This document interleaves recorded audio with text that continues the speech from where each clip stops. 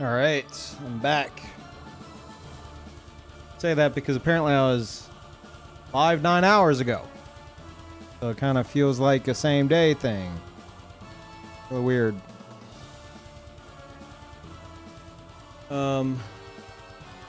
Yeah, Regent. Who won? What, the Twitch Rivals thing? Dude, it was a bunch of like PvE players who did a single playthrough of Elden Ring. Someone actually had never played Elden Ring before. Lobos, who is a god, but specifically in PvE, and it was his first time PvPing in Elden Ring. And then Ouroboros. Who do you think won? I was hoping Lobos would win. Me too. I was hoping he'd clutch it out. He did really, really good, all things considered, but...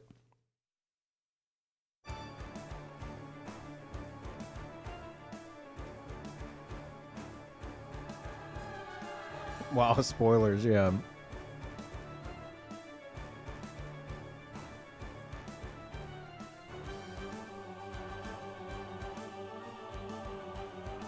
I think Scott put it best. I just saw Scott reply to my ESO bit. I don't know if he's here right now. Scott put it best in his little video about it, where he's like, hey, hold on one second. Scott put it best in his little video where he's, you know, he was like, yeah, it was entertaining. I liked the structure of it. The rules were weird. And then they invited Ouroboros. He said, it's the equivalent of inviting Michael Jordan to like a middle school basketball game. And I'm going to take it a step further. I was thinking about that comment by Scott. And yeah, it is that equivalent, but it's as if you had a middle school game with a similar structure where it's like, okay, the better middle schoolers get to be the mentors for the, you know, the new basketball players. And then this team gets Michael Jordan. Everyone's like, what? Okay. And then the entire time they're playing, like Michael Jordan goes up against the, you know, better middle schoolers. And the entire time they're playing, Michael Jordan keeps elbowing the kids in the nose. And the announcers and the refs they've never seen that before because they haven't seen much actual basketball. They're like, wow, how is he doing this? Oh my God. Can you just look at the form on those elbows to the nose on these children? How is he doing this? This is why he is one of the greats. And yeah, no, this is nothing against Brandon. I'm shit talking, but Brandon, this is not against you. This is the organizers. It's a weird situation. And then afterwards, they're like, all right, Michael Jordan wins. Okay, wow, you know, he's amazing. He's a god. And then they're like, all right, let's go to the MVP. Who's the MVP? It's Michael Jordan. Just like, that's what it was. And it's, I don't know why they do that. It's so strange. Shut up, Scott. I'm using your quote. If you're just joining, I'm going off your own quote. So no. You're in this. And again, I'm not shitting on Brandon. Hi, Brandon. Congratulations. Not shitting on Brandon. It's the Twitch Rivals organization. It's so strange. And apparently it's something they do regularly.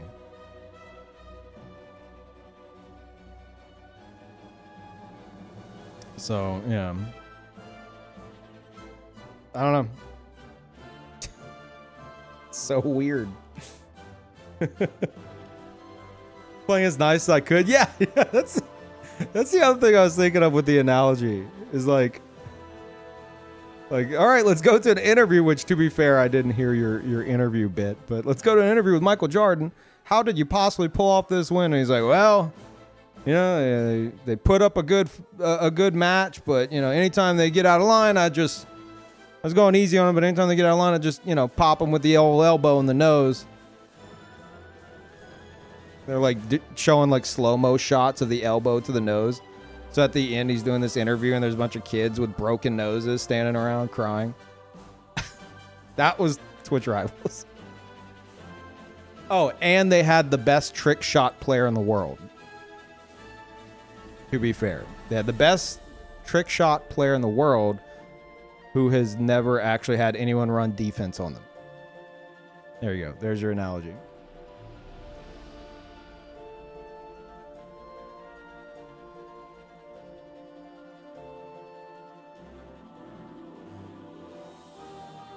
They allow bloodhound stuff. You bet your ass. Dude, you could ask Brandon. I was on a call with him prior to this, and I was like, dude, yeah, fucking lean into it. I suggested he use Giant Hunt. I thought it'd be flashier. Like, it's weird. I don't know, but I agree with Scott. The structure is cool. It's cool structure.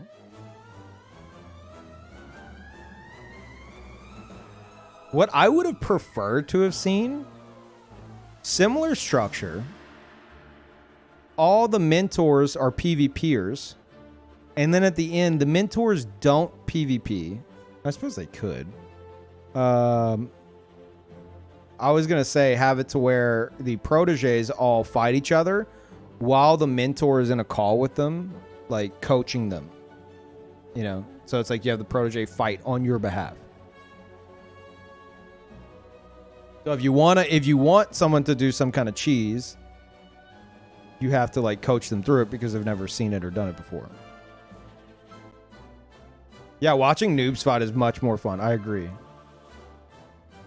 And I think we could have seen much more interesting stuff if there were more PvPers involved. Because all the PvE players are like, oh, well, even the ones who don't like do speed runs and stuff, they're like, oh, I've seen speed runs. We could go get everyone's going to get the halberd. Or Vikes. Like, I hear people complain about Vikes in PvP. Let's get that. So there's just halberd, Vikes, and a handful of Reduvias. Well, if it were like all like PvP players who were in charge of like, you know, the builds, there would have been a lot more build variety, I think.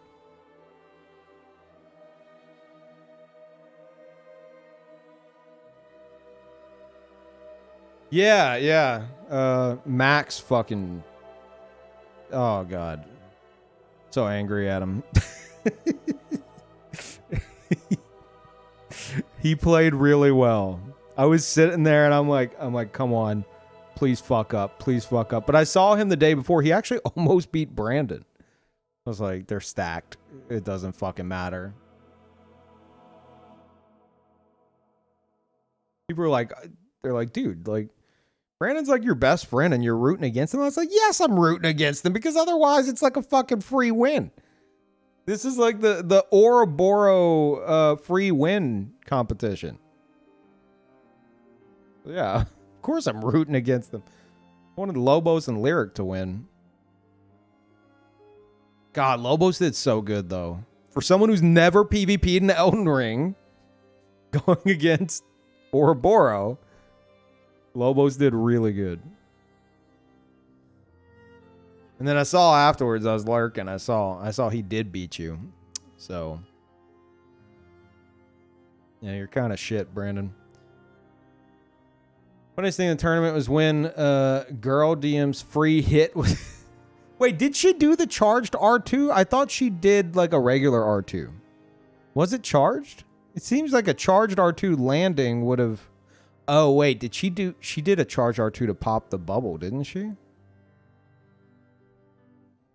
It was to pop the bubble, wasn't it? It wasn't like after the bubble pop. The bubble was gone. So how did a charged R2 not finish them off?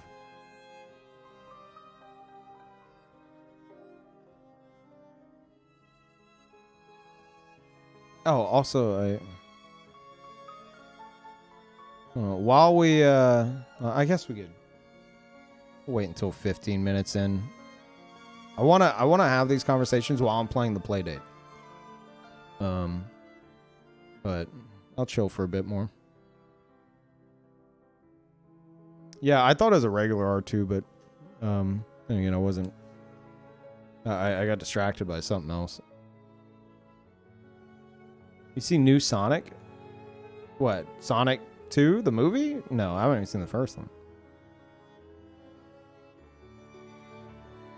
Cool, we had Tears of Denial for PvP duels. First guy to proc the other's Tears of Denial has to step back. Saves a few loading screens of time. You would love Demon Souls. Demon Souls has exactly that. Because Demon Souls has a spell that, like, or a miracle that, like, you have to run in PvP. Because it's too damn good not to, called Second Chance. It's what Tears of Denial is based on. And whenever you die, like, I'm talking die. You don't have to get low health or anything. I mean, no matter what, if you get down to 0 HP, you immediately get half your health back. So essentially, everyone's running around with 1.5 times health. So what a lot of players would do back in the day is they would duel, and then, you know, whenever second chance of proc, that's it. You lost the duel. And then you could carry 99 of, like, everything, so you didn't really have to go back and rest at a bonfire or anything.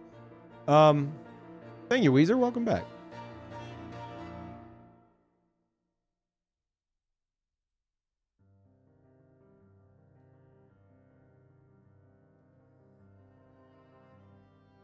Are you playing ESO? It's such an MMO. MMO, not up your alley? Scott, no MMO is up my alley. I'm open to suggestions. But I know you're a Final Fantasy 14 fan, so I'm not expecting much.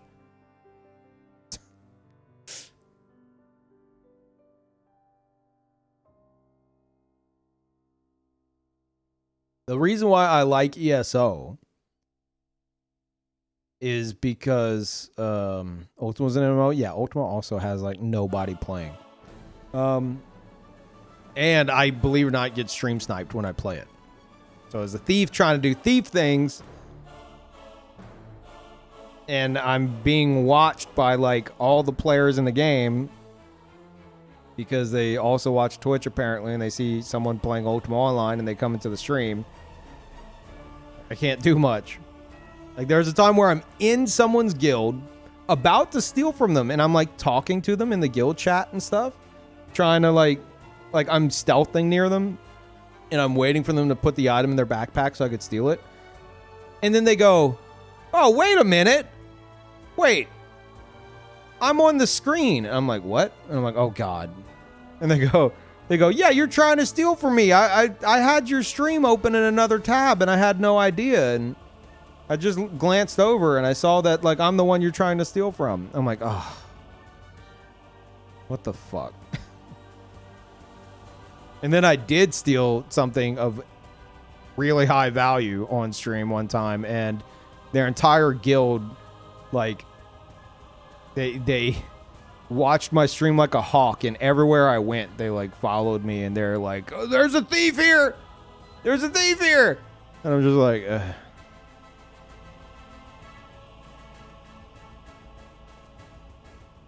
But yeah, ESO, the reason why I prefer it to, like, say, Final Fantasy 14 is because of the freedom it allows. It's the same shit. You're right, Scott. It's the same exact shit, except you can do anything in, like, any order for the most part. So Final Fantasy 14, you have your main story quest, and it just I so quickly, like, zone out, and just my brain turns to mush when it's like, okay, what's next on the checklist of things I have to do? It's like a list of chores. Well, ESO, you can go and, like, organically explore, stumble across shit. Like, the entire game, you can pretty much explore the entire fucking game, stumble across shit, and then do that because it looks interesting, you know?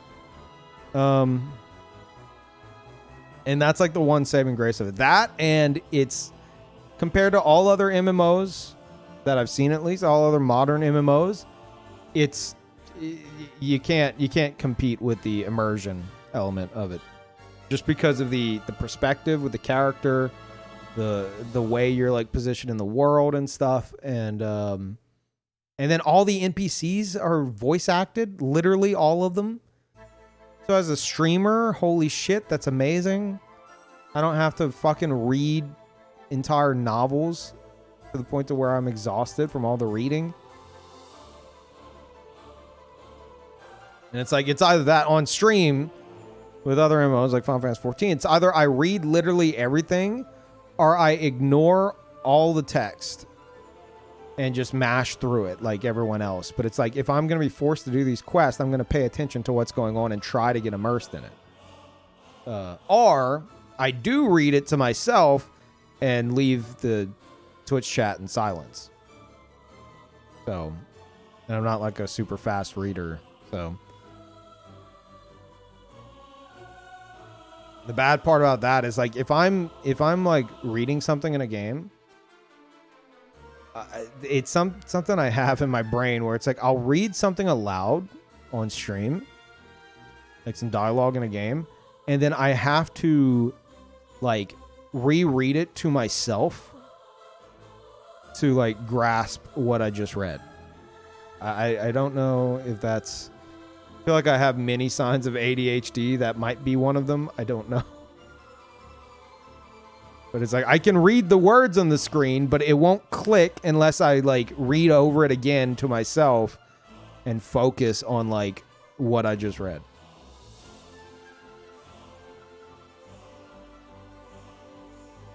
Final Fantasy 14 dialogue is God tier. What? Later expansions? No, dude. I'm talking like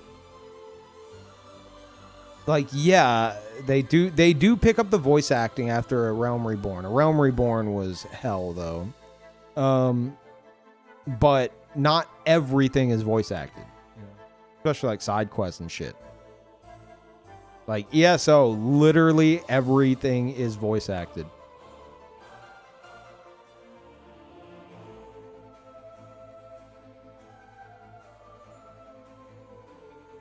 Like, at least with Elder Scrolls, you know, I can kind of do my own thing. Oh, speak of the devil. And kind of do my own thing and you know, have interactions with other players if I choose to. The PvP better than Final Fantasy 14's. Not the greatest, but I could do that as well. I forgot where I was going with this. The end. There was a point to that. I really need to get checked out for ADHD. Holy shit. Oh, crap.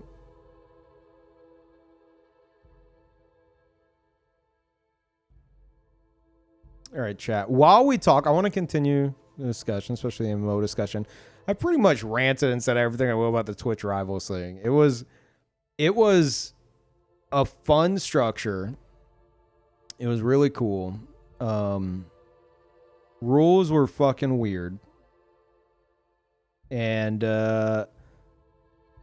they invited Michael Jordan to the middle school basketball game to compete. And I went further into that analogy at the start of the stream, but like that's Scott's base analogy for that, and I'll just, you know, I'll go back to that quote. So congrats Ouroboros on winning the Ouroboros Wins tournament. So weird. Like the thing that bugs me about it, and again, nothing against Brandon, actually. The thing that bugs me about it is it's kind of a slap in the face to everyone else involved. Cause it's like, hey, come join in this tournament. It's for fun. So, you know, no complaining. But you're guaranteed to lose. So come in here, practice, get some routes going, really strategize, and then lose. Like, that's so fucking weird. I find that so weird. Like, they hype everyone up, and it's like, all right, yeah, guys, you're really getting into it. You guys got to really compete for second place. It's like, what? It's so weird.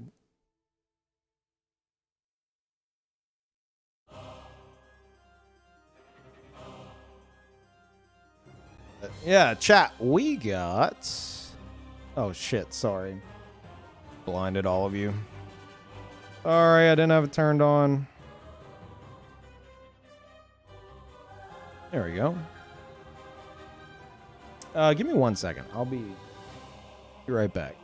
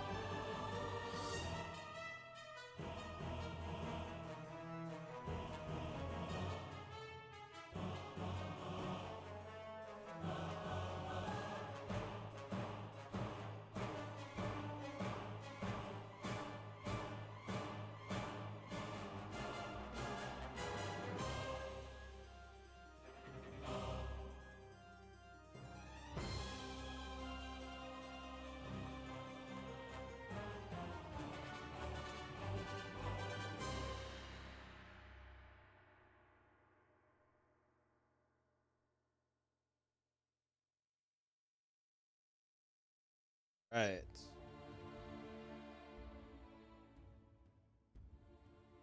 It's like they just that thought, like they show off the trophy. They showed off the trophy. They're like, all right, here's Ouroboros trophy.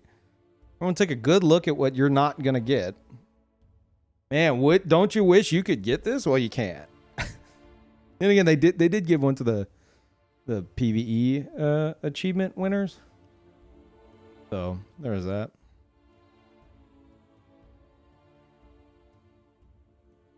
Yeah, Lobos was our only hope, and even that was like a fucking long shot. But he did really, really good. Like, I'm not exaggerating. Okay. So, for anyone unaware, I feel like I always need to pull this up. Yeah. No one knows what the fuck the Playdate is.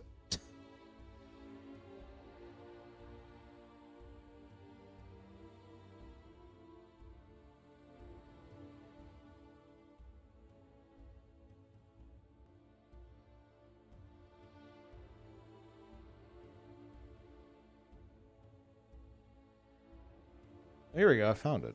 Perfect.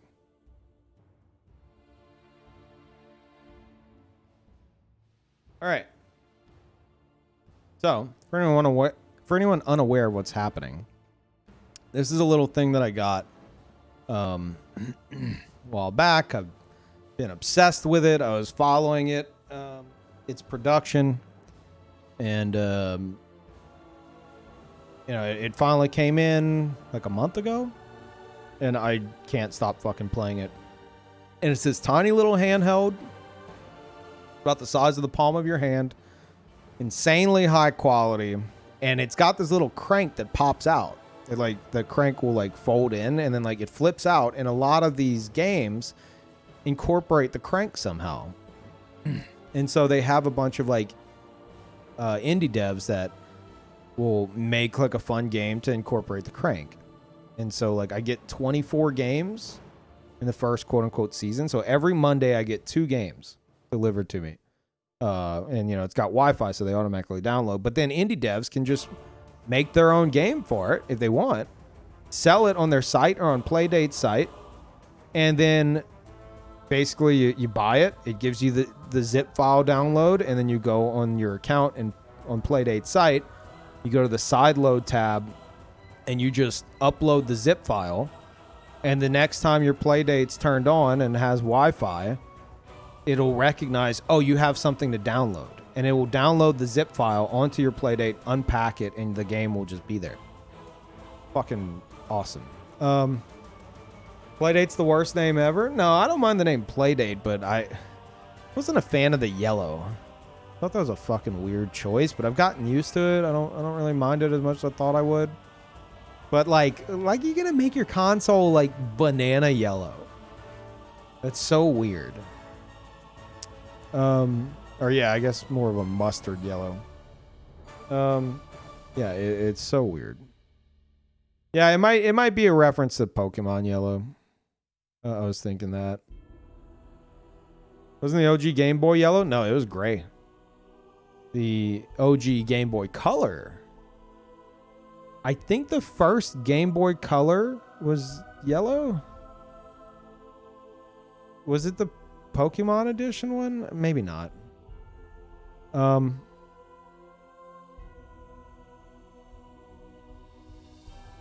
It was purple. The first Game Boy Color.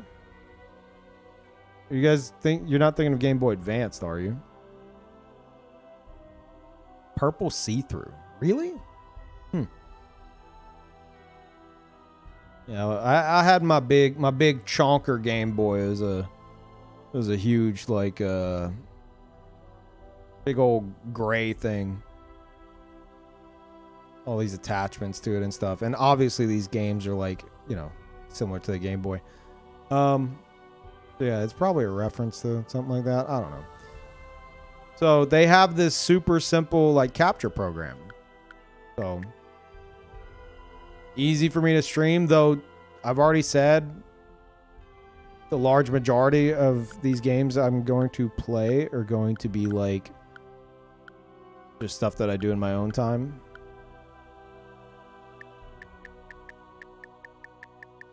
Oh wait, hold on. Here in like double volume. Okay. This is by Bennett Foddy, the same dude who did Quap and Getting Over It. Oh, it continued where I left off. Oh, well, let's use the seppuku option.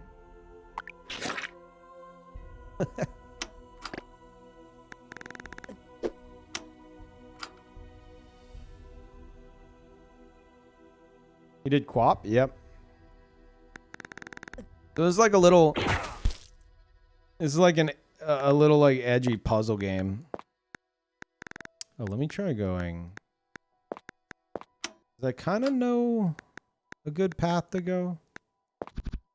So basically, anytime I move, they move as well. Shit, I was hoping to... Might die here. I will die here. Fuck. I think I've screwed myself.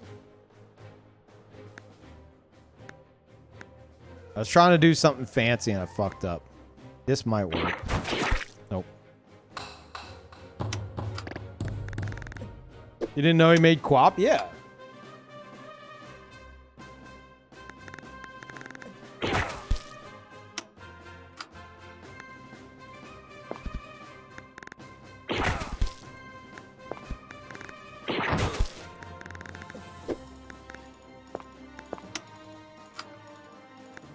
Doma Doma. Fucking love Hollow Knight. Scott, have you ever played Hollow Knight? You might kill me. No.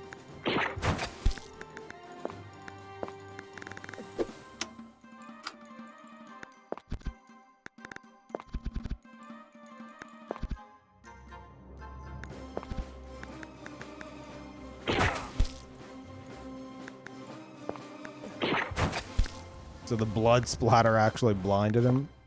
Pretty cool.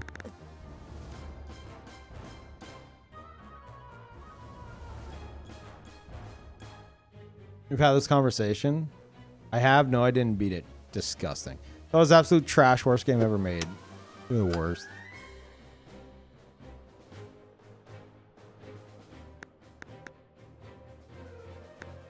Huh.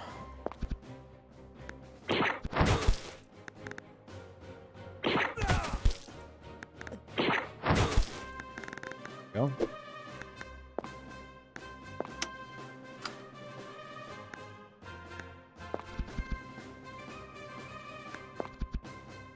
Oh.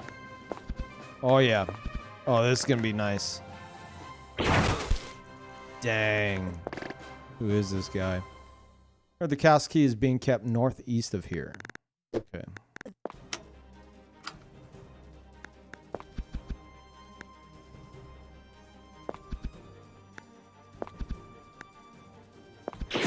What?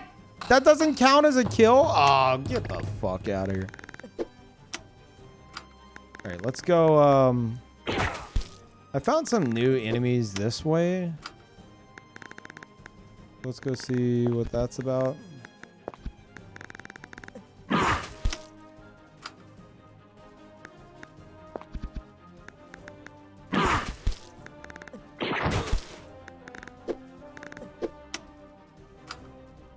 Now, I'm waiting for, like the crank. It seems to turn me invisible, but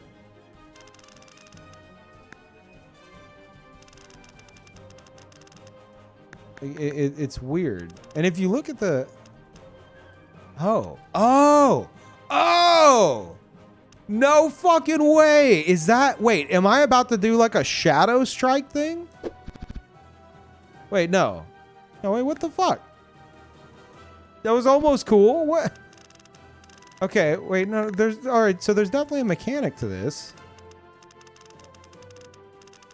What the fuck? Shit. You saw it. It almost happened. Maybe it's an ability I don't have yet. Shows where you go and enemies go? I'm gonna have to... So you tell me if I do this... Oh. Oh, look at that. Okay, so it shows that he's gonna kill me there.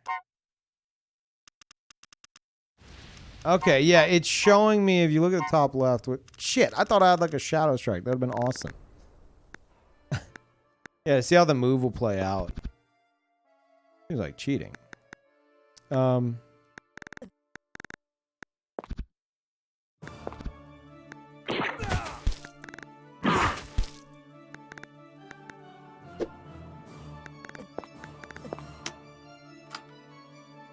Yeah, I got here.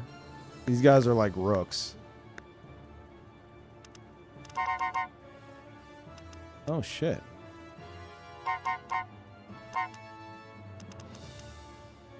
So he would kill me. Fuck. That was stupid.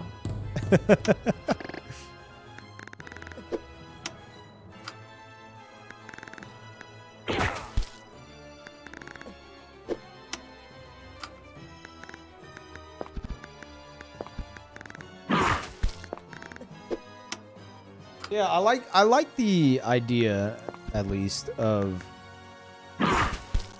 trying to have this format where I, like, while we hang out and chat a bit before the stream, I'll play like this or like a retro game or something for like the first like hour, and then we'll switch over to like Elden Ring. And then after the stream's been up for like a total of 6 hours, I switch to an MMO. Fuck.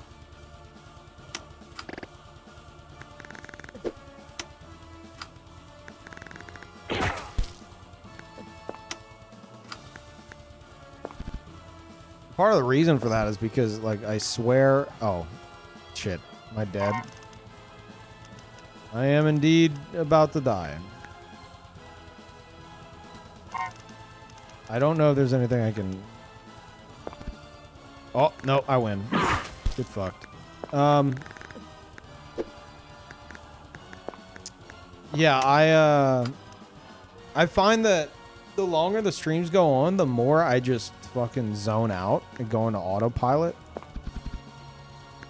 I kind of want to try to mix it up more often.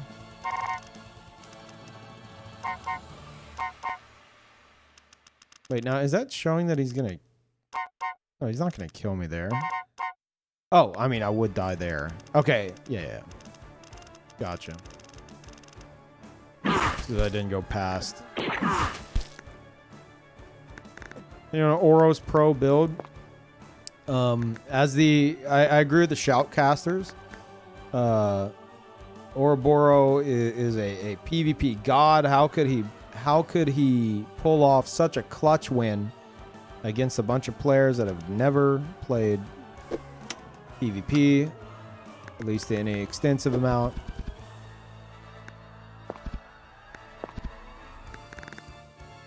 Very impressive stuff.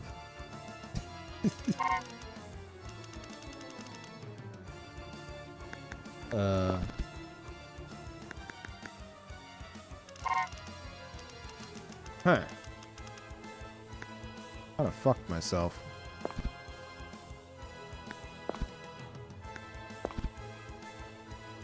Actually, this wouldn't work either. I mean, he's not moving, so...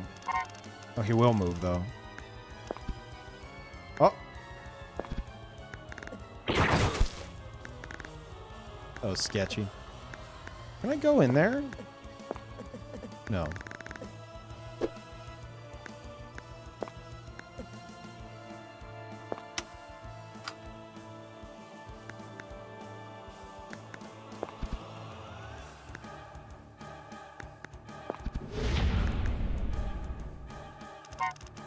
Shit.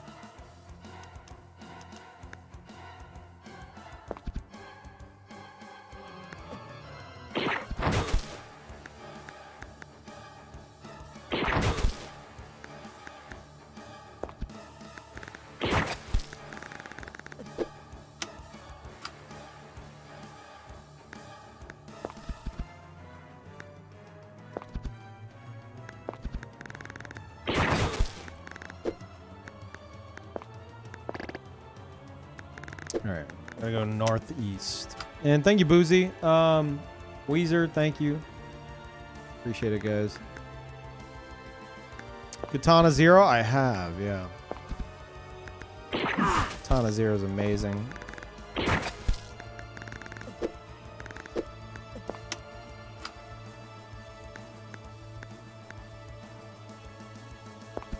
What the? Wait, what? Did he move twice? It looked like he moved twice.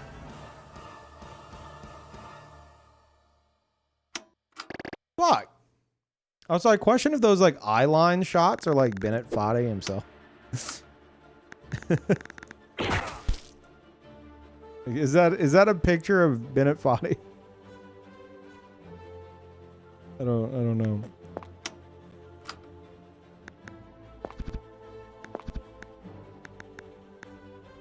Might die here. No. Going on. This is a little console called the Playdate that I'm obsessed with. And I mostly play on my own, but I can easily stream it. So kind of get things going with the stream. You know, starting with this, then we're gonna jump into Elden Ring. So it's this little handheld console, a little crank that pops out. A lot of stuff utilizes the crank, and a bunch of indie devs are making games for it that are just really charming and fun. This one's made by Bennett Foddy, who is the dude who made Quap and the game you've probably seen on stream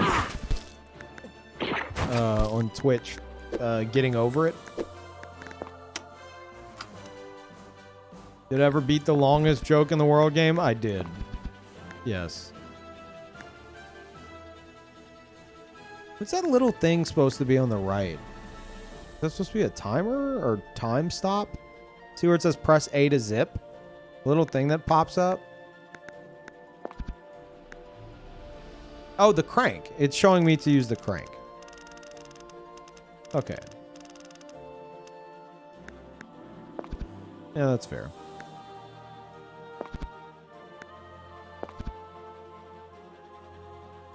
Uh-oh.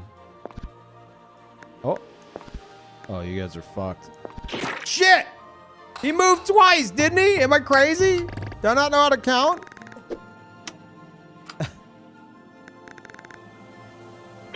Maybe if they're like a tile away, they'll approach. Or maybe I'm just like saying it wrong. It's also possible.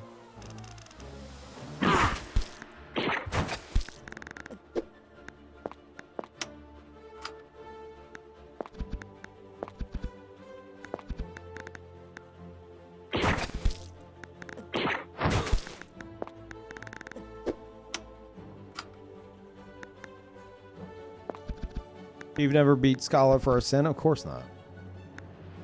Why would I do that?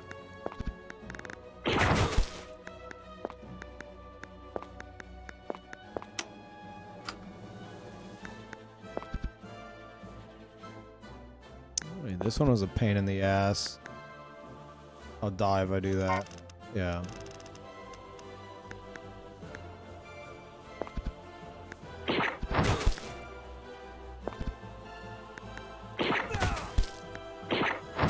Okay.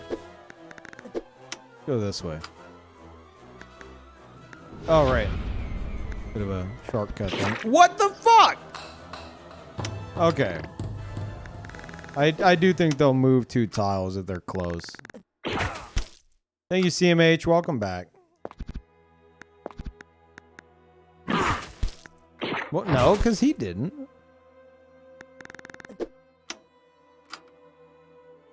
Don't discuss the Elden Ring endings, please.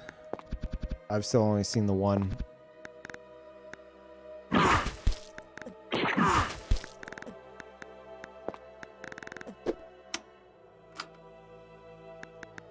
Enemies get harder? Yeah, there are different enemy types. Fuck.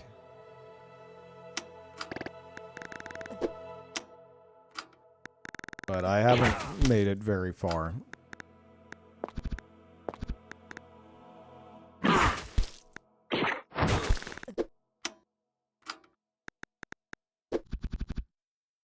Uh-oh. Oh, that'll be fine.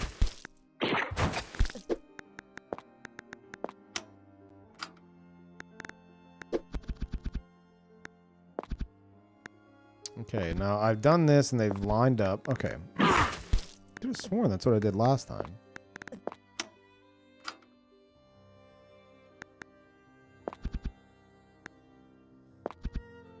Wait, what? You're not supposed to do that. You're not supposed to do that? That's illegal? Okay, I'm gonna do this. Yeah.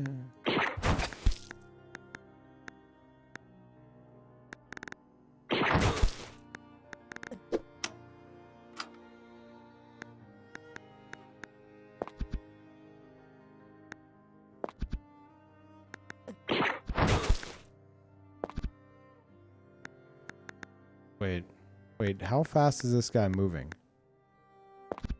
He's moving 2 at a time. Is that just what he does? I guess some of them move 2 at a time? Weird. Let's kill all enemies? No, you don't seem to have to. I've been doing it anyway, because this has been at Foddy, so I wouldn't be surprised if, like, if you don't, they come and destroy you. Okay, so I think this guy moves 2 at a time, which is why I died last time. So, meaning an enemy like that moves double, if I try to run, he'll catch me. Fuck. So, will I die here? I won't. But if I do this, definitely dead. Dead. Dead. Not dead. Dead. So I can literally only move here. Dead. Dead. Fuck. Dead. What do you want me to do? Actually, wait. It's a stretch, but that may... I don't know if the crank will show it. But the blood splatter from him may blind the other dude. It's either that or I leave the room. I'm gonna go for it. Fuck!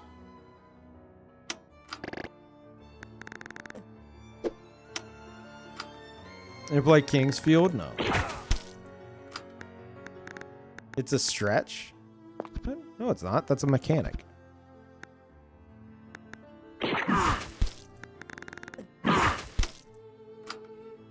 Yeah, it's a literal mechanic, yeah. Just, I don't know. I'm only just now utilizing the little crank, like, tip thing. You know, we'll go up and I'll show you the mechanic. There's a room that kind of introduces it to you, like right up here. I think it's the next one. Yeah, this. So, if I do this, now let's see what it shows. Right. Okay, that's what I thought. So it basically shows that they'll kill me here, but they won't. Like, I won't die here. Something splashed in my eyes. I'll happily die for my team. And then, like, they're like stunned for a turn. But it's like I'm in this middle spot. I've never been able to kill these other two. I don't have to, though. But that is how that works. Oh, I think I've died here before. No, maybe not.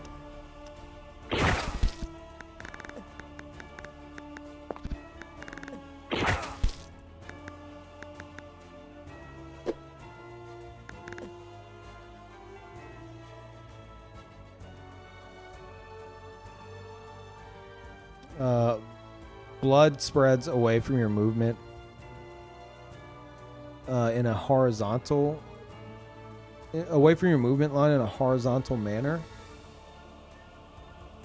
I don't know. Like, I don't know if we can we look at that and see the blood splatters on the tiles, and if there was an enemy there, they would have been splattered?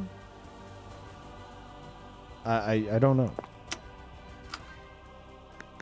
Yeah, there's no Playdate command. There should be, though. Oh, this is free.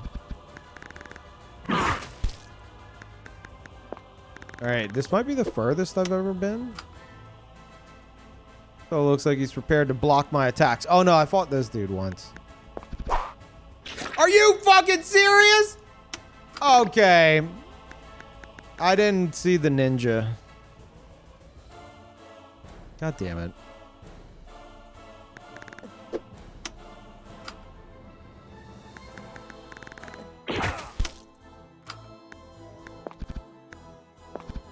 See, so like, while this doesn't make the best like streaming game, like this screen is like really tiny. The entire console is really tiny.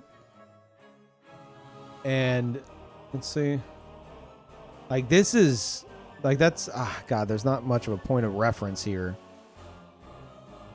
except like you imagine that these buttons are pretty small and your thumb's gonna go there, you know? Yeah, this screen, seeing like a game like this on this like small screen, there's like this charm to it. I fucking love stuff like that. I love it. So like, this is a super chill game to just like bust out and fuck around in for a bit, and then, you know, you put it away and then maybe bust out again later. Mobile size, it's the entire console is the size of like the palm of your hand. And it can be kind of, depending on the game and what they're wanting you to do with the mechanics, it can be a bit of a pain to like properly hold it and like utilize what they're asking you to. A game like this, it's fine. But I've had some games where it's like kind of awkward to hold. Leviticus, thank you. Welcome back. But yeah, that's my main complaint, which isn't like a deal breaker for me. So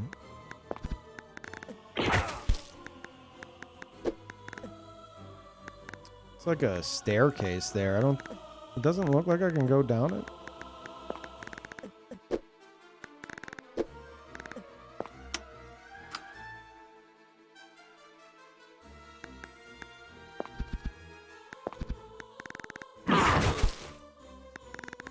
Okay, this is the room where I died a moment ago. 2 swords. These bodyguards will surely parry my attacks. To do this, I think I'll die. Oh, no, no, no. Okay, as long as I don't stop there, I'll be okay. What about here? Yeah, he'll kill me. He'll kill me. He'll kill me. He'll kill me. Holy shit. Okay.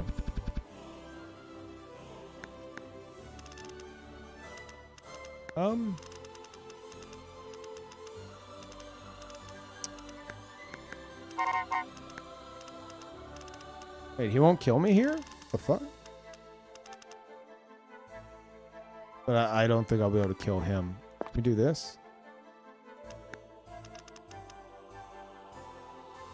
He'll block my path. Fuck. You guys are assholes. He'll block the path. Oh my god.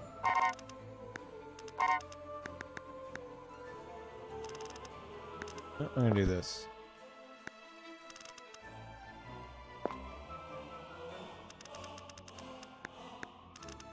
Oh.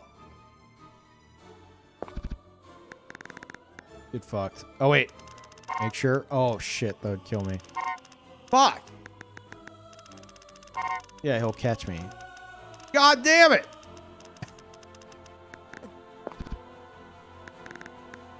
Get fucked. Okay.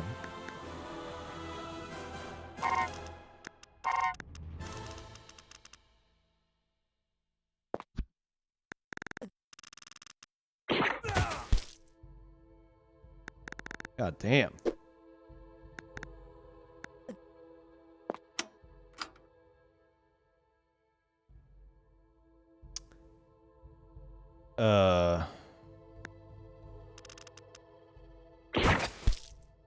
Okay.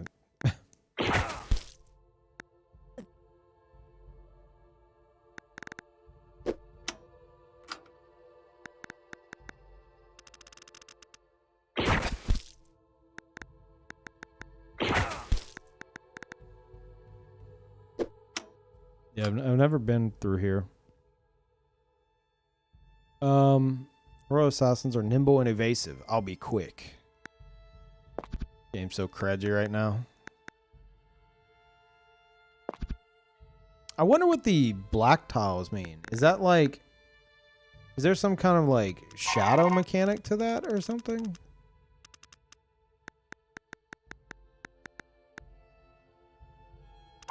Oh shit, he'll kill me here? The fuck? Okay, well then I'll do this. Okay, that was kind of risky.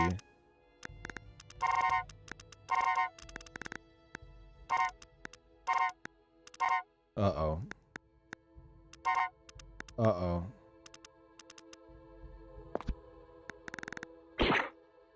Did he fucking dodge it? Oh shit. Oh shit. Oh shit. Oh shit. Wait. Okay, alright, he dodged it, but he's like out a turn. So we'll do this. Get fucked. Okay, that's scary.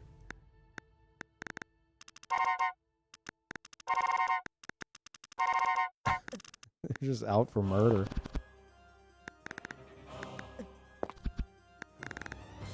I think that guy will get me though. Yeah, he'll be able to catch me.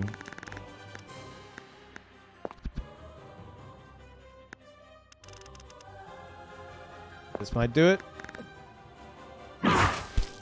There we go. Furthest we've been. Pole swords. Guess can't take them head on. Yeah, these guys suck.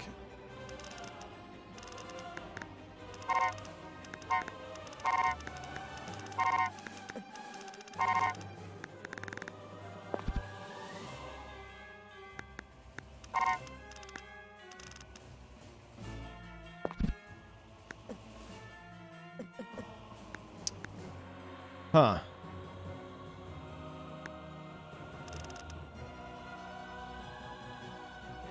This isn't good. What if I go here? Oh, I'll be fine.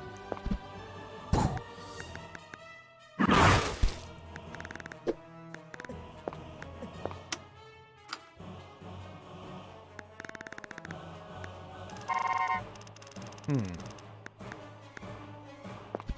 Did we get them to line up? Okay.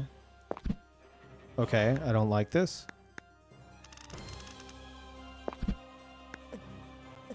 Oh, shit.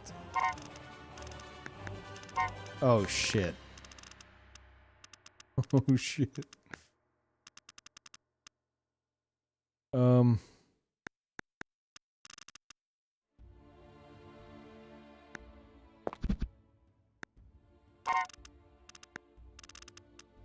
Oh, this is not good. It's not good.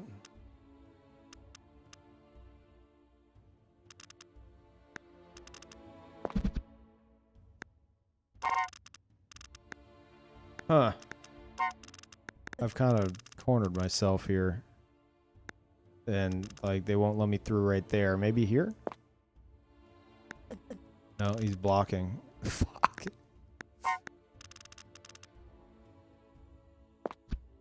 They're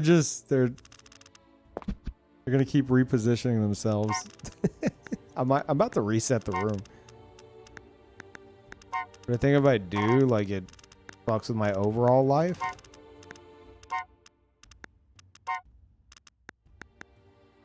Uh-oh. Wait, am I fucked? What? It didn't show me dying! Oh. Fuck. No, you can't attack him from the front. Not this type of enemy.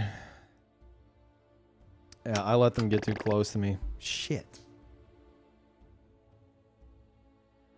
Well, I think that's as good a time as any to switch over to Elden Ring. Chat, I'm obsessed with this little console. So much cool shit on it. Alright, switching on over.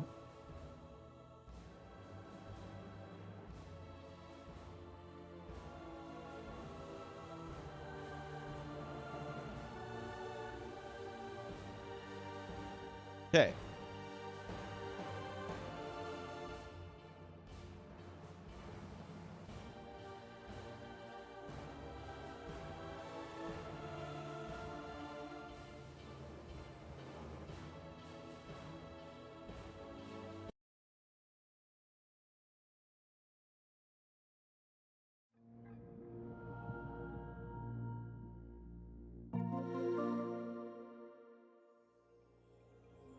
All right. It's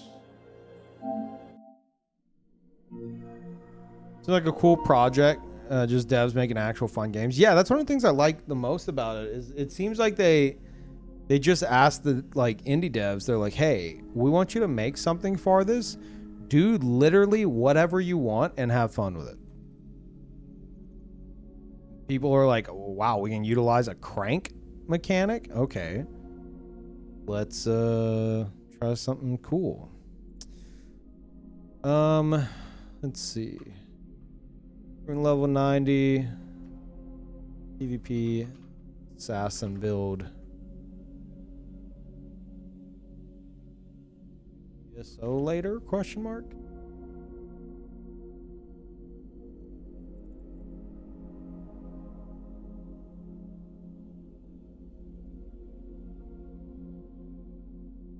All right. It's a fun little way to start the stream. Nice and chill.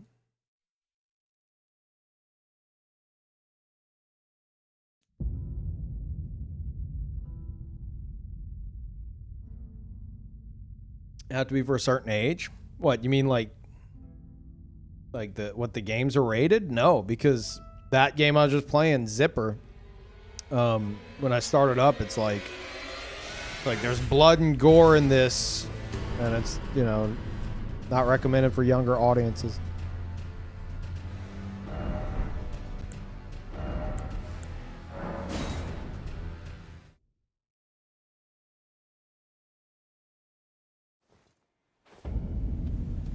All right.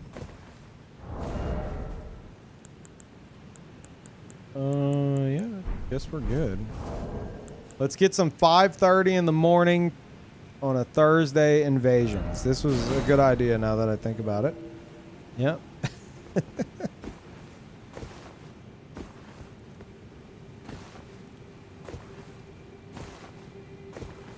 Hey Nico, I want to test something against you. Can you come drop your sign here with a build that can use the Ultra Greatsword crouch poke?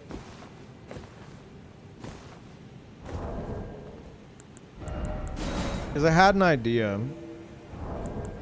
Something where I was like, if I get into the Twitch Rivals thing, which I almost did, but the slot got filled last minute. I was like, I know I'm gonna have to fight Brandon's fucking cheese bullshit. I had an idea that I think it's a stretch, but it might counter crouch poke spam. Maybe.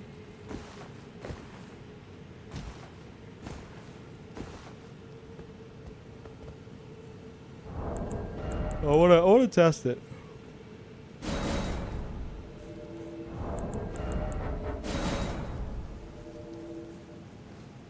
What was the Elden Ring Twitch Rivals thing? It was an event that was designed for Ouroboros to win and get his ego inflated a bit.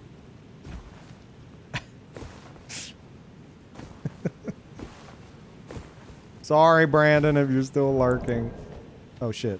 Didn't mean to do that. There we go. Yay.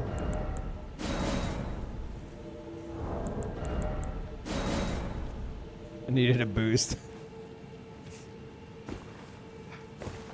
I just don't understand what they were thinking. Ultimately, it's on them. Yeah, no, they could have lost. I was screaming. I was like, oh, please let Brandon lose, please. They could have actually lost at the end due to like a tiebreaker rule where like the protege had to fight, so it was out of Brandon's hands.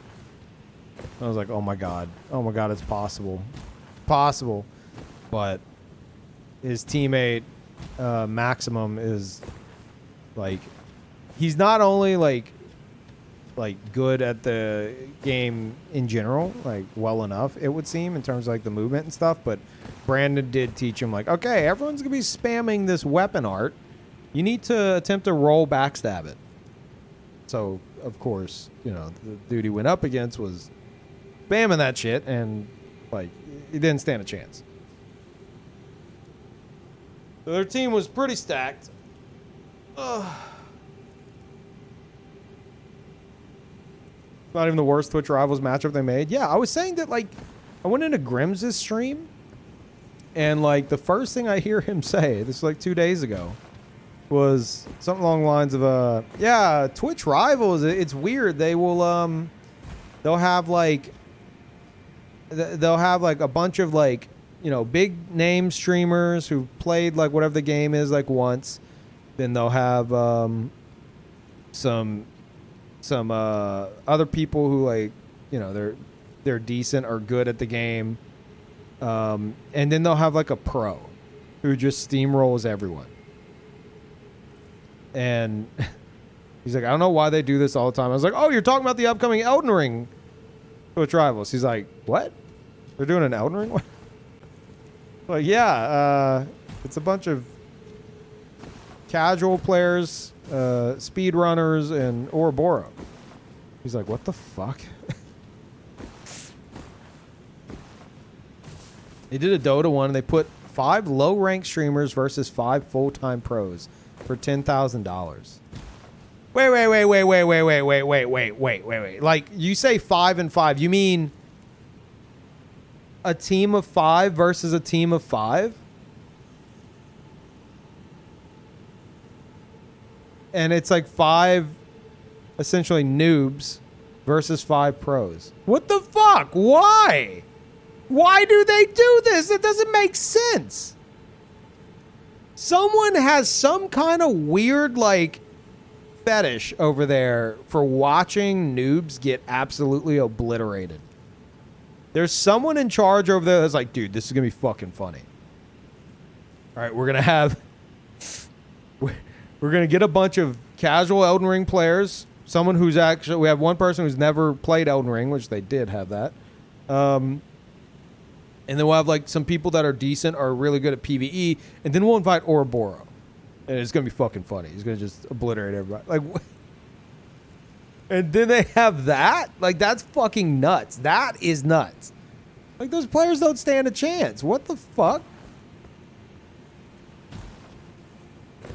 It doesn't make any sense.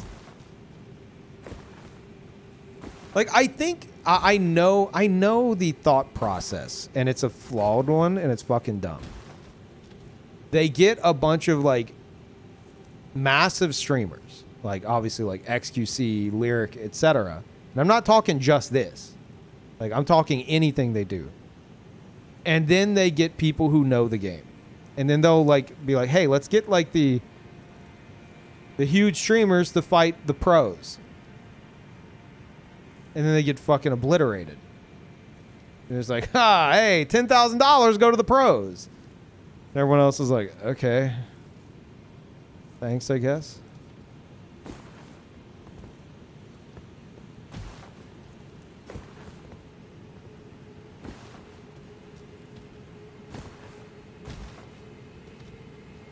Lo was contemplating doing an Elden Ring PvP stream, okay, every week. He was doing really, really good.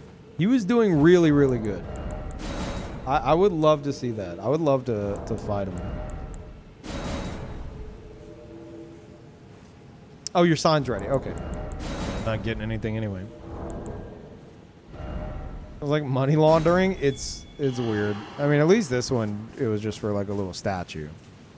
But it's got to suck whenever money's involved to be like, okay, well, you're going to lose. I mean, it kind of happened in the Sea of Thieves one that I was a part of. Oh, God.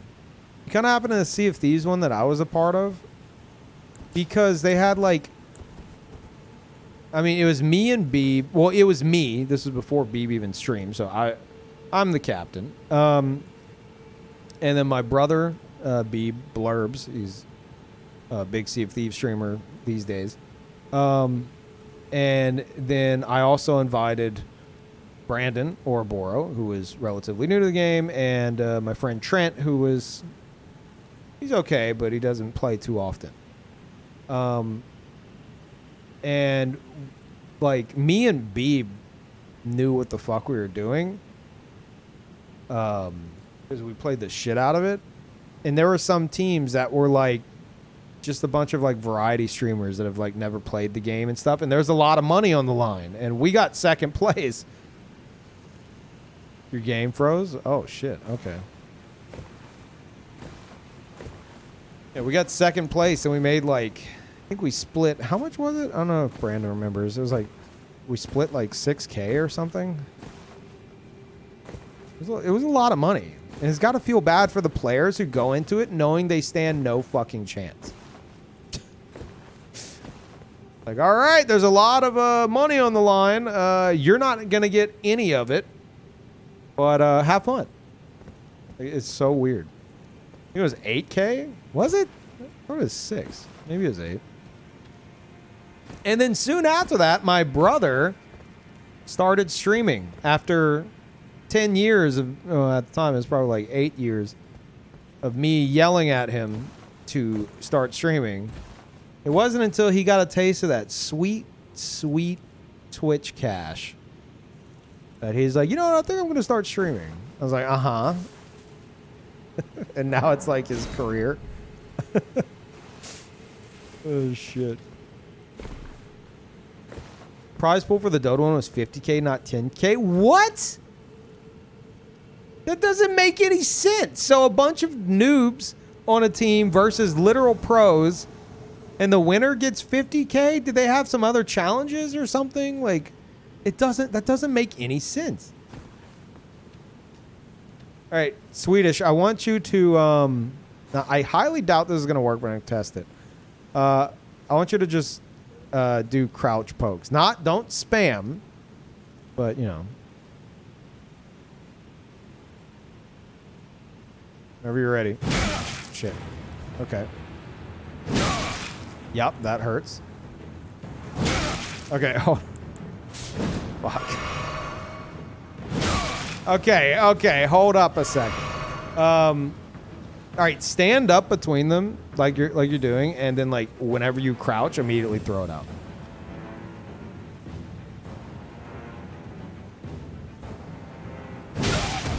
How the fuck? Okay.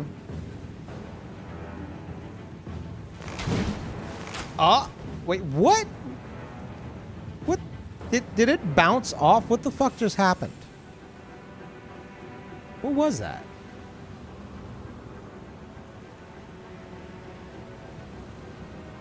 Someone clip that and look at it, because that was fucking weird. Okay, keep going.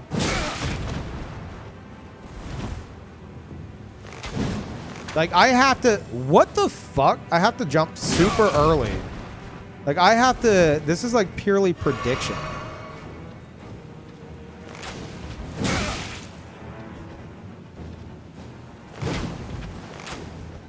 How are you just dodging these?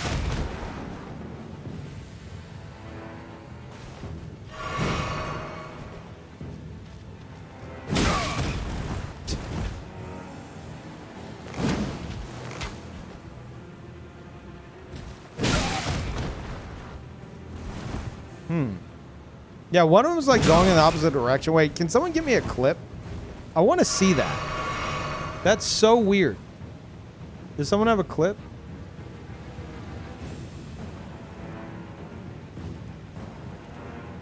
Of what? Of the arrows flying off into like fucking random like spots. I mean, I suppose I could just maybe just a fucking jump attack will work. Oh shit. You like have to do it like as they're going to like crouch. It's so like if they're like already crouching, it's over. Okay, wait. All right, just try to spam it on me. Just crouch poke spam the shit out of me.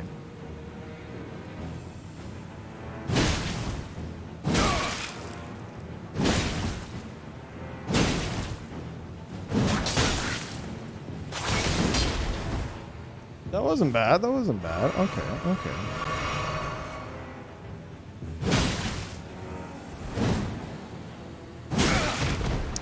I think I was a little late on that.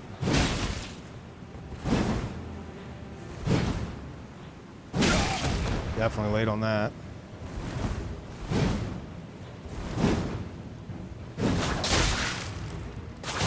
I swear I'm not queuing that up.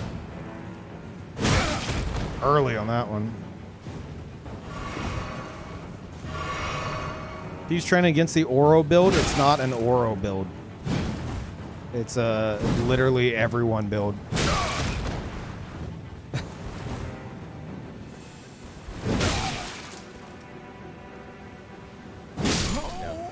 Okay. Huh.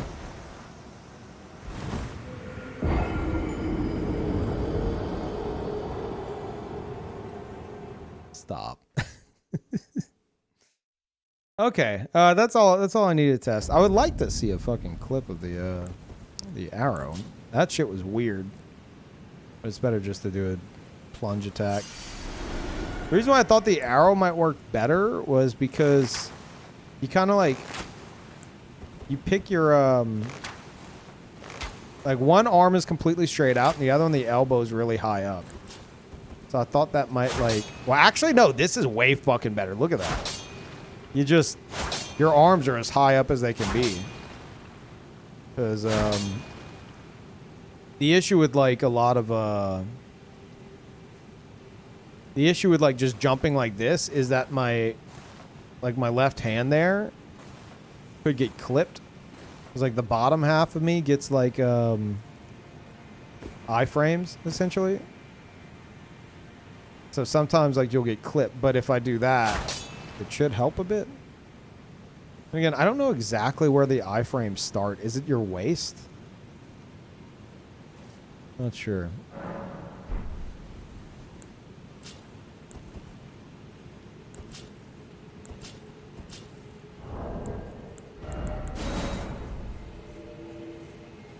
Greatsword poke isn't too OP, but it's extremely annoying. It's not OP. An interesting take.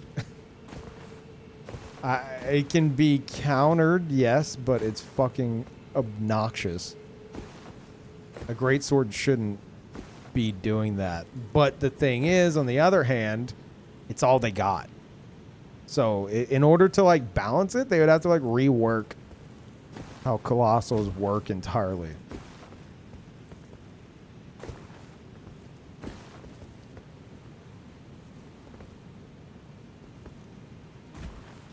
But I would say compared to a lot of stuff in the game, yeah, it's definitely... I think it could be in the realm of OP. Well... I don't know. I might side with you there. Because... You know, on the other hand, you have, like, dual scavenger sword seppuku. Insta bleed out shit.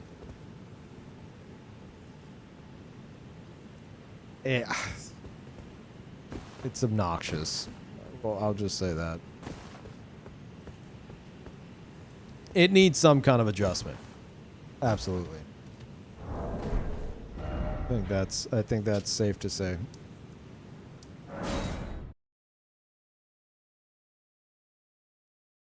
Obnoxious doesn't equal OP, but it does need adjustment. You're right. I mean, it borders. If it's not OP, it borders OP. That's the issue, because it's insanely fucking fast. You can spam the shit out of it. The timing to like jump dodge it is fucking nuts. It's hard to actually punish it, and then like you can't parry two-handed ultra greatsword, so they just have this infinite pressure. You know?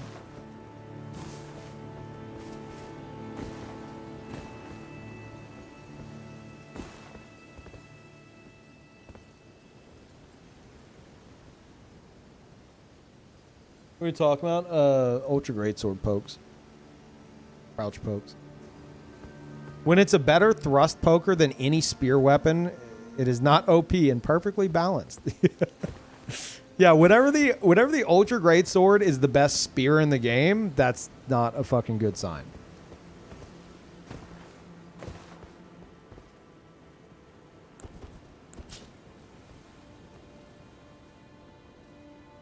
Oh, thank you. Look at this. Wait, did this pop up on my other monitor? Shit.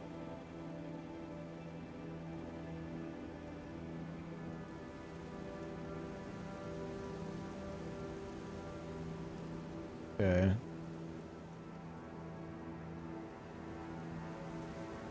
Yeah. Let me... What the fuck? Hold on, chat. Hold on, we're gonna look at this.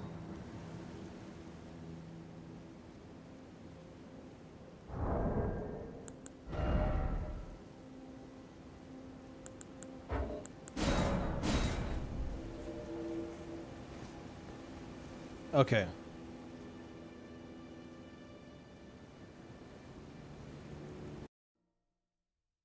Okay. This is weird. Let's watch this. No, fuck it. Let's watch this as slow as possible. Okay, that one went over the head. But this one. What the fuck? It came out before I even fired. Excuse me? What? That's... Yeah, that's... That, I'll say that's over the head, but this... I'm gonna sound all drunk. Mute it. As funny as it is.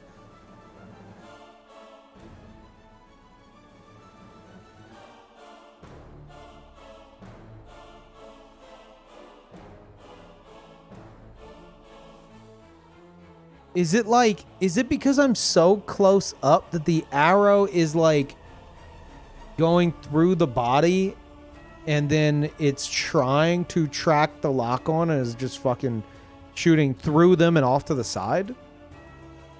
That's the only thing I can think. That, or it's like a similar issue to colossal weapons whenever you jump up in the air and you go to like smash down and you get clipped by anything and they go all wonky and all over the place. Like, I'm thinking it's trying to catch the lock on, and I'm so close that the arrow is actually sticking through their chest. And it's like, oh, I need to turn left for the lock on. That's fucking... What?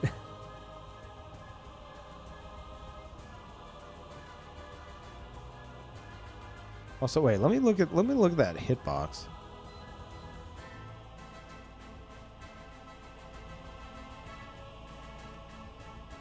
Dude. Did I not get hit by that because my elbow is barely high enough?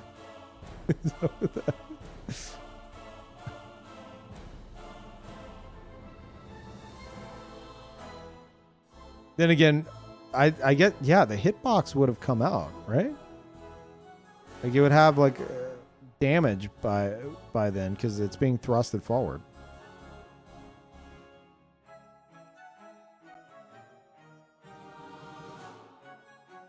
Weird. Weird. Okay. Well, thank you for that.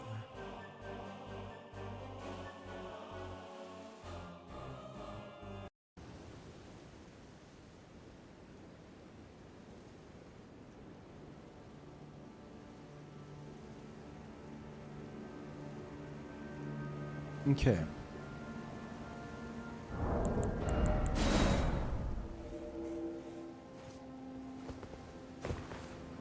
Imagine we had the Makiri counter. That'd be pretty cool.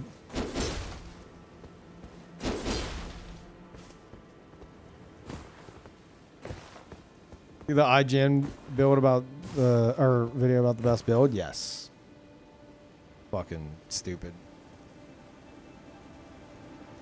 Like, or no, sorry. No, I haven't. But I've heard a lot about it. So I know the gist of it. I don't want to give it any more views. Like, at this point, I feel like IGN just fucking says dumb shit to, like, clickbait people and get people talking. A fucking joke.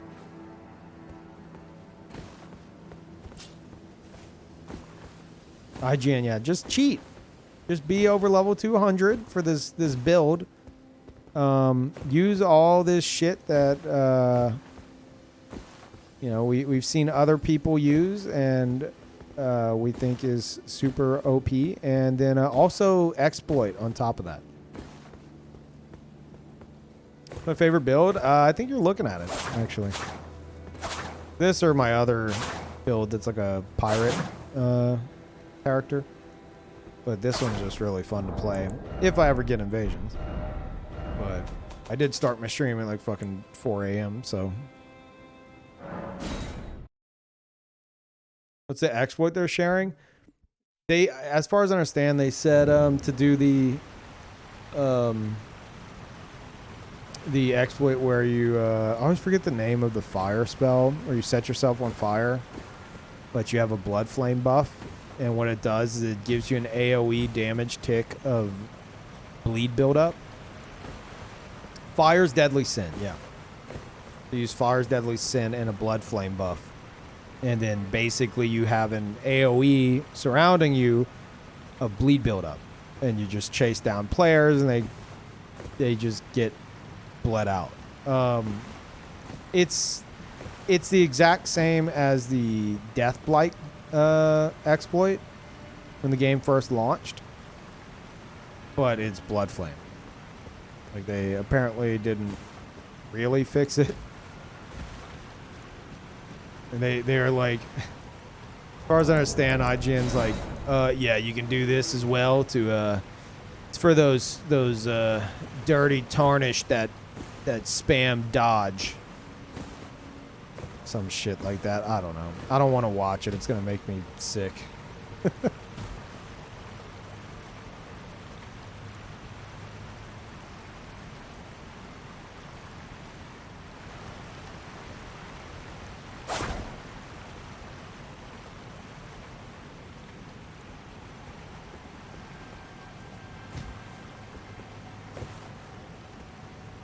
But as far as Deadly Sin, what's it even supposed to do? I think it's just, it gives you like a bit of damage as like an AoE. They've tried that in the past, and it's a cool idea. They had like immolation in like Dark Souls 2. I think even in Dark Souls 3. And it's always fucking useless. It's always useless.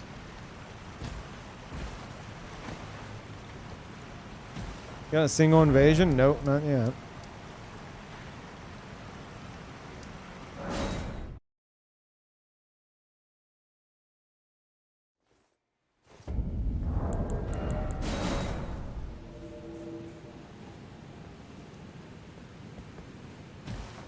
Yeah, Ouroboros won the free win for Ouroboros competition. Yeah. But Lobos did really good.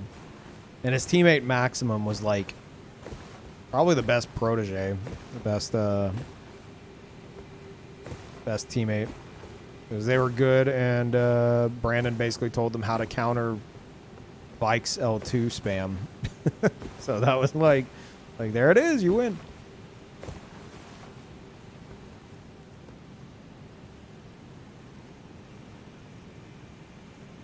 Ouroboros rivals, yeah.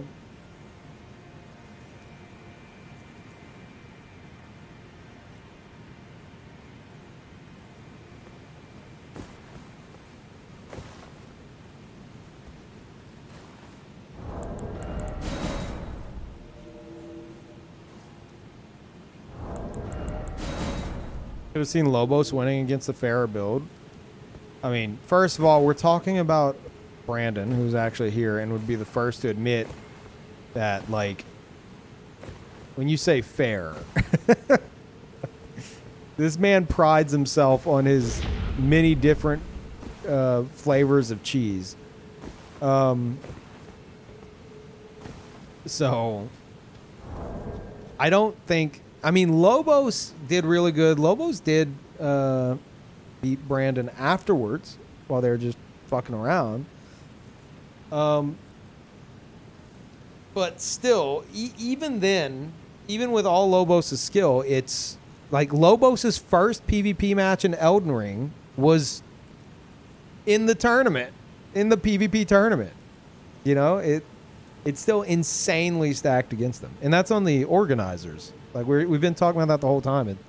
It's weird. And it's nothing against Brandon. It's just fucking weird. And someone mentioned they had a Twitch Rivals Dota tournament where they had a bunch of low-rank streamers on one team, like 5 low-rank streamers on one team, versus 5 pros in Dota for 50K. Who do you think won? Like, it doesn't make sense. It doesn't make fucking sense. Who is planning these things? It's fucking ridiculous.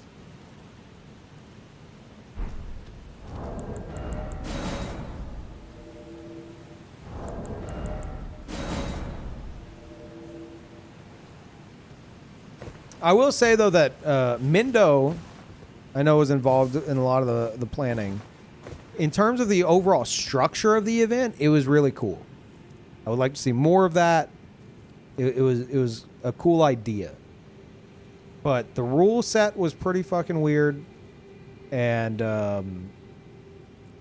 the absolute random, like, invites. It's like, I get it that it's just for fun, but to me, it's weird to, like, bring everyone in and be like, hey, everybody come on in. I want y'all to... You guys are part of this competition. Really strategize, plan these routes, coordinate, and get all your hopes up for this thing that you are not going to win. It's weird. It's almost like sociopathic. It's fucking bizarre. I don't understand.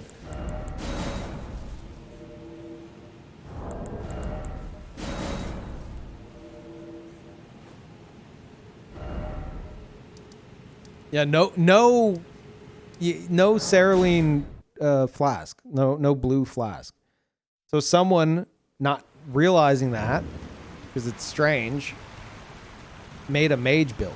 And they were pretty good. They were okay. And when they were out of mana, they were fucked. What? Yeah, apparently in practice, like whenever they were coming up with the rules for the stuff, someone was using a sorcerer and was like hanging back, just like spamming spells and shit, and kept like chugging up, and they said it just like prolonged the fight. And that's a red flag right there. Because anyone who knows PvP in these games extensively enough would be like, why don't you just fucking rush them down? You know? So it's like they didn't allow the flask, but they allowed Bloodhound Step. Knowing that it was OP because they wanted people to use Bloodhound Step because it's flashy and fun to use and is only insanely OP defensively. But then you invite Ouroboros, who comes in with Ultra Greatsword Poke Bloodhound Step. So, to be fair, he didn't abuse it as much as he could. He could have abused the absolute shit out of it. But he didn't really go ham with that until he fought Lobos in the finals.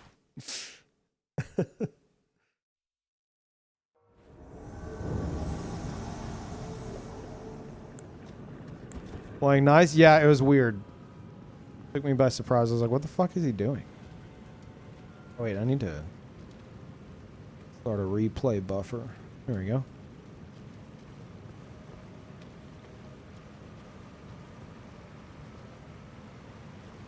Hello?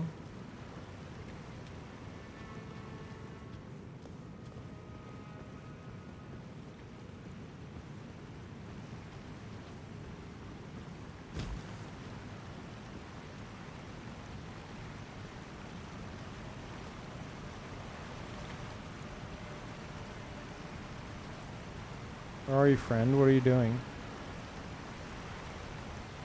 Are you hiding behind that rock?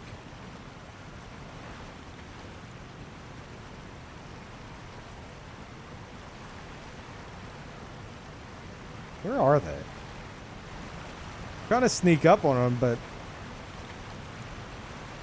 they themselves are pretty sneaky.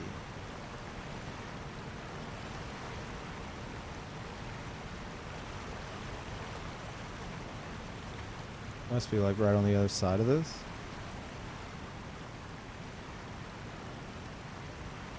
Which means they can see me if I jump up. Oh, hello. Oh yeah, you definitely see me. Oh, okay. This is one of you guys. I didn't see the name.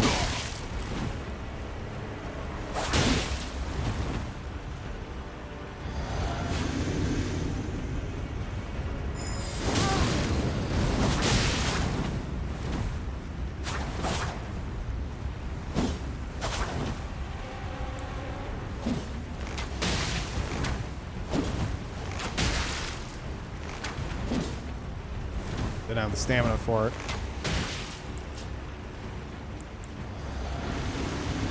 You sure about that? Good fight.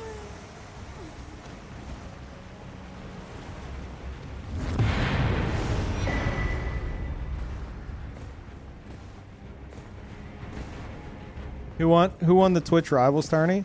This is just gonna be a thing from now on, isn't it? I'll let you decide. It was a bunch of more casual players who did a single playthrough. One of them had never played the game before, actually. The ones that were decent in the game were only good in PvE. Lobos, who's a god, has never PvP'd in Elden Ring once until the PvP tournament. And then they also invited Ouroboros. Who do you think won?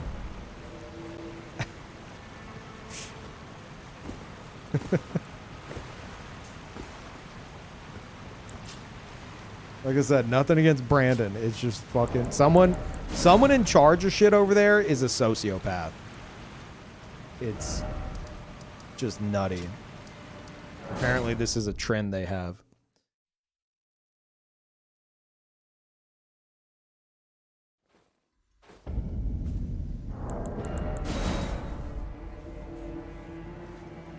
Imagine if Oro lost. The best bet was Lobos. I told Lobos prior to that, I was like, every fiber of your being, do not panic roll against him. If you panic roll, you lose. There was one part where I was so fucking ecstatic whenever they first started, where he got hit by the crouch poke, and then Brandon, of course, goes for the follow-up crouch poke, and he didn't panic. And I was like, oh my God, he might do it. Holy shit. And he did really good, but I mean, it's still like a fucking mountain to climb. So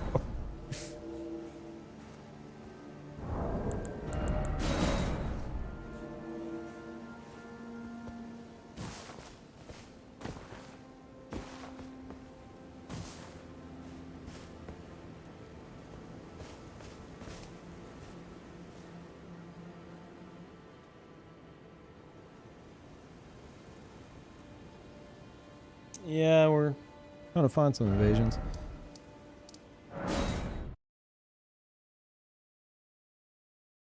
Elden Ring's dead. Go back to Dark Souls 1. Yeah. A lot of people are like, dude, Elden Ring's so like, oh my God, the PvP died out. It's not that the PvP died out. It's that a lot of the players who are sticking with the game, who played it, are obsessed with it, and are sticking with it and keeping it active, do not give a shit about our like meta level discussion or like making builds or anything. They're all level like 250 plus. And I think at 300 or 301 and above, I don't know how accurate this is. At level 301 and above, the upper limit for invading is gone. So if you're level like 250 plus, you get non-stop fights. Like fucking non-stop, round the clock, from what I understand. So all the activity is way up there. But then you have people like myself where I'm like, I like making builds. I like making characters where my stats actually fucking mean something. You know, that's my replay value, is coming up with these characters, these builds, and planning around that. I don't want to have a quote unquote build that's like level fucking 300 and has everything. Like, and then fights like a bunch of players that are all, everyone you'll fight at that level is fucking full bull goats, because why not? Like, I'm already at this level sick of seeing the same 6 builds. I don't want to see it at that level. Now, I do have a level 167 that's fun to shit on people like that with. But it, like, that's a step above that, you know? And I'm just, ugh.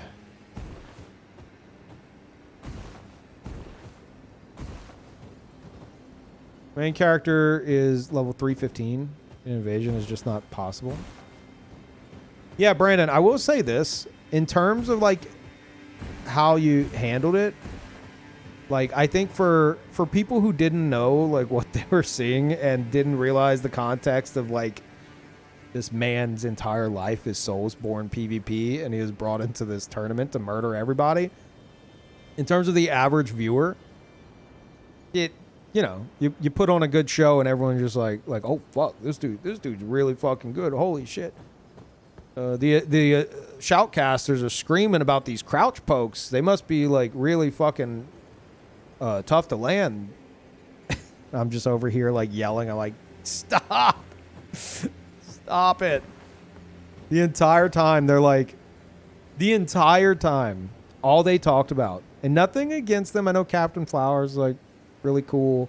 They seem great. Like, all 3 of them were cool, but they obviously don't know anything about PvP. They're shoutcasting a PvP tournament, and so they're screaming about like someone. We don't know when it's gonna happen, but I think someone's gonna push for Rivers of Blood. Someone's gonna go and get Rivers of Blood. I'm like, no one is getting Rivers of Blood. The only one capable of that is Lobos, And I don't think he gives a shit about it. To be fair, though, Lobo should have gotten Rivers of Blood and given it to Lyric. That would have been the fucking play. If they wanted to get scummy about it. And then all they talked about was, all right, I think we're going to see Rivers of Blood and Moonveil. Moonveil's pretty easy to get early game. We're gonna see lots of Moonveil players and lots of Rivers of Blood players. They said Rivers of Blood and Moonveil like 40 times.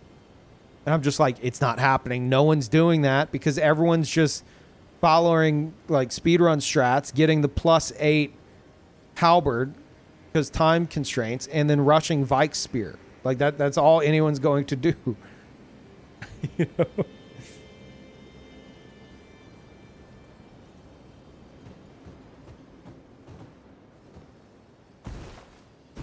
But yeah, it's weird. A PvP tournament put on by non-PvPers, shoutcasted by non-PvPers, with a single PvP player in it. I don't understand. How'd Lyric do? Lyric had, as far as I understand, Lyric had a +2 Reduvia. And you could have gone to like +5. I guess he didn't upgrade it in time. He did get a win against another Reduvia player. I mean, all things considered, he did all right.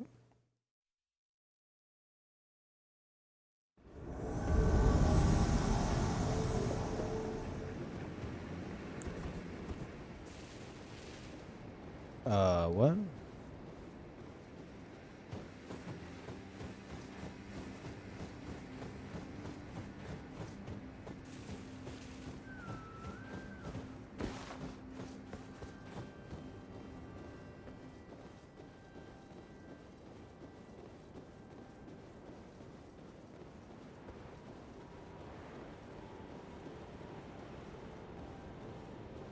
There got screwed. He's on the press version. Had to download the release in the middle. What? That sucks.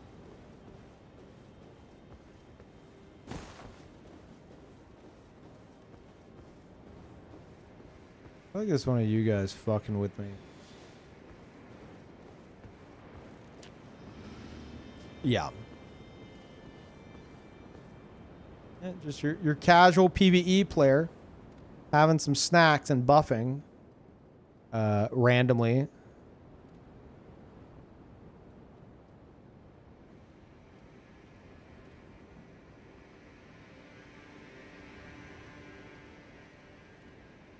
Okay. Literally my own build.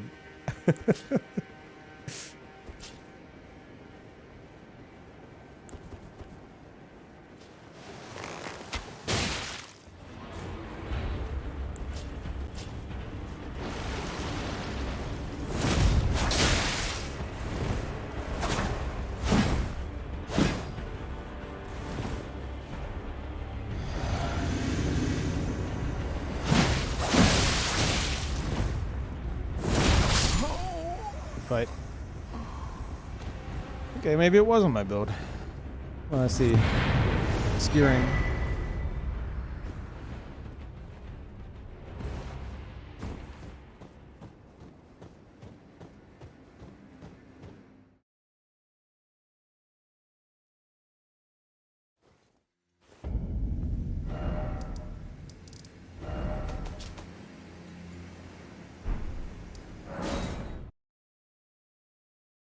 Was it the poised tier in the flask? It is, yeah.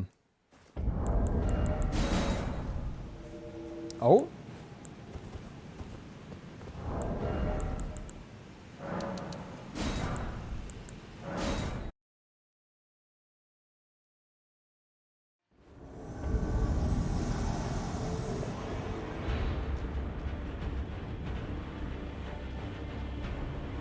Wait, did it spawn me in the cave? That's fucking weird. Shit. This is a first.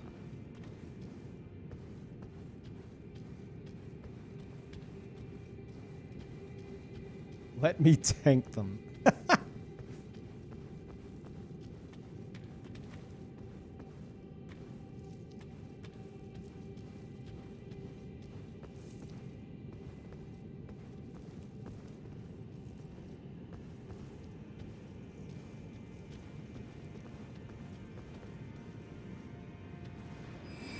Shit.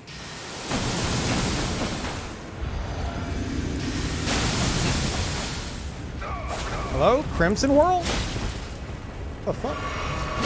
Where's my healing?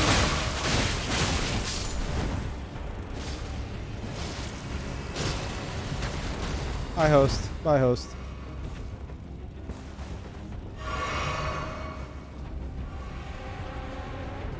Will they panic?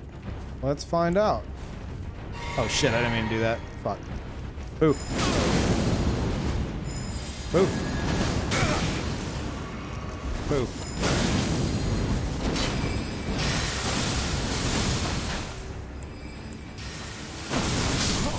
God damn, dude.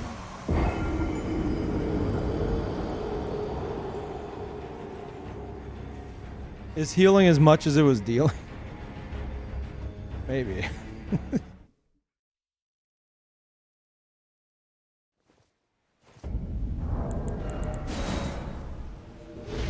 That was a weird spawn. I've invaded here so many times and I've never been spawned in the cave. Like that completely just fucks me over. I need like bushes and shit to hide in. Thank you, Price. Thank you, Mac. Welcome back, guys. Thank you.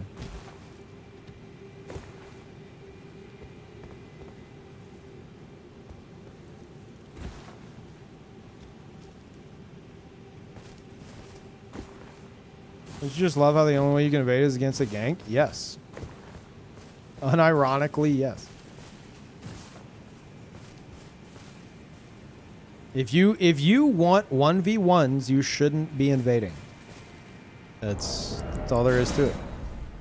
If you want 1v1s, you should not invade. That should be said for any of the games. Literally any of the games.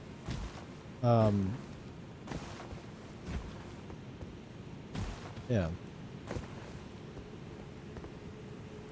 You're level 9, but how upgraded your weapons? 7 and 17. I was tempted to do whatever the next tier would be, 8 and 20, or 8 and 21, whatever it is.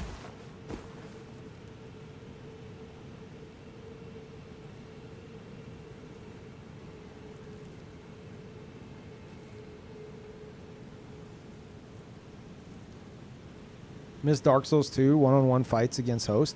You can still have that by using your duel sign in specific areas against other people dueling. I feel like I'm going crazy. I feel like I'm going crazy.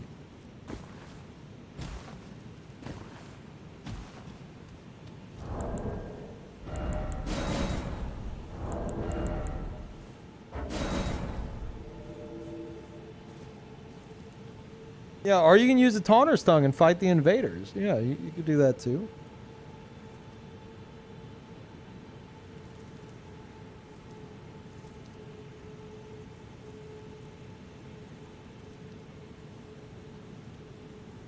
How do I ensure I can fight 1v1 honorably?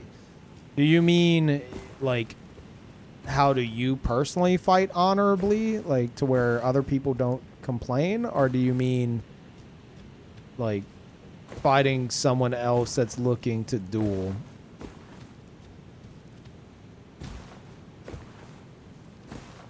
Because if it's the first one, that's not possible. People are going to complain no matter what you fucking do. So don't worry about it. And the second one of the designated areas for this is the main academy gate. You go there, there's going to be red signs all over the ground if you use the Furl Calling Finger. Or you could put down your own red sign and get summoned in.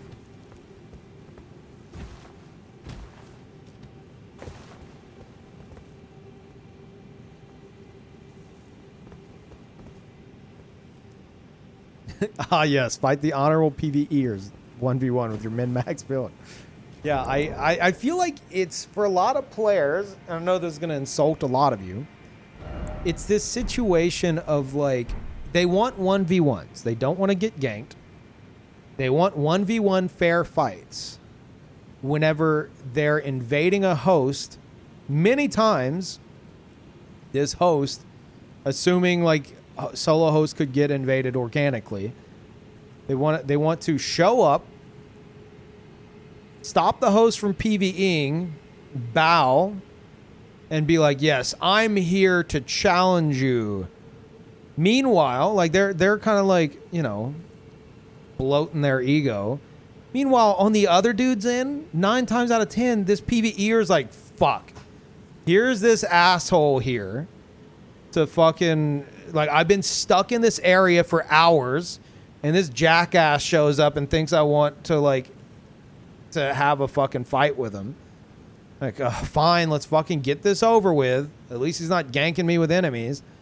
And then they get low on health, and they heal, and then the invader on the other end is like, how dare they? This was an honorable duel, and they sullied it. And it's like, no, the dude's trying to get through the fucking area. He's been stuck here for 6 hours. He doesn't need you to come in to try to inflate your own fucking ego, enforcing a duel on them just so you could be like, yes, that was a nice honorable fight by me and my min-max build against this player who doesn't give a shit about PvP. Like, no. Invaders should get ganked. You should get fucking ganked. That's how it should be. And if you don't want that, you can go and fight the other duelist. You can do that. But it's like anytime I tell people trying to invade into duels, which is just not a fucking thing, anytime I tell them that, they're like, I didn't hear you. It's like, what? It's like in one ear, out the other. And it's either a situation like that, or the other possibility is they want 1v1s. Like they want their Souls-born fighting game, but they want to be able to use a level select. So they want a change of scenery. Even though the ideal fighting location for most of these people is flat fucking ground, so it doesn't matter. It's just change of scenery. And then as they're trying to do this, they're getting ganked, and they're like, I can't believe I'm getting ganked. It's like, you're doing this to yourself. You're literally punching yourself in the face repeatedly, and you're like, why do I keep getting punched in the face? I don't know, maybe stop fucking punching yourself in the face and use the item in the game that is specific to you and what you want to do. That was a pretty good rant. Okay.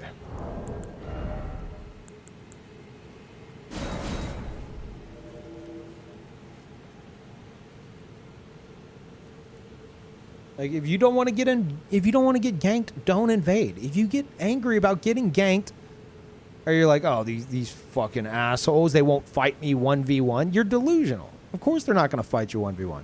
Now, I do understand obnoxious fucking gank squads, right? The ones who sit there, the ones that are literally a gank squad, not just trying to get through the area, the ones that sit there all fucking day and just try to get a rise out of the invaders. They want to have them in 3v1 and 2v1 scenarios. I get that that's frustrating, but the thing that I've said a million times is the good thing about that in Elden Ring is in situations like that, the invader has all the power. You're their only source of entertainment. Whatever happens next is entirely up to you. You can force them to a world boss. You could force them to strong enemies. If you really want to be fucking spiteful and petty, which I've done many times before, and they're like sweaty enough or exploiting or whatever the fucking deal is, you can go and hide somewhere in their game and force them to disconnect. You can waste their time while you have a sandwich and laugh about it. And what's going to happen? Few weeks from now, it's already happening. Few weeks, months, however long it takes, the gank, quote unquote, meta is going to be 2v2s. So it's going to resolve itself because actual gank squads, the ones who want to sit around all day and do this, are going to continuously get their own time wasted by invaders. One invader can like waste an hour of all their fucking time. So they can't do what they did in Dark Souls 3 where they sit in fucking Pontiff with all the enemies dead for 6 hours straight. They can't fucking do that anymore because all it takes is one invader to show up and show them that that's not how this fucking works. And they're going to get their time wasted so much that they're all going to start using the Taunter's Tongue regularly and just saying, fuck it, let's just do 2v2s. So that will resolve itself. But if you don't want the potential of getting ganked, like I enjoy fighting 2v1 and 3v1. Like I live for that shit. But there are some that you can just tell by the way they play and their setups and shit that they're intentionally trying to be obnoxious, and I love wasting their time. I fucking love it. Or forcing them to a world boss because you know they don't want to. And they're like delusional as to how the situation actually works. And they're like, oh, well, he'll come to us. And then slowly but surely they realize, wait, no. Shit, we have to go to him. He's in control. That's one of the good things about invading in this game.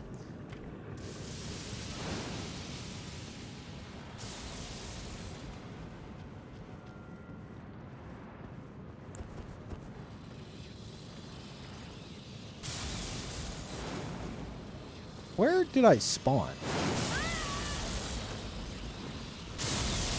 Oh, shit.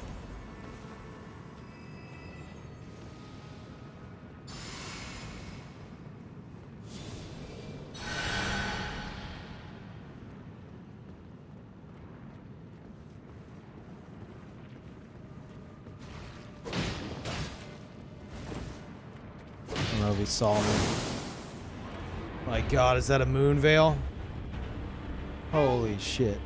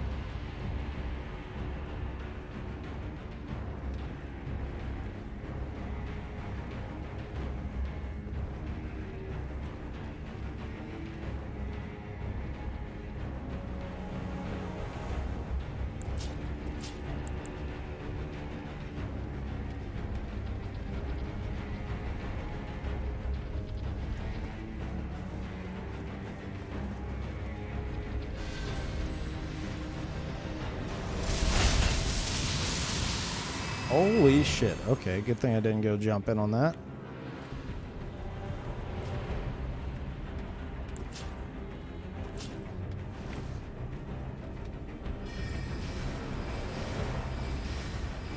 Look at this dude. You little shit.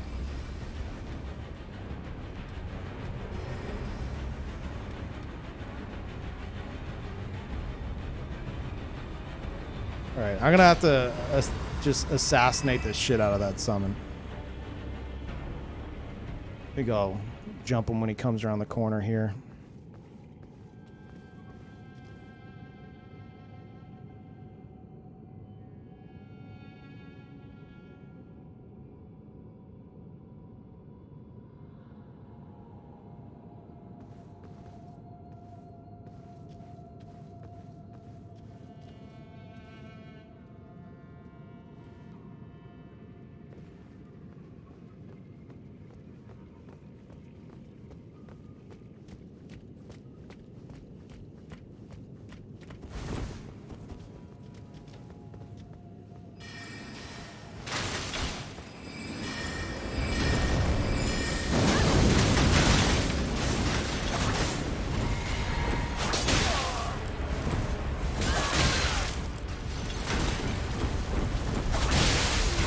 What the fuck?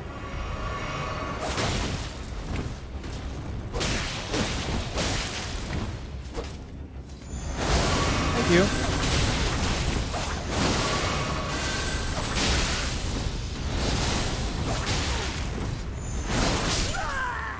Hi, host.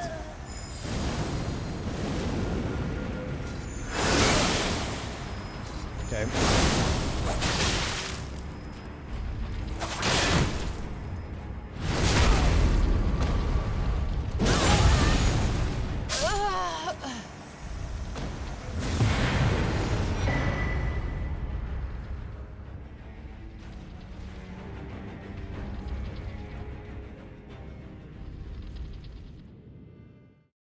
That was pretty good. I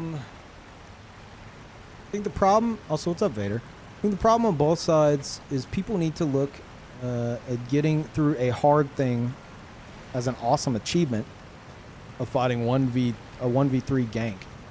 And winning is the most amazing feeling. Or the challenge of fighting the invader...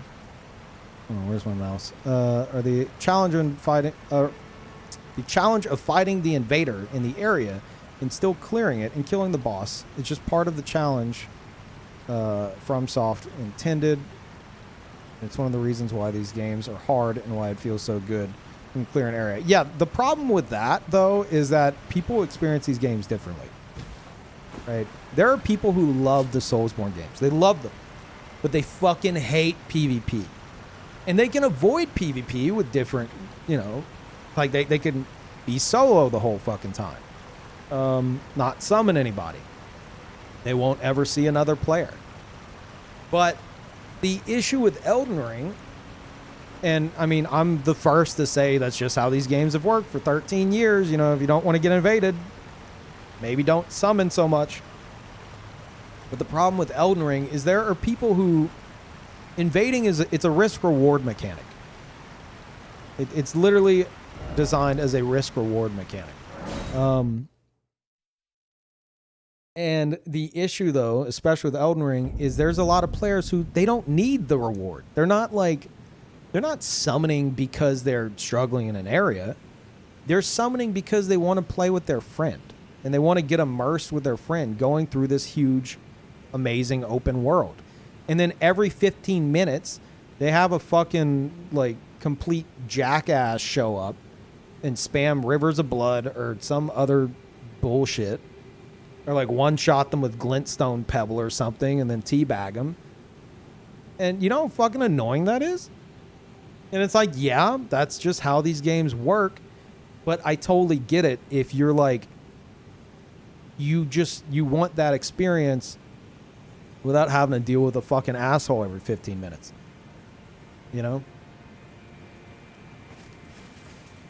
So, the seamless co-op mod, while it could put a fucking dent in the invasion activity, but, I mean, there's a lot of players who don't know shit about mods in these games or give a shit about them, so I think it'll still mostly be fine, but it will have some kind of an impact. But, I fucking get it. I get it. And it's a cool mod. They have a lot of cool shit going. It's seamless. You can go to the round table hold together. Fucking awesome.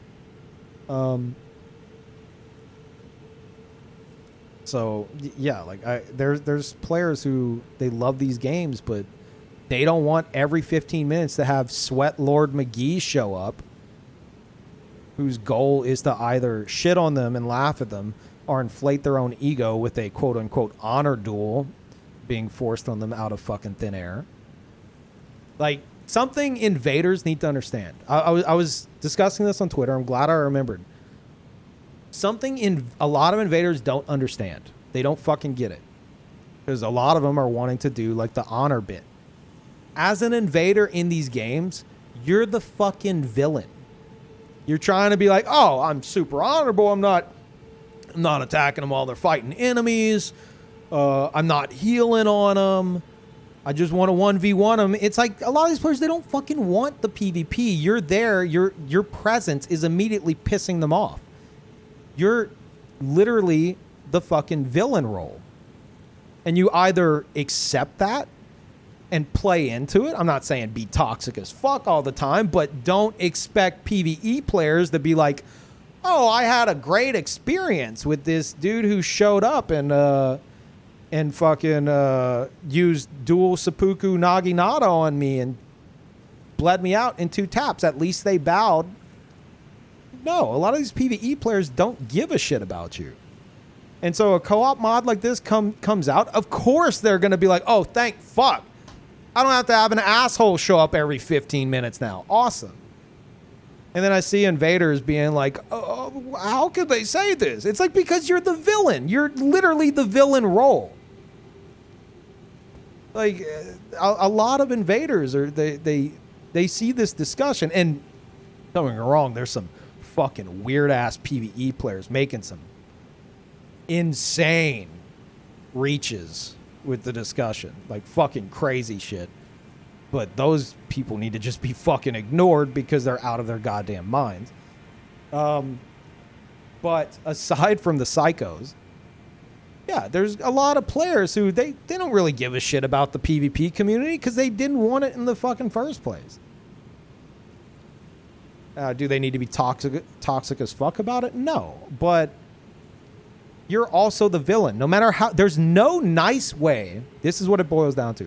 There is no nice way to force yourself into someone's game to kill them. I don't care how much you think it's nice. Some people are cool with it. Some people enjoy the challenge.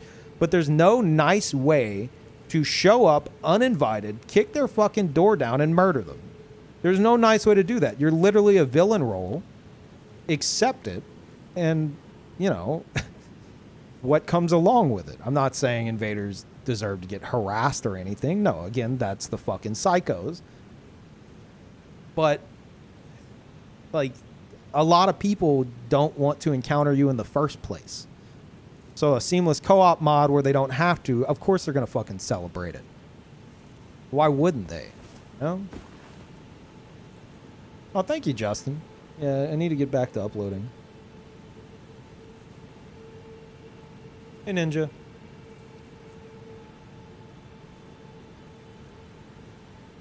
But yeah. Oh, don't worry, Justin. I don't even see it as a link. Fine.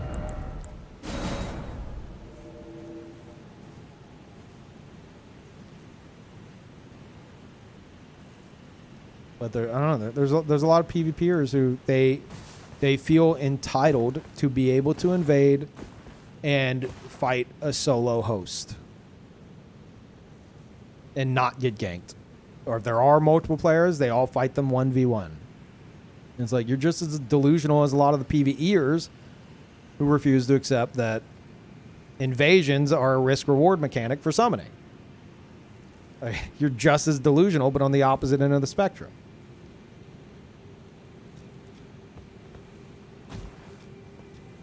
Yeah, just duel if you want a 1v1. Exactly. Yes. You want 1v1s, you can have them. It's just you're choosing not to. Because you want to 1v1 the guy that doesn't want to 1v1 you. Huh. Wonder why.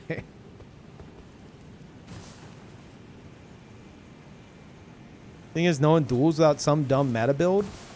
Right.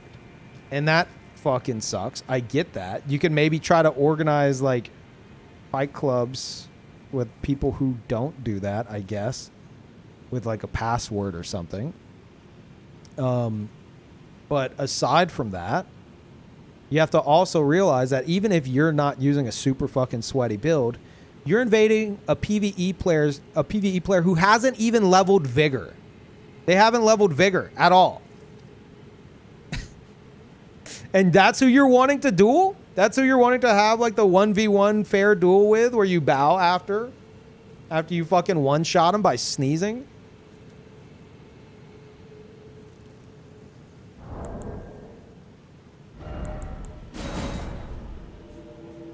How the parry build go? It somehow turned into a dual dagger build, and it was a colossal waste of time.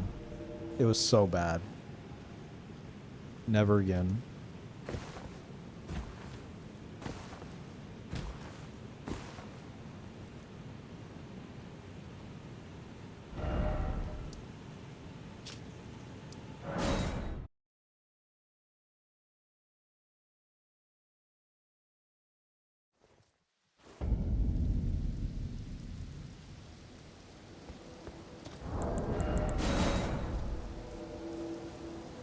But yeah, like even if players don't want to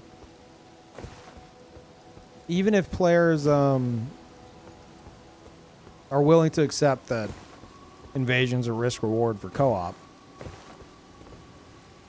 there's a lot who that risk reward. A weird thing with Elden Ring, the risk reward doesn't apply to them because they don't need the help. They just want to go through the game and get immersed with their friend, and then every 15 minutes, an asshole shows up to fucking ruin it, teabag them, and then move along. Of course, it's obnoxious.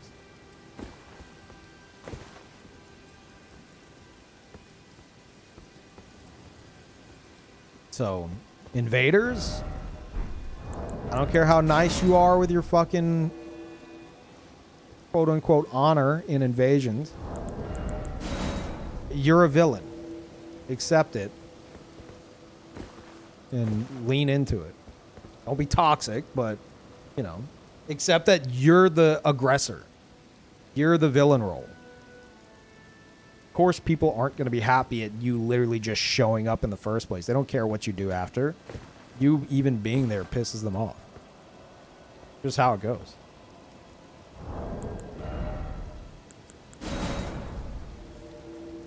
At Twitch Rivals End, it's a bunch of players who have either never PvP'd, one of them had never even played the game before, and then Ouroboros.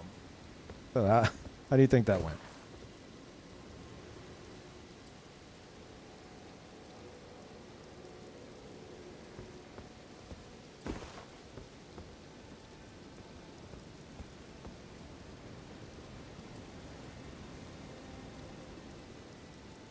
Yeah, Maximum did clutch it out at the end. Somehow they ended up in a fucking tie scenario where like the protege had to, which is the one that like the Souls veteran was coaching. Like they had to fight. So Brandon didn't have any kind of say in it. So I was like, oh my God, Brandon can actually lose. This is fantastic.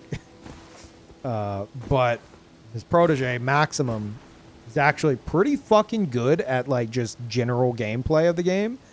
And Brandon told them exactly how to counter like what everyone else was using, which was Vike's weapon art spam or Ash of War spam. So he fucking steamrolled. So it didn't matter anyway.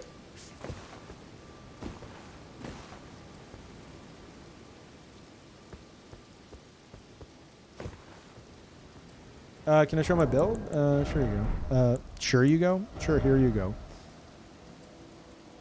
It's got a lot going on. I don't really feel like getting into like the explanation, but there's the stats. Starting class is Samurai. I make use of perfumes. I have Crimson Whirl and the hardened or lead and hard tier in my flask. Got some drawstring buffs. Keen for both of these.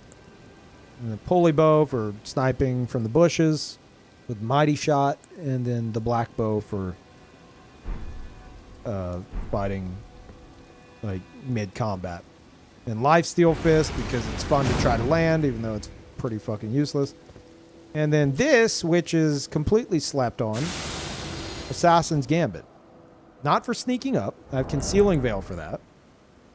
Said I didn't want to explain the build, but here we are. Also have Perfumer's Talisman. The Trick Mirror, which I crouch against a rock. I look like a weird fuzzy stone. People walk right past me. Arrow Sting. Concealing Veil. If I'm crouched, then within a certain radius, they can't see me. But Assassin's Gambit is good in the middle of a fight. So when you're already engaged in combat, because you can use it to either escape, because you will be visible, but like you're 90% see-through. So, you're pretty fucking invisible with it. Like you don't look like this on their screen. This is just so you can see your character. On their screen, they can barely see you. And you can sprint around, so you can potentially get away and then like duck into a bush. You gotta be careful of that though. But the bigger thing, the reason why it's slept on is if you're a good enough distance away, mages hanging back trying to spam shit on you lose lock on. They can't lock onto you unless they get closer.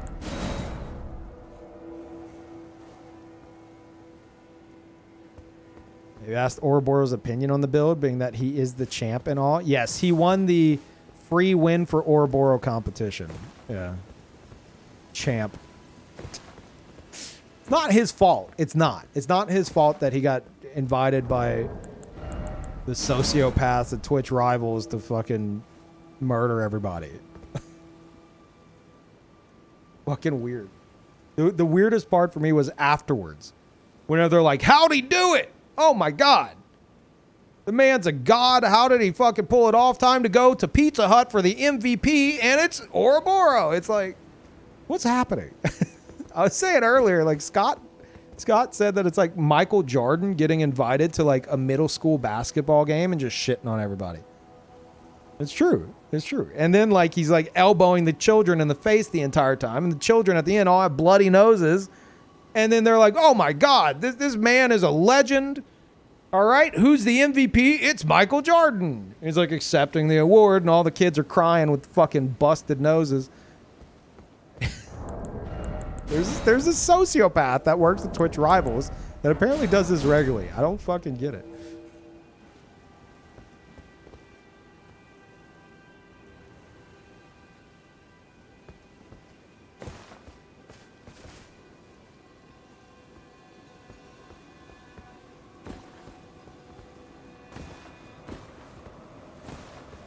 Like, the only chance that they had was Lobos. Because he's a fucking god at the game, at all these games. But his first PvP match in Elden Ring was during the tournament. So by the time he fought Brandon, it was like his third PvP session ever in Elden Ring. Like, it's so weird.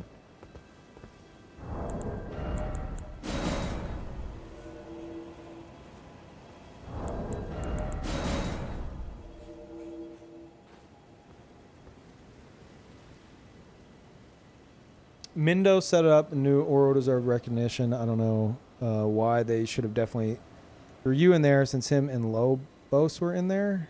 I'm not saying I should have been thrown in there. I'm saying if you're going to have a competition for PvP with a bunch of people who don't PvP, don't invite a fucking pro PvP player to come and steamroll everyone. Because it's weird to be like, all right, everybody, you're all competing for this prize that you're not going to fucking get. I want y'all to strategize, come up with all this planning, and lose quickly. Like, it's fucking weird. It's weird. It's just fucking weird.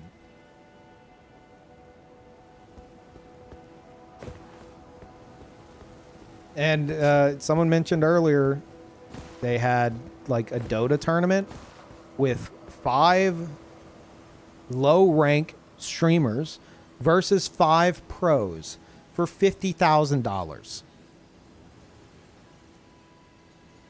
I can only hope there's more context to that I'm missing, because that doesn't make any fucking sense. But apparently this is a thing that Twitch Rivals does regularly. They'll invite a bunch of casual players, and then they'll invite like 1 or 2 pros to fucking steamroll everybody. And it's just bizarre. It's absolutely bizarre.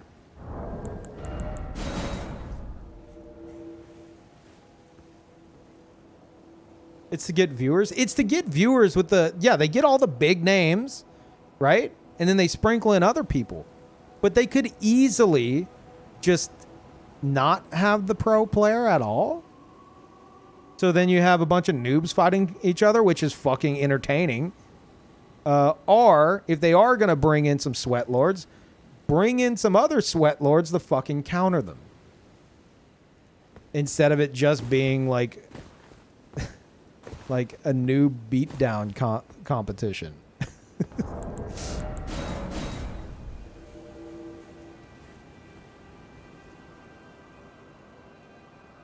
It's like the alternative would be if they had that competition with, but it was speed running Elden Ring, and they invited Distortion 2. And everyone else has never speedran before. So it was all PvPers who've never speedrun before.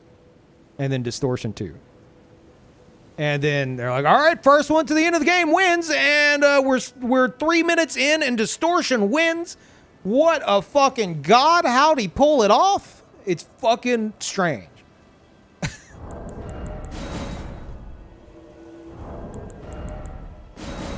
Not even PvPers. Not even PvPers, because PvPers at least go through the game multiple times for builds. Like new players. People who've maybe been through the game once, maybe. Versus like Distortion, like speedrunning. And then at the end they're all surprised, like, whoa! How'd he do it? Like, what? Are you kidding? Yeah, Brandon did. I gave him credit for that. And again, believe it or not, this isn't shit talk on Brandon. It's on the fucking, on Twitch rivals themselves. Brandon had something I've never seen him do in the 10 years I've known him. And he's probably still lurking. This is considered a compliment. Showmanship. I've never seen him do it. It was very strange to see.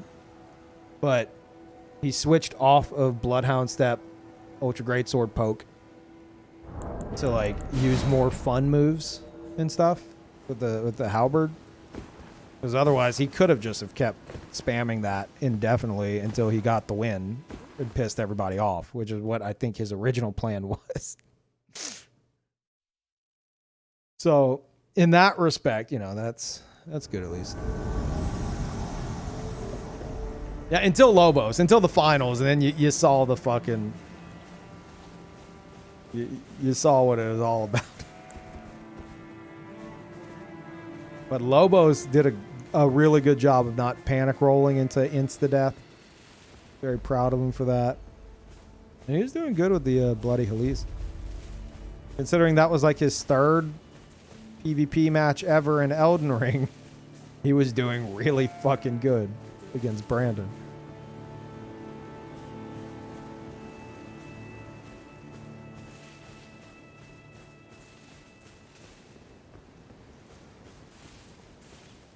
I just realized I'm getting fucked over here, aren't I? Maybe this way?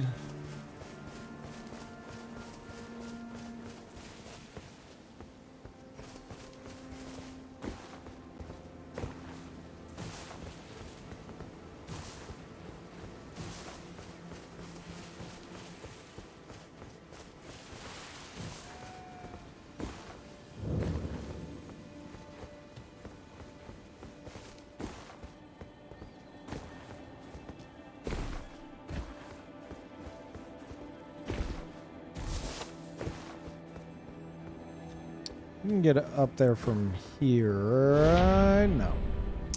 Went the wrong way. Right to Miyazaki. And Flunkified, thank you. Welcome. Appreciate it. And Mac, welcome back. Thank you.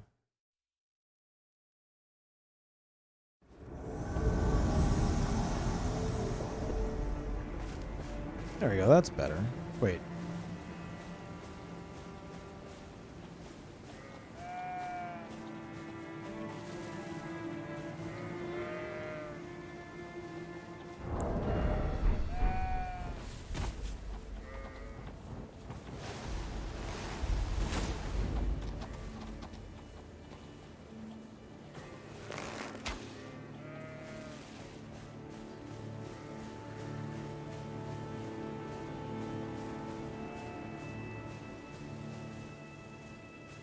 Is there a boss here that they could trigger?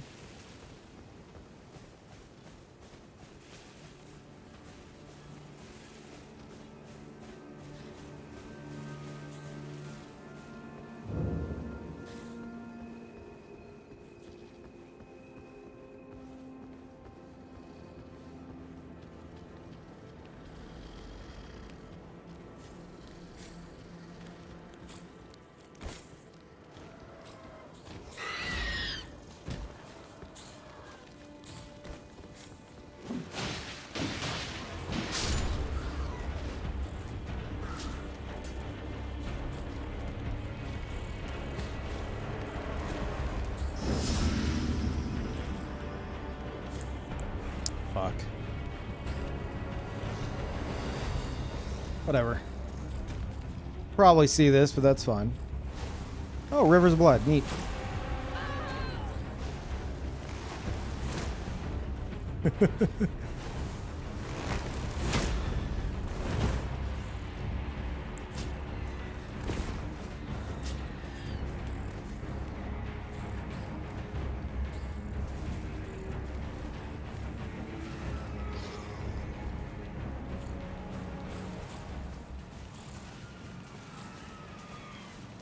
I don't know if they're looking for me or...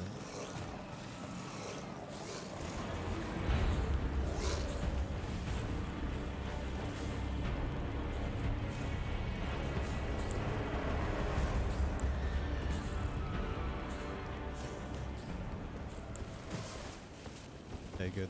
The buff ran out. It's good. Yeah, they're definitely looking for me.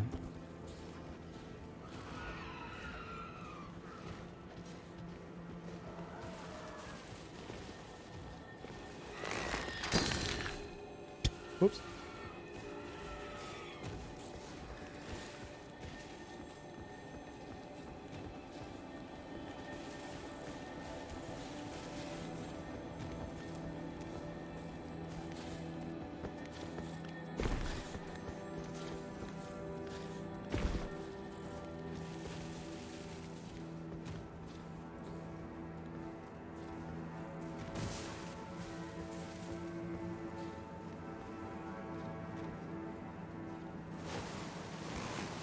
That's a Hail Mary shot. Ooh, it actually was kind of close.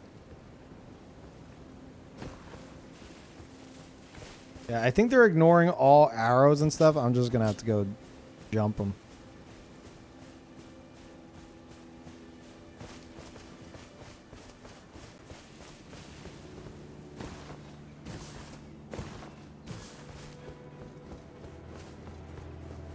Yeah, they're about to try to fight the boss here.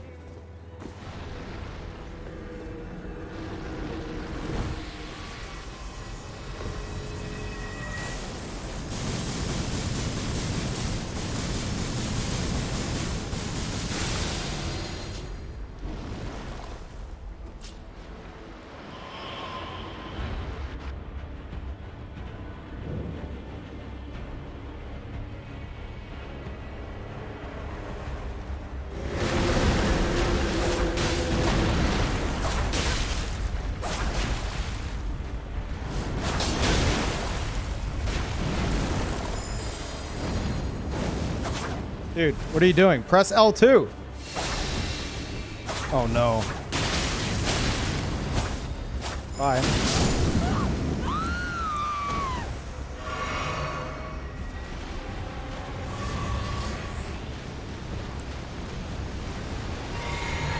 Uh-oh.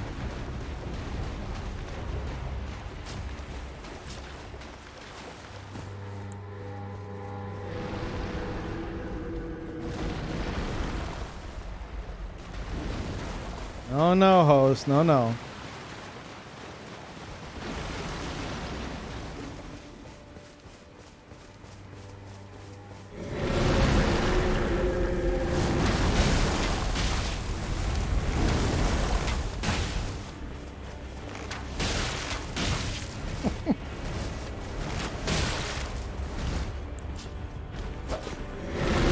My Ezio. Damn it.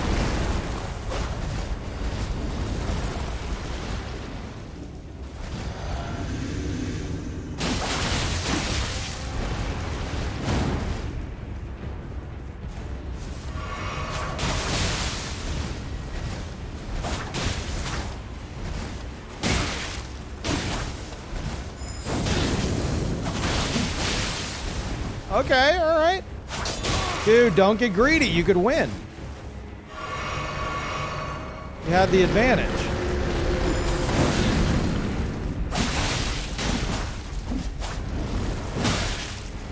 All right, we're doing the full combo. Gotcha. Good to know.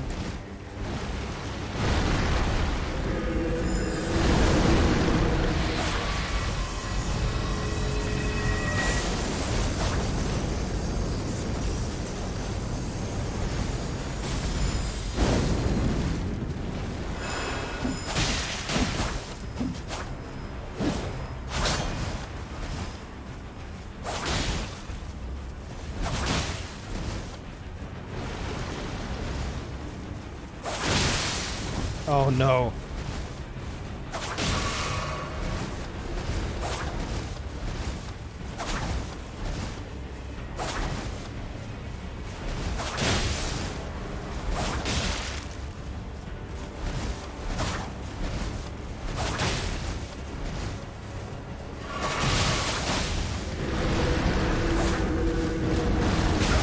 What? You little shit. Are you kidding me, Miyazaki?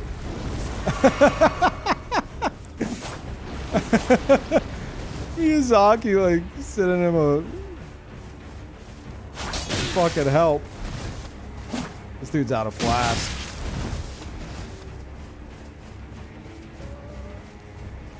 Think I can land it, chat?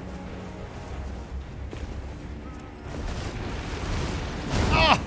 Not a fucking shot. Not when he's playing this defensive. Oh, shit. Never mind. Okay.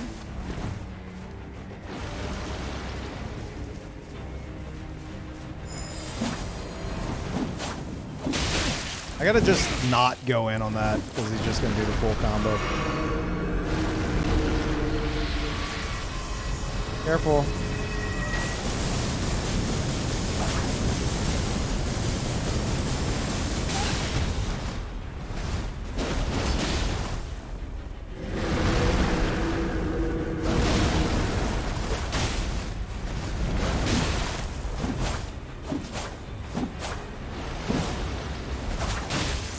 There we go.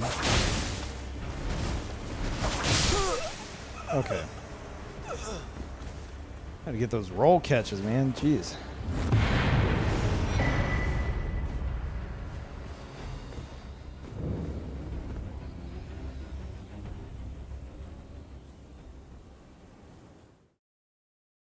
Can't believe Miyazaki summoned a skeleton to help him.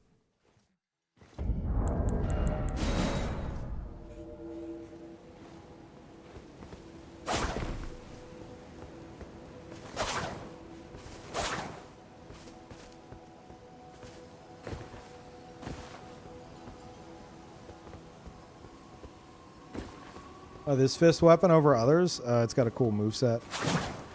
I need to utilize these charged R2s more. I can definitely do it during the poised tier. But in some scenarios where they're just like rolling backwards over and over and over and over, like I've got to play the rushdown game.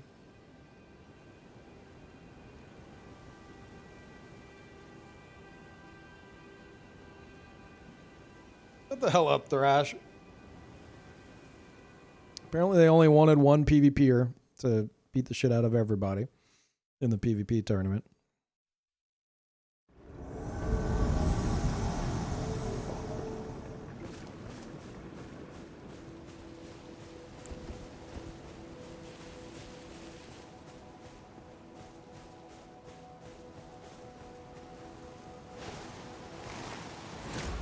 Shit.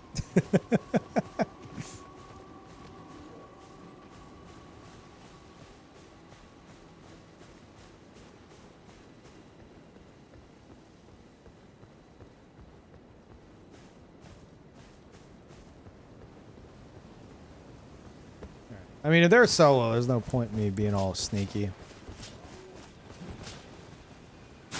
I'll do this at least.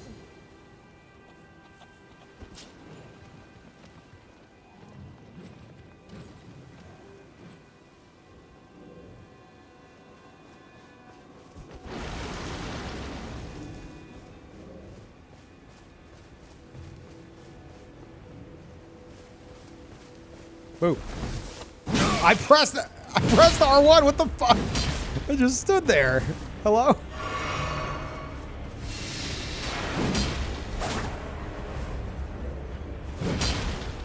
Oh no, I don't have any of my sparks. Shit, that sucks. Pretty good here. I'll take it.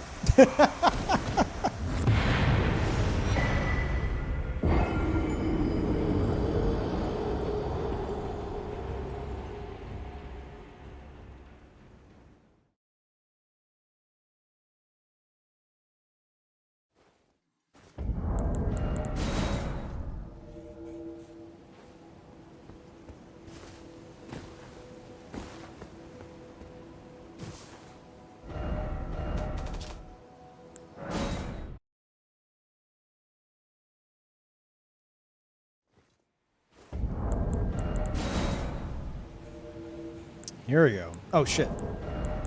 Every time, dude.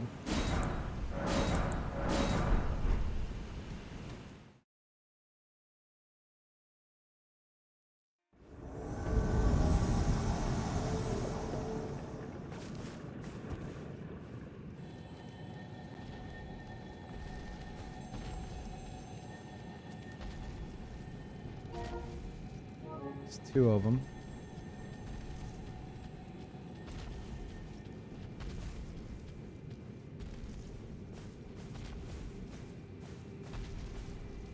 Are they AFK at the Grace? Are they waiting for me?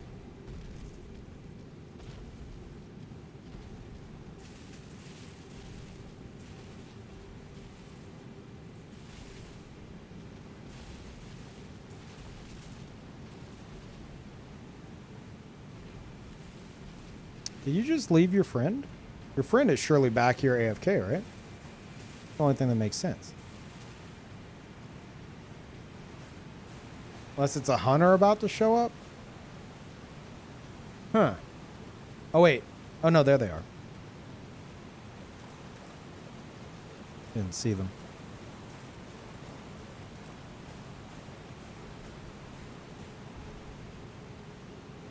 Okay, let's see if they just rush right into the cave.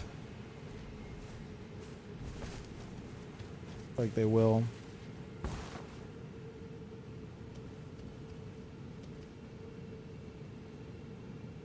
Yep. Good.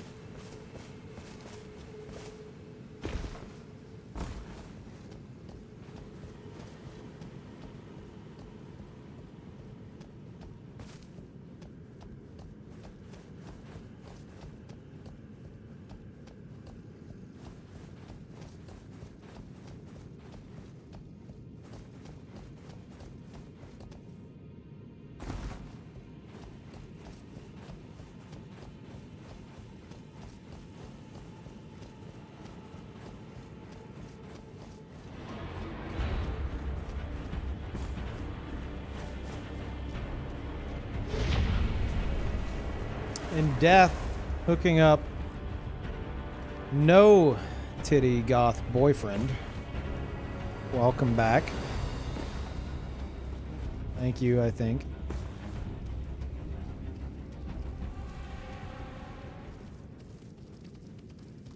Carl, what are you doing? Hey, no, no, go. Come on, go. Go.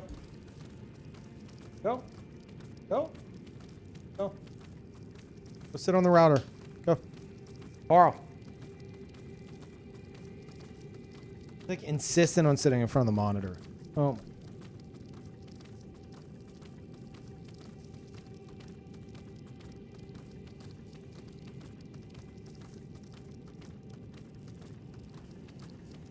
Ugh.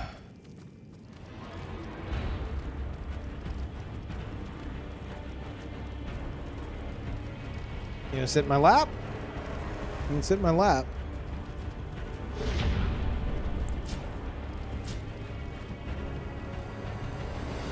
Lay down. There you go. Okay, we got Paul in the lap. Wanna lay down? Alright. Good boy. In death, hooking up. I'll just say Gwendolyn. Thank you. Oh boy, is that rot breath I see? Wait. Is it? I mean, yes, but at the same time, why is it so fucking continuous? It's gotta be a visual bug or something, right? Maybe? I don't know.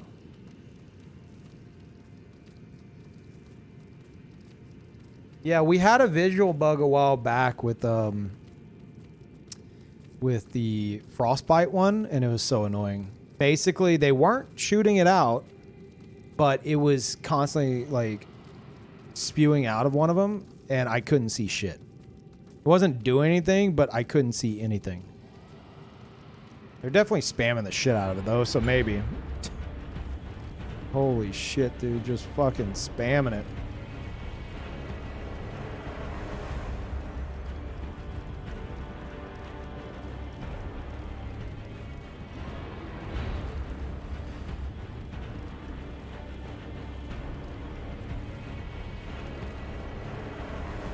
That's the bug. Fuck. I don't think it'll do any damage to me, but it's just... I'm gonna be completely blinded.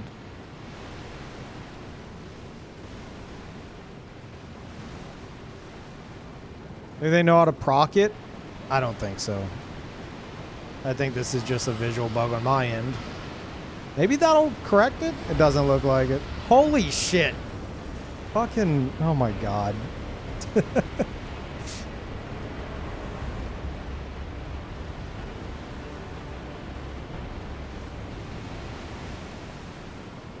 Alright, here we go. See if we can get a panic roll out of this. Boo.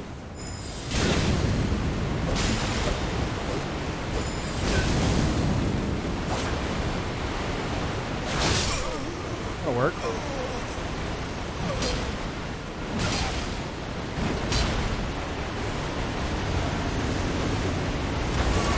I don't care.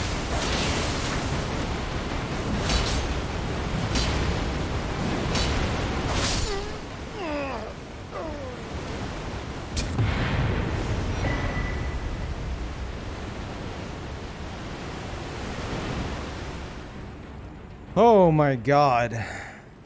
What a mess.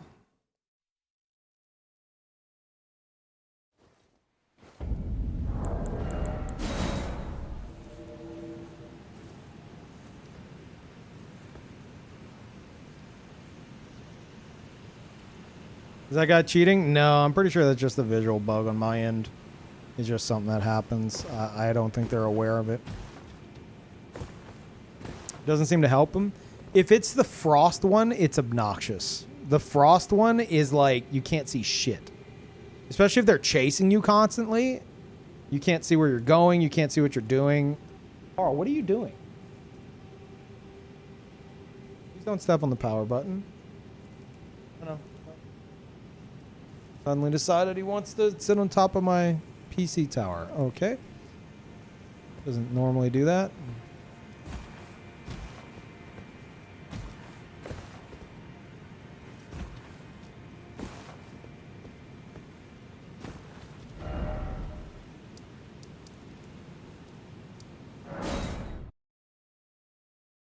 Cat cam? No, I don't have it set up. I haven't had it set up for a while.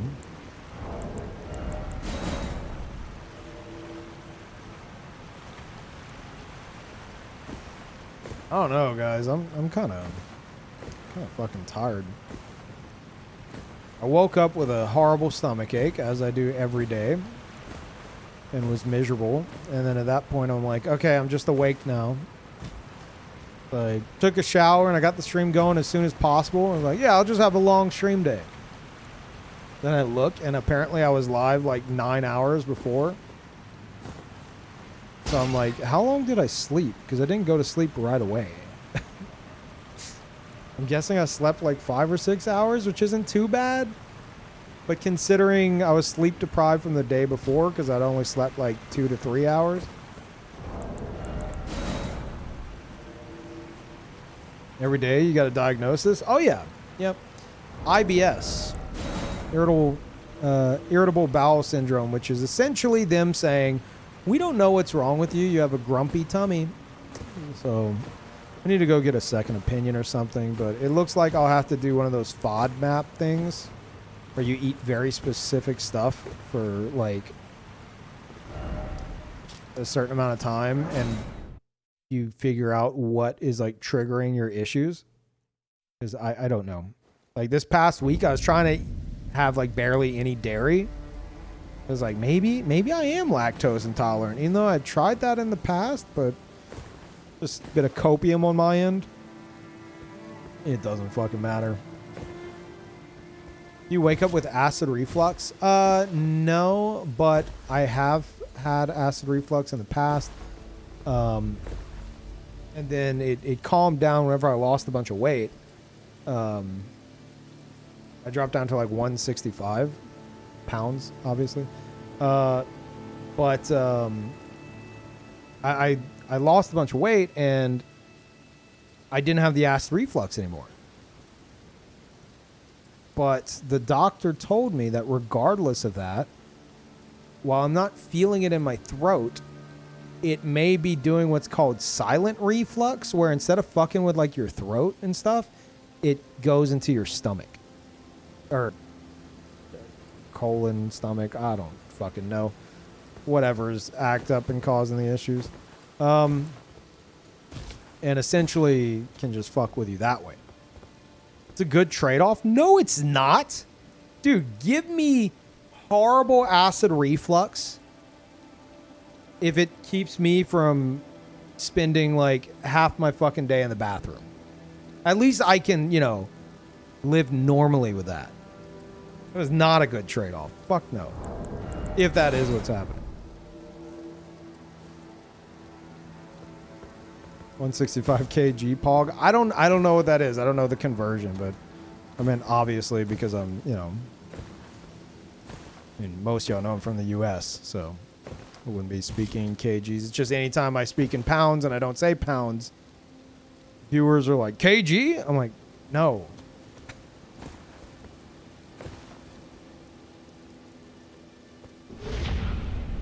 And thank you, Loogie Time. Welcome back. Earn a Steel Oros pot friend statue when you visit him. Oh, yeah.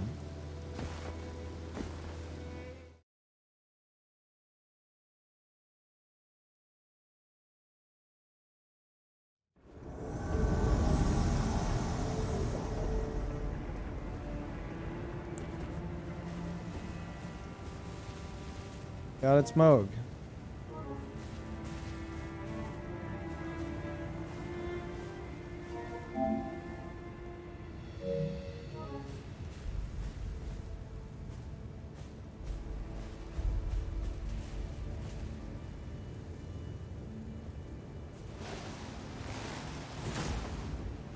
Shit. We're gonna have to just sneak up on him. The question is, are a bunch of hunters about to show up? Usually how that goes.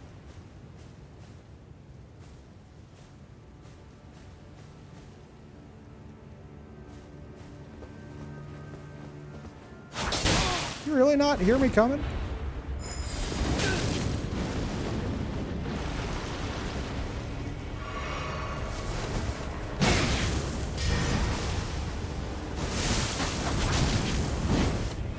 All right, Moog, all right.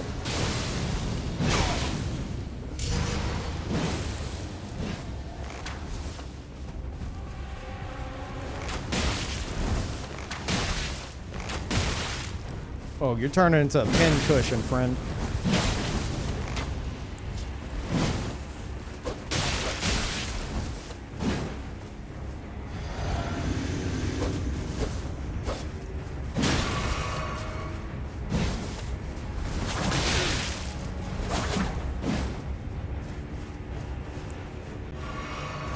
Shit, every time, dude.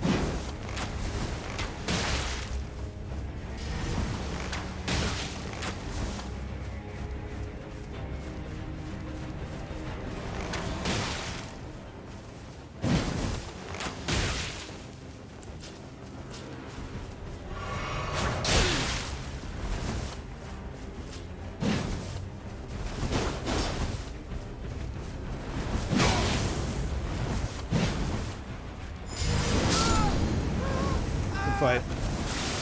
Cool build as well.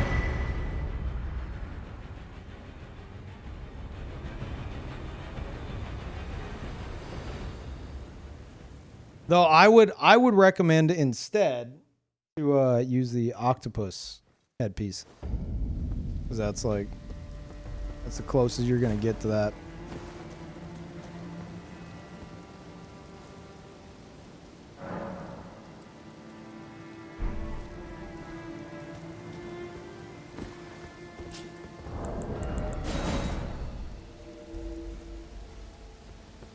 There's an octo. Yeah. It's literally a, one of the land octopuses, like a little baby one, that's just like on your head. But the reason why it works with a Moog cosplay is because it looks like it kind of resembles all like the curling like horns and stuff.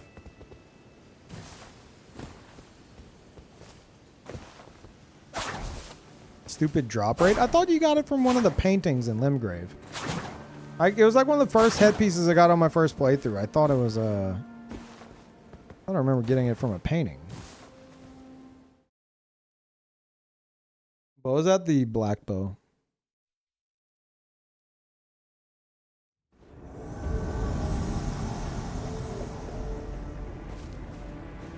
Oh, it's Moog again. All right, Moog.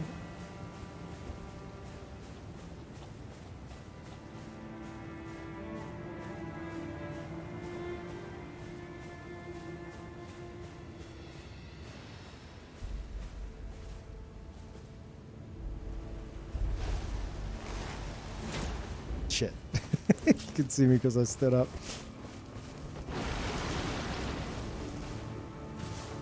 Oh, that's gonna hurt. Oh, you let me buff? Wow. Oh my god, I got hit by it.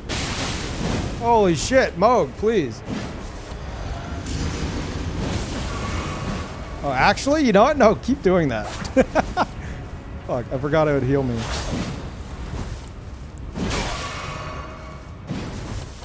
What am I doing? Get that sippy in.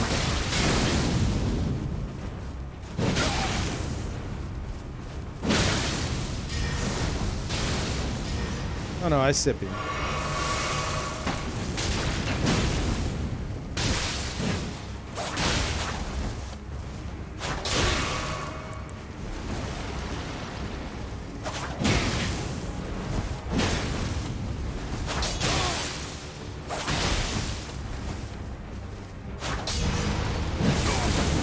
Shit, I wanted to grab. Oh no.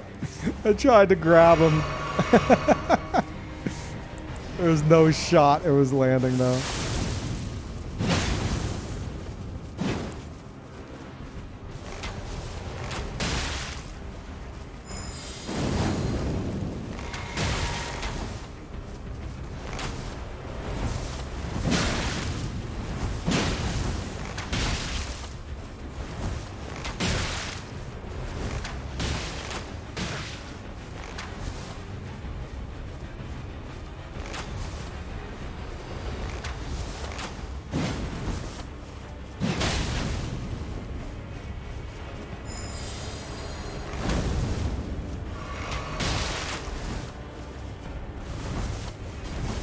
Bait, good bait.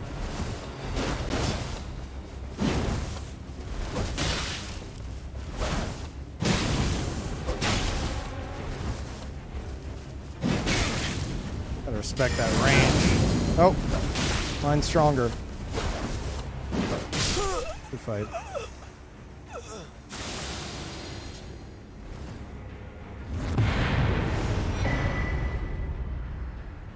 Yeah, they're good. Not only are they doing that shit, but they can hold their own.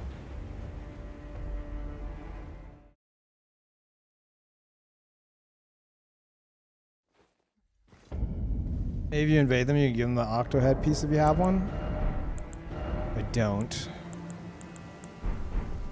I wouldn't be surprised if it's one of you guys, but I'll never know because if I ask, you guys are gonna be like, "That's me," smiley face. So it doesn't matter.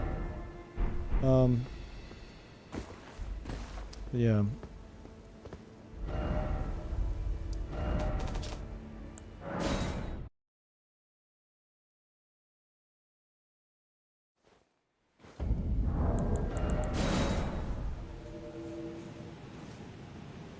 Funny you'd say that because it was indeed me. Mm-hmm.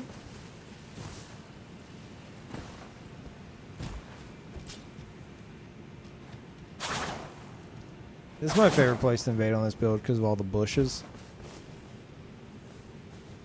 Great.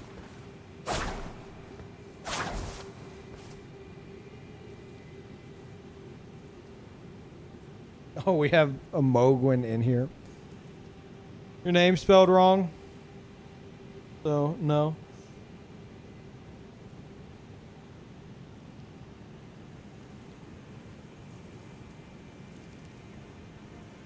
Yeah, the shadows and stuff really help as well. I can just do this and most people walk past me.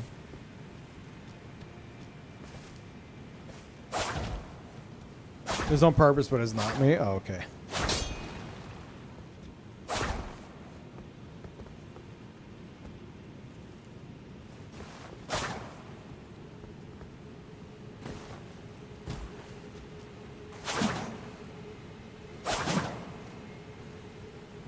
You can fun melee build. Currently have a mage build. It's getting kind of boring in PvE.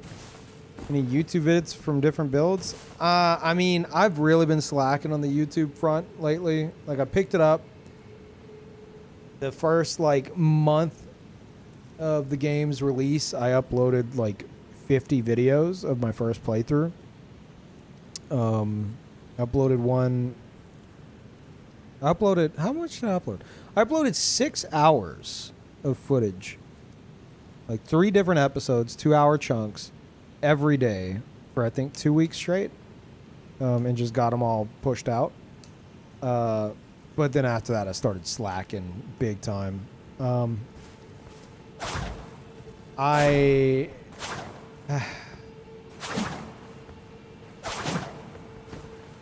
mean, I could just, we're not getting much anyway right now. I can just show you my builds, and you can, you know, if there's any that interests you.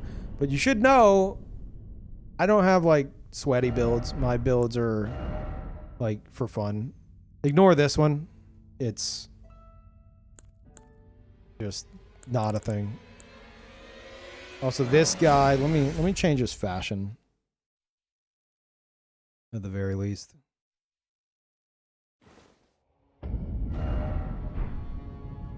Because whenever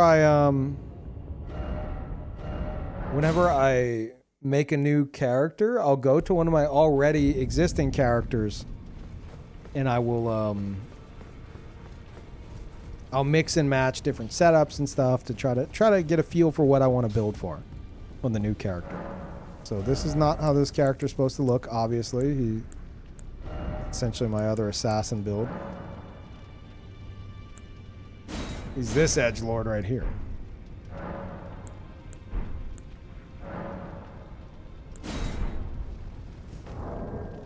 Equipment-wise, what do I have? Blood-soaked, I believe. And these are the Nomad trousers.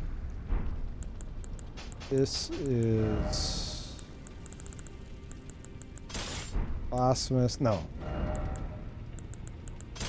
Milos.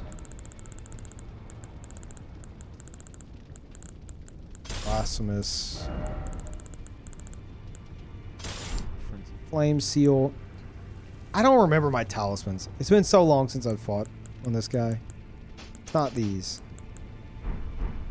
But this is the look of him. It's a madness build. He needs some work. So, wouldn't recommend it right now. Or poise is too optimized, yeah.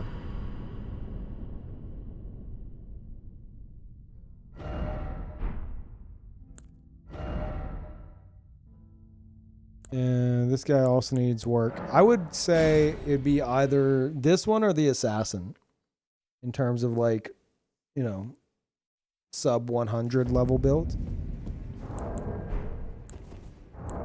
This is my pirate theme build. Captain Dorada. Did I upload a Dorada video? I did. I have a Dorada video up on my YouTube channel. I don't have an assassin one up there yet, which is what I was playing on a moment ago.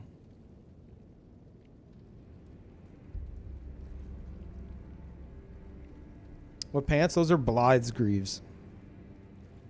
But yeah, this is dual serpent bone blade. The video doesn't show like his stats and shit. Quality rusted anchor, jar cannon, best most fun weapon in the game. Altar, Gravekeeper cloak, God's Kind Apostle bracelets, Blythe's Greaves, Erd Tree +2, which maybe I should. No, I needed the equip load. Yeah. Erd Tree +2, Great Jar's Arsenal, Kindred of Rot's Exaltation, and Spear Talisman. Then I have the Great Bolts here. And in my sippy, I have Green Burst Crystal Tier for extra stamina recovery speed. And then the important one, Strength Knot Crystal Tier. So Whenever I switch over to this stuff, I can only use it whenever I take a sip. So now I have the strength to one-hand the anchor. And obviously you have to two-can the jar... Two-can. You have to two-hand the jar cannon to shoot it.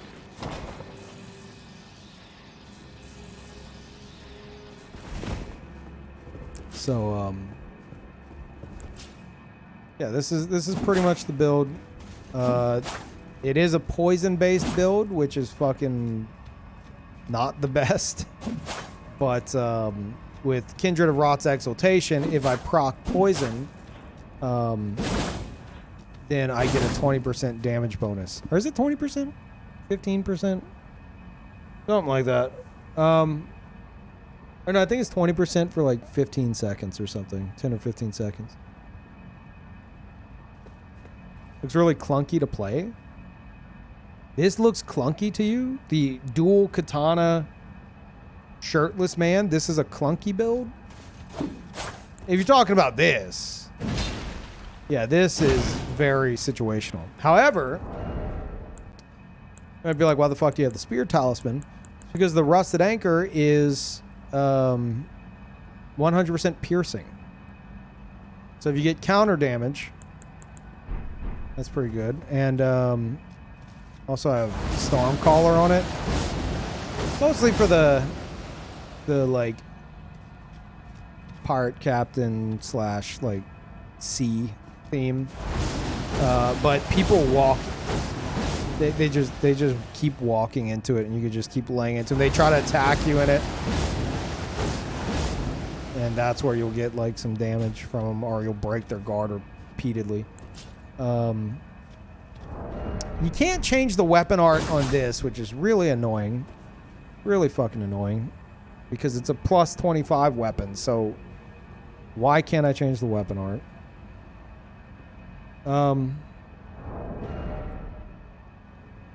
And that, I mean, that's the gist of it. Aside from the lore, we tell you guys the lore. I'll just leave you with this. How do you know that these are parts of his own ship? How do you know that?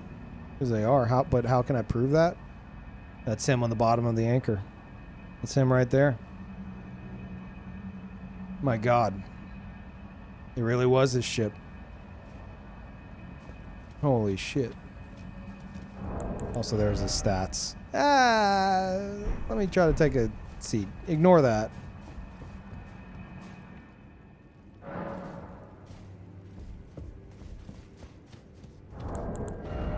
Yeah, there's the stats.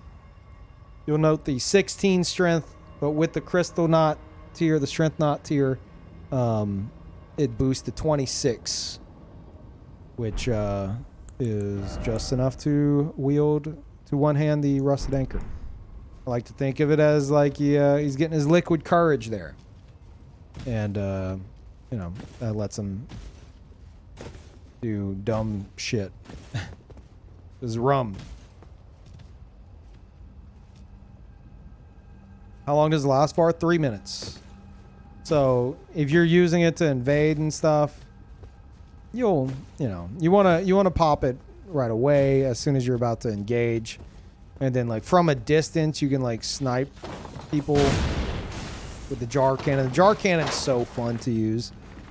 If someone's rushing you down, you can sit here and wait for them to like, because they'll try to like roll towards you, and then as soon as like they go to queue up the roll, you roll catch them with that. Or say as soon as they queue it up, after they queue it up.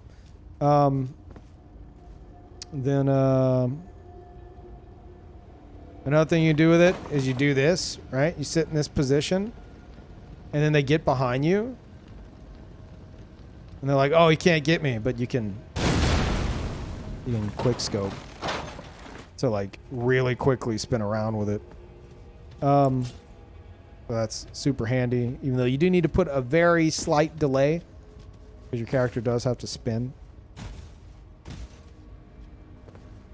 But yeah, this is, if you want like the most fun build I have that's not overly complicated, this would be it.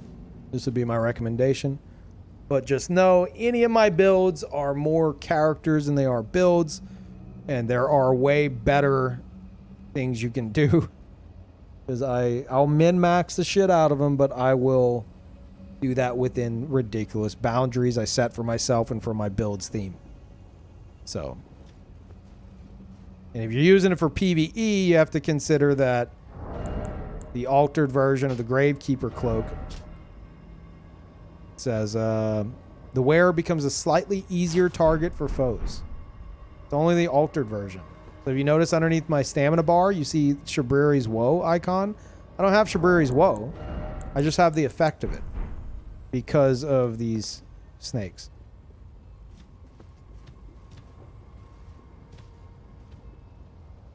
But yeah. So you're more than welcome to copy the build if you want. I would recommend instead getting a get some like inspiration from it if you really want and make your own pirate themed character. It'd probably be the more fun thing to do. But you're more than welcome to. So what's the starting class for this? You can check the VOD. You can check the VOD. It was on there at some point whenever I looked at the character. You'll see it in the status menu whenever I actually like pull up the character himself in the menu. It's top left. Well, you know what? I'm curious now. What was Dorado? Oh yeah, he might have been. Was he Vagabond? Was he? Yeah, he was Vagabond. Starting class is actually very important. For like, if you're making a build that stays at a specific level, starting class is super important. And no, it is not Wretch. 9 times out of 10, the most optimal one is not Wretch. I also have the Orphan. I don't know if you want to copy this. This is the most disgusting creation I've ever made. Yes, there's my boy. This is the Orphan. He's a giant demon baby that comes for you if you rely too heavily on meta build setups to carry you. He comes for you. He will pancake you. And you might be like, oh, well, dude, his main weapon doesn't match. It's like red. It looks ridiculous. What is this, Peeve? You know why it looks like this? Because it was forged from thousands of rivers of blood katanas, pancaked repeatedly, gave it its shape and red color. A viewer came up with that, and I was like, hey, you know what? I'll take it. I hate that this thing looks like it's spray painted red.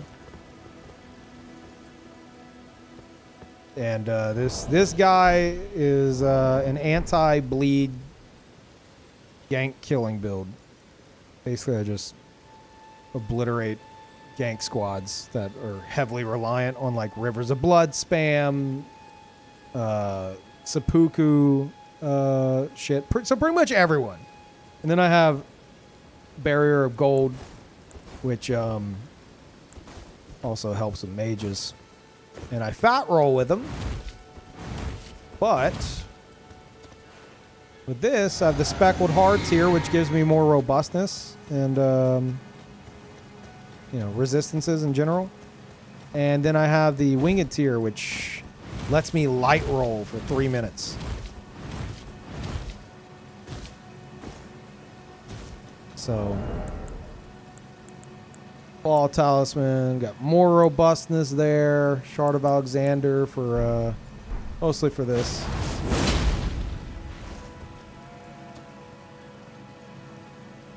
But yeah, this thing is this thing's a monster.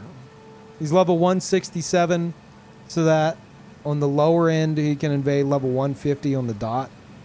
Because there's a lot of 150 players that just sit here all day and gank, as well as in Liurnia. And those are the ones I'm trying to encounter. And yeah, 628 robustness with this shield out. And obviously the flask. And then that could be more if I use like this, but not really necessary. Basically, dual seppuku naginata, I can survive one or two pokes. At least one poke, which means I can trade with it. And they don't expect to suddenly take a shit ton of damage and have the person they're attacking not bleed out. And so they panic and they freak the fuck out and then they die. Rivers of Blood, I can just kind of like bathe in it. Basically, I'll walk around and wait for somebody to throw out a Rivers of Blood, and then I just... That's that. You counter crouch poke with an ultra great sword. I tested that at the very beginning of the stream. Basically, you need to predict when they're about to queue it up, and like there's a window where you can do a jumping attack, which is gonna also likely depend on the weapon itself. You need something that's gonna like lift your arms up to lift your like arm hit boxes high enough to not get clipped. But you can do a jumping attack like right before they throw out the poke. It's essentially like Dark Souls 1 parry timings with like bad latency to dodge the crouch poke. It's fucking stupid. Or to jump it, I should say. But yeah. I'm not really wanting to invade on Orphan right now, but that's that. For the most part. Oh, and then Axe of Godfreakin. It's Ash of War goes behind shields. So that's handy as well. And it gives you a damage buff.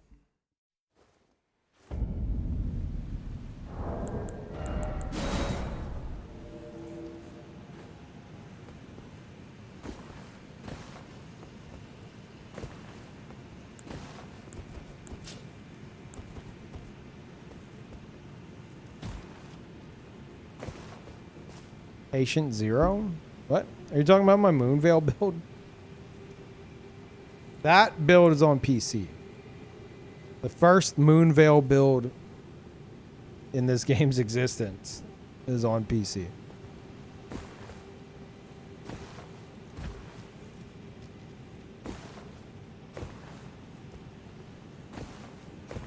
And we refer to him as Patient Zero. Because I made him during the my first playthrough, which was pre-launch, because I got early access to the game. I found Moonveil. I made my entire build around it. And then I was like, this thing seems so fucking crazy. I have to try it in PvP. So like launch day, I started the game and I was gunning for Moonveil. Within like 2 days, I had it like, you know, in a state for invasions. And then I made a video on it and I tweeted it out, and both those went pretty viral. And not that people wouldn't have found Moonveil pretty fucking quickly and been like, dude, this is fucking cool, but I kind of expedited the process. Definitely didn't help. Now it's a non-issue. It doesn't fucking matter. You can't blame it on me anymore. But at the start of the game, everyone's like, oh god, Moonveil. Fucking peeve. Like, sorry. We had a command for it as well. It was like so many people would come into the stream and be like, what is that? Where do you get it?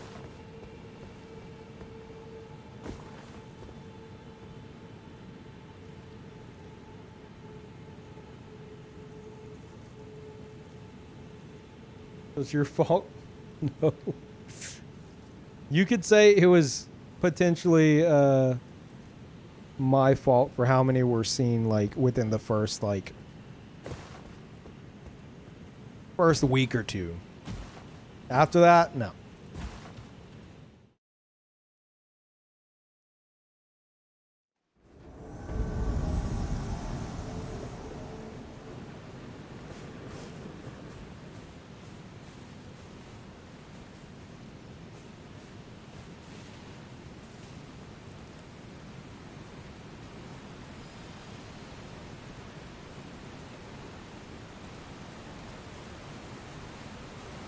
You alone?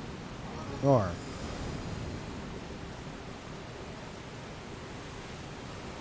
Darth Maul.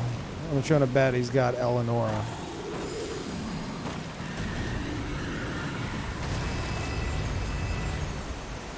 It's not Eleonora. It is a twin blade though.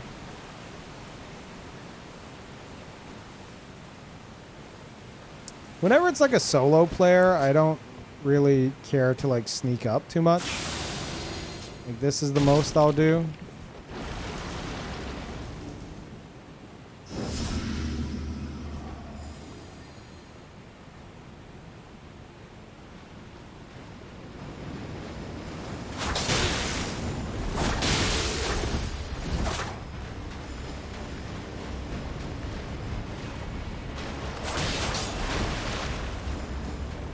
Okay, all right.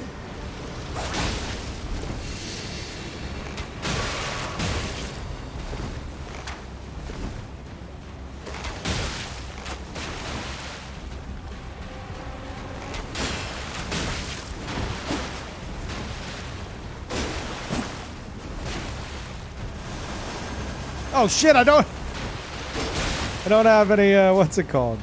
God damn it. That looked cool though. No one ever uses that. I see something else no one else uses? Shit. Hold on. Okay, I deserve that. I was trying to use lifesteal. It wasn't gonna fucking land though.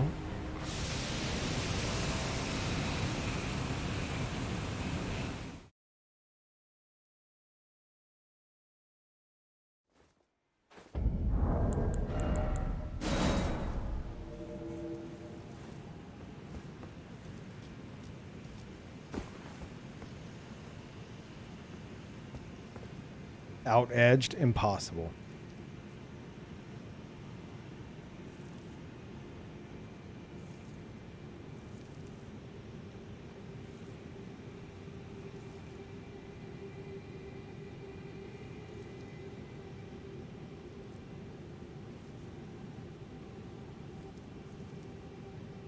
Using drawstring greases? Are you a fucking millionaire?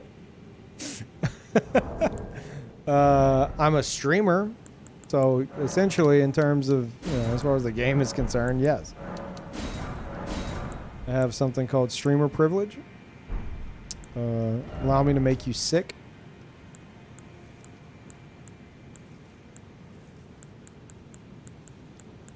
There you go. I've got 999 strings with 919 in storage.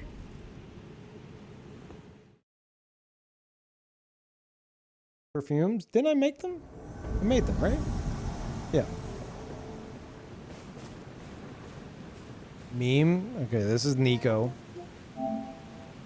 Oh, maybe not.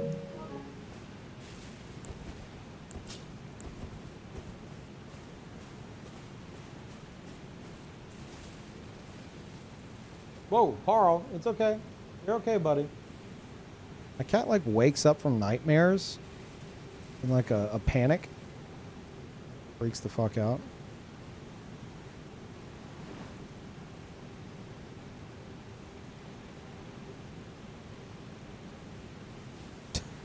You see that, dude?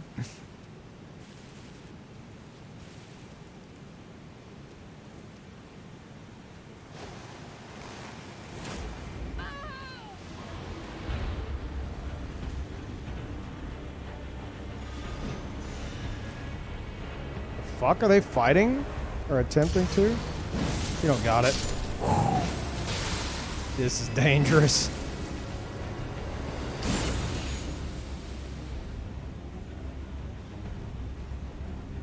You lock onto me? The blue nose. I think the summon thinks that the blue is the invader.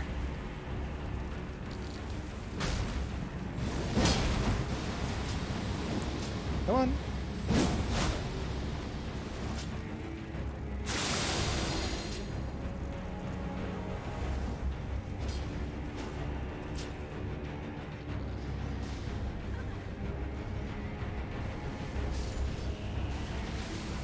I want the blue to follow me on his own.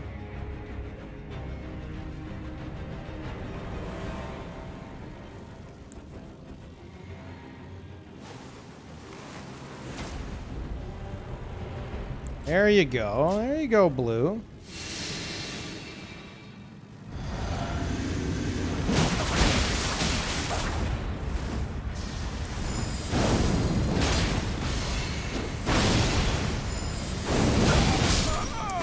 Okay. Pretty good. Shouldn't have tried to tank that.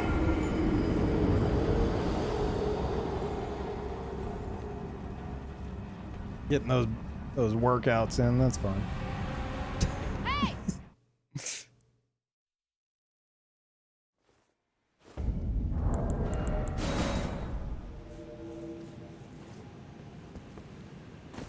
Oh, was that a Hyde Knight cosplay? I was wondering why it looked so ugly.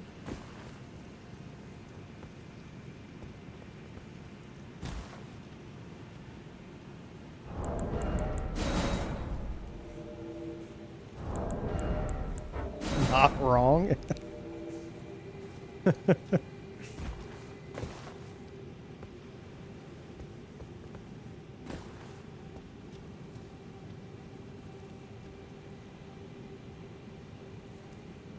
Gonna make a level 70 version of this build.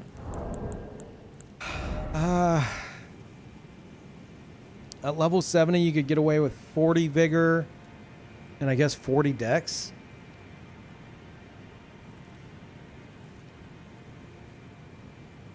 But like, I mean, compared to other shit you can use at 70, like the AR is already trash to begin with.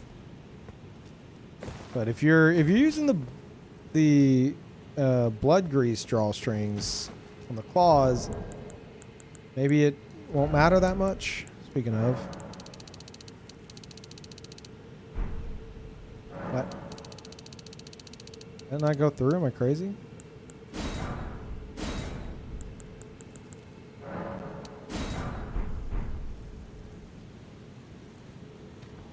This trash but it looks fun. Yeah, I'm just saying I don't know. It is very fun. I just don't know how useful it'll be at 70. So you're more than welcome to try.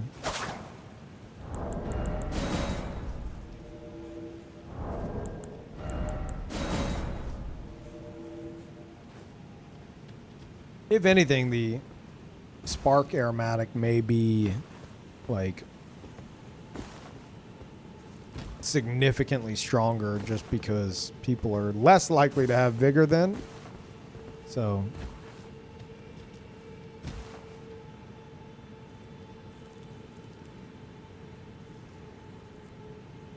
this thing you're trying to use earlier in your pouch, but it didn't work. Remind you, you want to fix it now or whatever.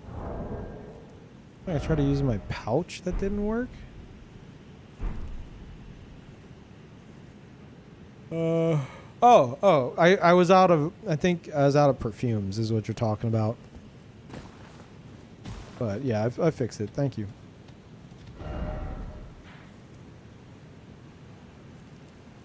Want to see something else that no one uses? Oh, yeah, no, I was doing this. Like, I went to do this. And they just, like, shit on me with their twin blade. There wasn't anything in my pouch. I was going to try to catch him with this.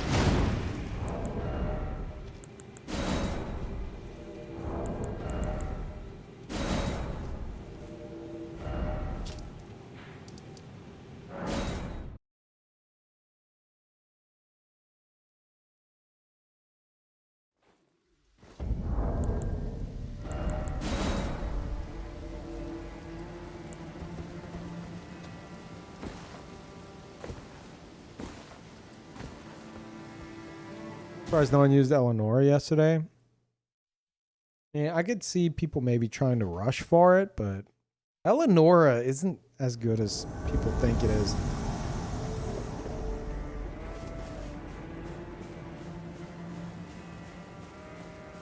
How many people we got here? 2.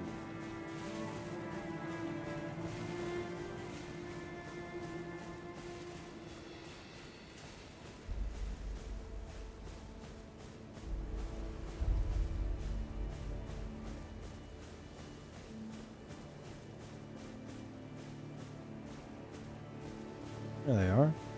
That summon is looking incredibly laggy.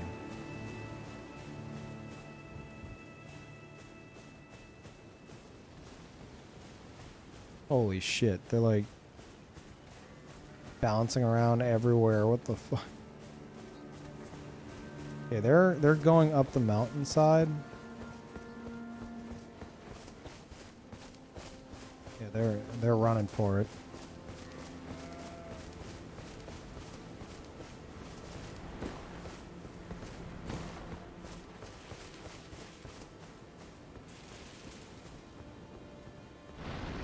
Bird, you good? They're gonna be moving around too much. I'm not gonna be able to use that bow.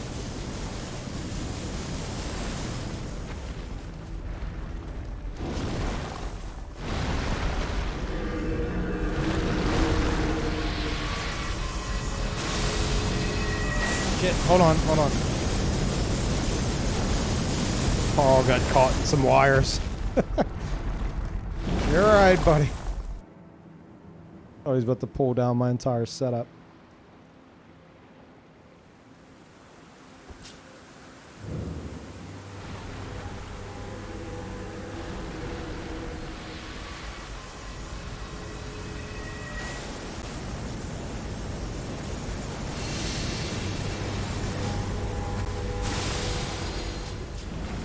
I don't know how much they're wailing on this dude. I don't know if I can catch him in time.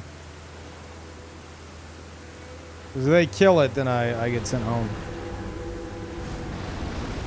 Wait, are they not fighting him? Oh shit, they're not.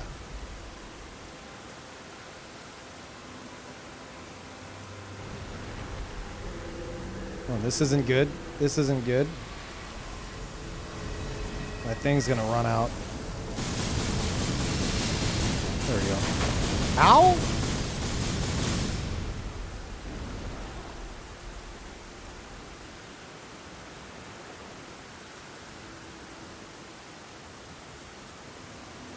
What is happening? Oh, they're trying to leave, but they can't go through until I show up.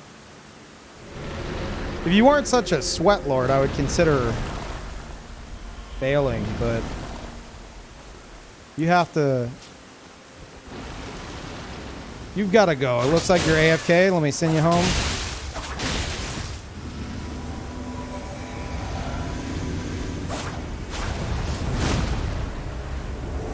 Okay. Did that get rid of my buffs? It didn't. Okay.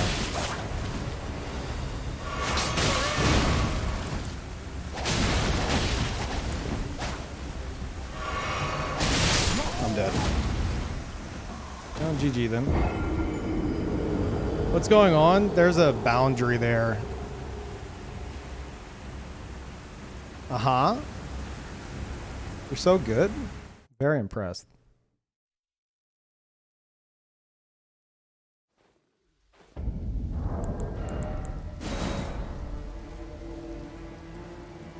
Next level lag? No, it had nothing to do with lag. The dude's got the...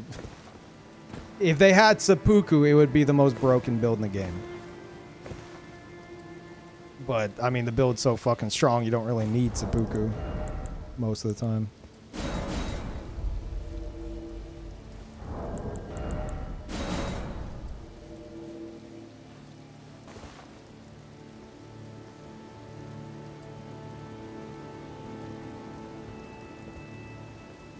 Anything special about your armor in terms of their ability to see you?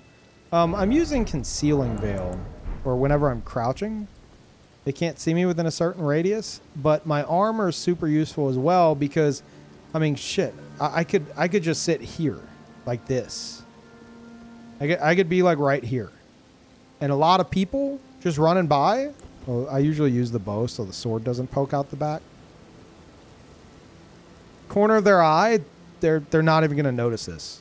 It's going to look like a rock or some kind of weird bush or something, and they just walk right past me. Which is why I have the Pro Fingers trick mirror so I don't show as red. Most people, they're just looking for red. So they're running around looking for a red glow and they don't see it and they just keep running.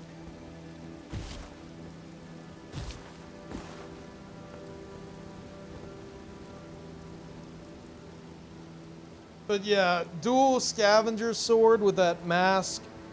That shit is like, you'll one-tap bleed people. I'm waiting on that patch. I told you guys, I don't know. I don't know if whenever the patch releases, if I'm going to stream, I'll probably stream. But I really also like the idea of taking the day off, getting some like snacks, maybe some pizza, and just scrolling through Twitter comments and listening to everyone who's hyper reliant on like super busted fucking bleed setups crying about how their build's ruined, Yeah, my build was Bloodhound Step, Seppuku. Now it doesn't work. Gotcha.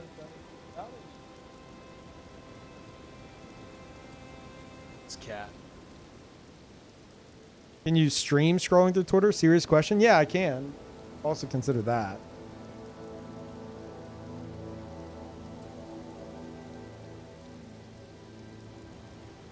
How depressed are you gonna be when they don't nerf it? Dude, they're gonna... Bleed's gonna get some kind of other adjustment, and Bloodhound Step's gonna get nerfed into the fucking ground. Not because of PvPers. It's gonna have nothing to do with PvPers as far as From's concerned, because they don't really give a shit. It's the fact that the PvEers are cheesing both PvP or PvE and most of their PvP encounters, but namely the PvE, with Bloodhound Step and like rivers and shit. FromSoft is aware of that. If you think they're not aware of that, you're insane. Like, they don't even have to have like stats on the back end to see that. Like, all like PvE players talk about. They're like, no, dude, I'm telling you, man, you get this thing called Bloodhound Step, and you get this weapon called Rivers of Blood, and then you just dump all. You don't even need vigor. You just dump all your points into mana, and you just press L2, and like Millennia and like any other boss in the game just fucking melts. Any PvPers that show up, they just fucking die. And then whenever it happens, they're gonna be like, why did the PvPers ruin everything? And it's like, dude, you did this. What the fuck are you talking about? That's all y'all talk about is Bloodhound Step and Rivers of Blood. Like, so many of them are hyper, like, intent on spreading the word of how to, like, cheese everything in the game. And I guarantee you, whenever it gets fucking nerfed, so many of them are going to be like, oh my god, the PvPers ruin everything. It's like, dude, you did this. You literally did this yourself. Yeah, it's the Eric Andre meme. I already have plans to tweet that out. It's literally the Eric Andre meme.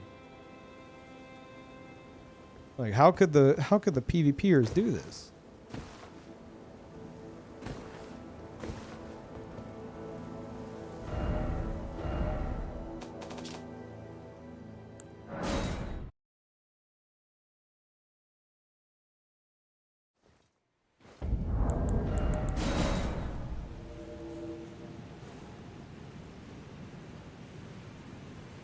Oro literally brought Bloodhound Step to beat up essentially PvP toddlers. It was wild. Yeah, we discussed that in detail. Somebody at Twitch Rivals is a sociopath. Because this is a recurring theme for them. They get a bunch of like new players, casual players, and they get like a pro PvPer. Or whatever the situation is. You like a pro at whatever the game is. To just shit on everybody.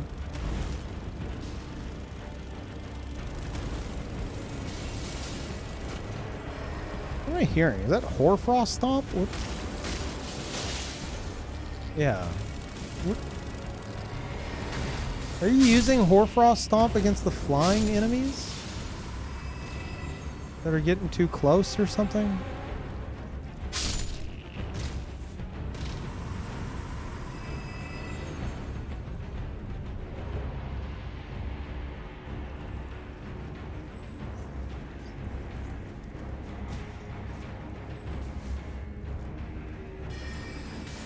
Okay, what is happening? I'm too curious.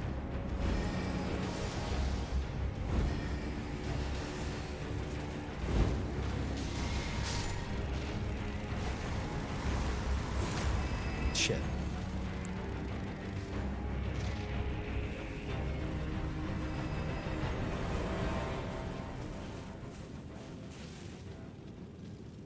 Is this a dead end? No.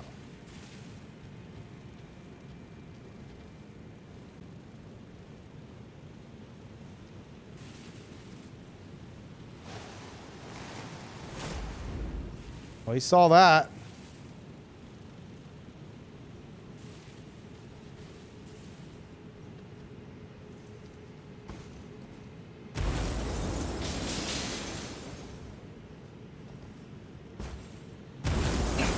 Shit. That was pretty clever. Pretty good.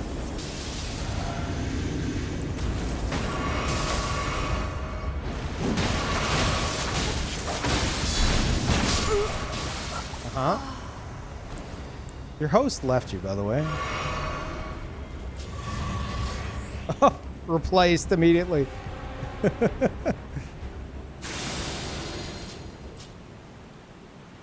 they could probably see that on me. Oh, not anymore.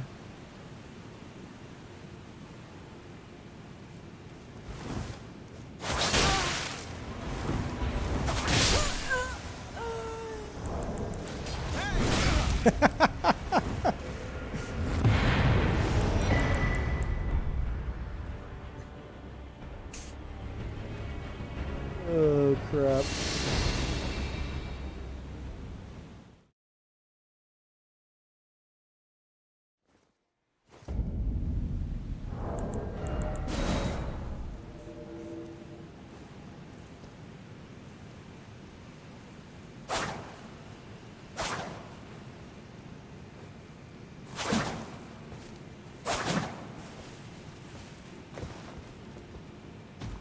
Chat, can anyone provide more context on the, because it's living rent-free in my brain right now. The, what was it? The Dota tournament or competition for Twitch Rivals? Was it seriously 5 low-ranked players versus 5 pros for $50,000? They had, like, some other challenges and stuff they could win money from, right? Surely? There had to be.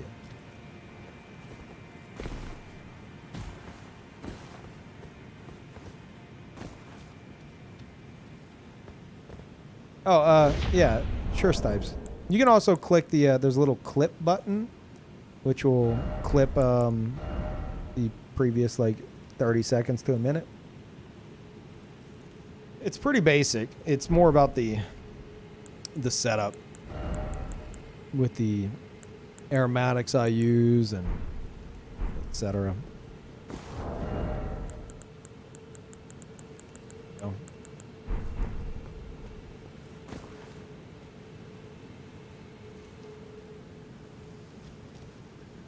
$50? What? I said $50,000.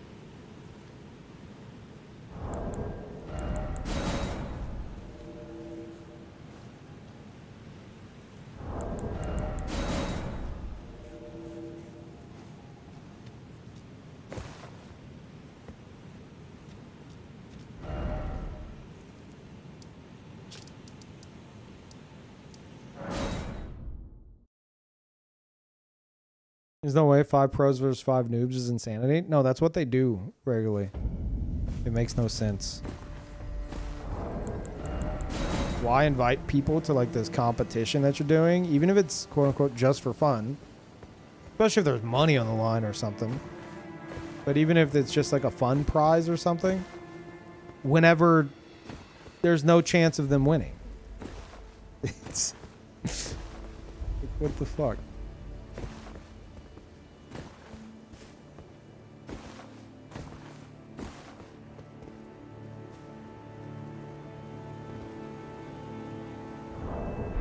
Brandon's duels last night were like the dodgeball scene in Billy Madison. Now, I've only caught bits and pieces of Billy Madison, but I know that scene. Isn't he just taking the dodgeball and just fucking spiking it into kids' faces? Yes, that's that's what happened.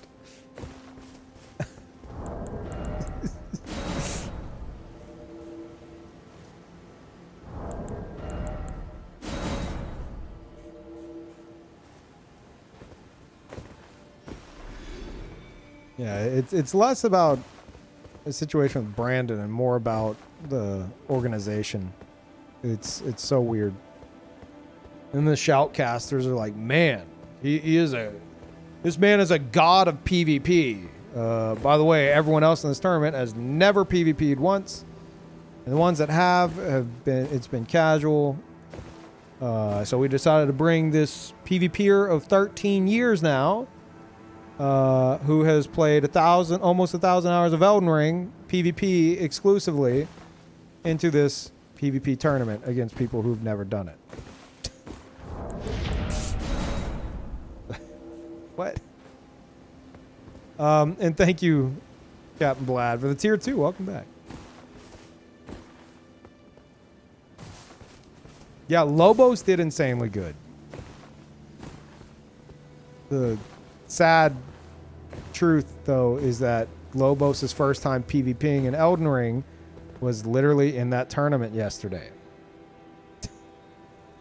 None of this makes any sense. I said earlier, it's as if it's the equivalent of having a speedrun competition, inviting a bunch of people who've either never played the game or have done like one casual playthrough, and then inviting Distortion 2. And being like, all right, first one to the end of the game wins. And then 3 minutes into the game, they're like, Distortion wins. My God, how'd he do it?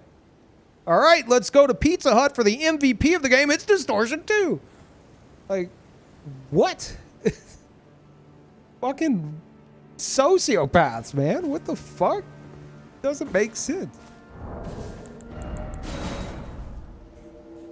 Pizza Hut? No, they did that. They had a Pizza Hut MVP like award, and it went to Ouroboros, who's like the only PvPer in the PvP tournament. It makes no sense.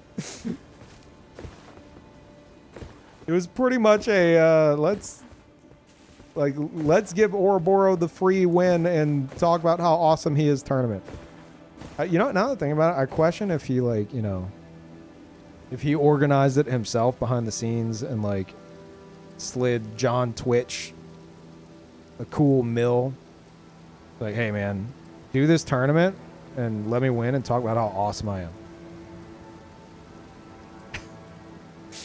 No, it's not his fault. It's not his fault. It's the fucking organizers. I wouldn't even say it's Mendo's, because Mendo's seems like a great dude. Put a lot of thought into this. The rules were a bit strange. They had some weird rules, like you can't use your mana flask. That's fucking weird. And Bloodhound Step allowed. Brandon could have abused the shit out of it far more than he did. So credit to him for not, being him for a bit. The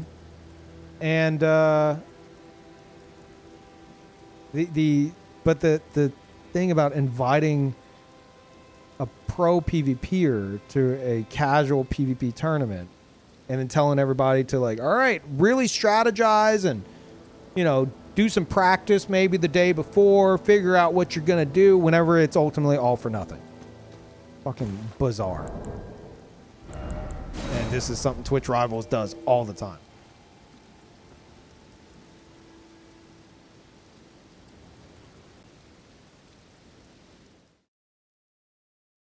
Parl, lay down. No. Yeah, like you can say, oh, it's just for fun, but a lot of times the Twitch Rivals things are for a lot of money.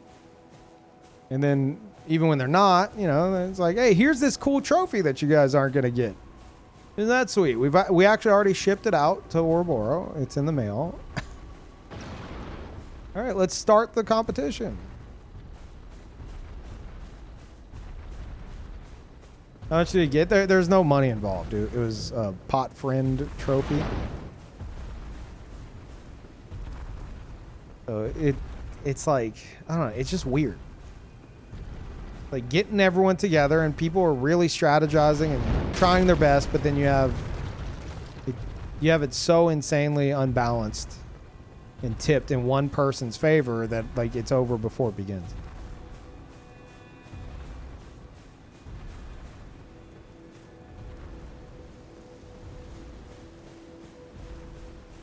Like they invited the man who has made a career out of invading and cheesing noobs.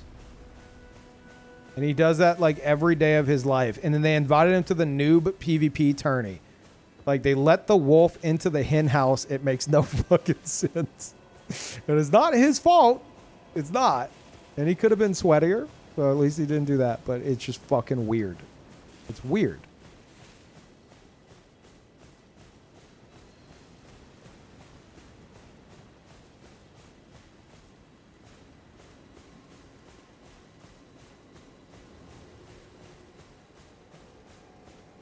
There's one other PvP attorney just got bodied by the no blue flask rule. Yeah, that was also strange. Yeah, the mage they had some moves. They fought Brandon and Brandon destroyed them. It doesn't matter if there was. Here's the issue though. It doesn't matter if there's another PvPer in the tourney, because like there were like maybe 2 other people who dabble in PvP. But then there's someone who has like nearly 1,000 hours of strictly PvP. There's a fucking difference.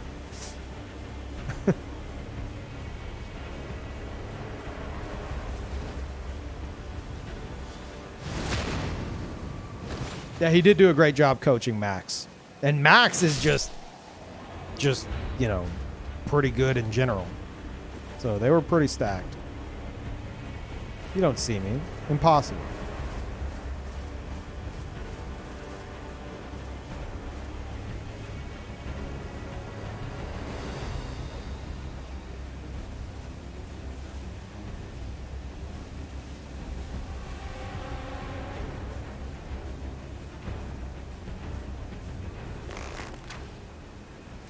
I did not mean to hit you with that. He's got a RGB light on his foot. That's a gamer. Got those new gamer shoes? Patcha, no. Back. Got cats swarming me right now. Oh shit, hello. This body buff from the leaves is not helping.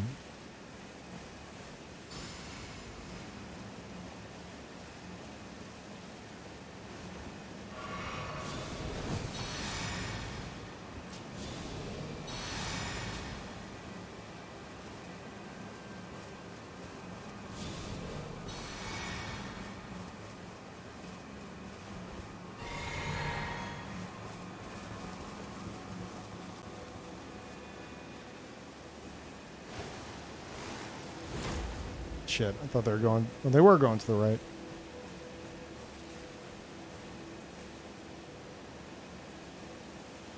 Cats.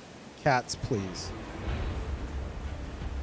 You guys are not about to fight near the PS5. Hold on.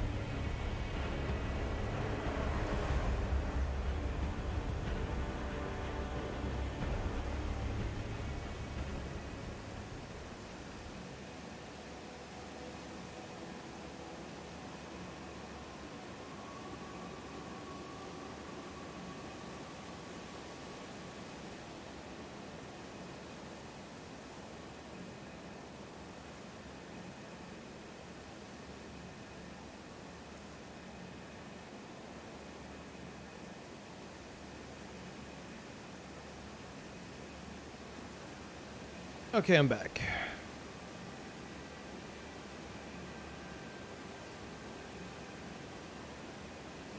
No, true. That's not like...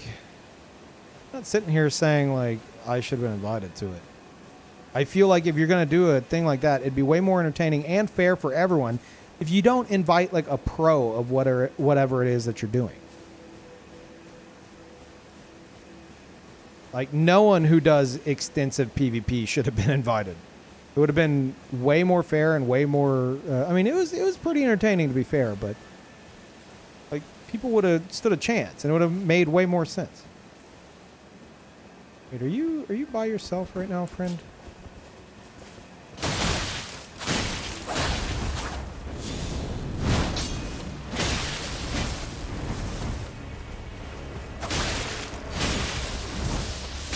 Oh, shit.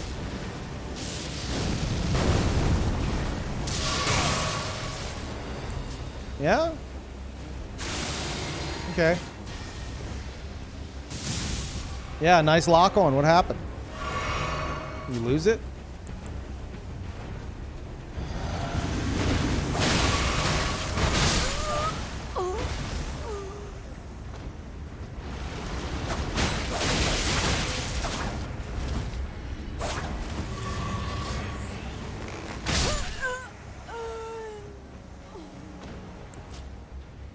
Good fight.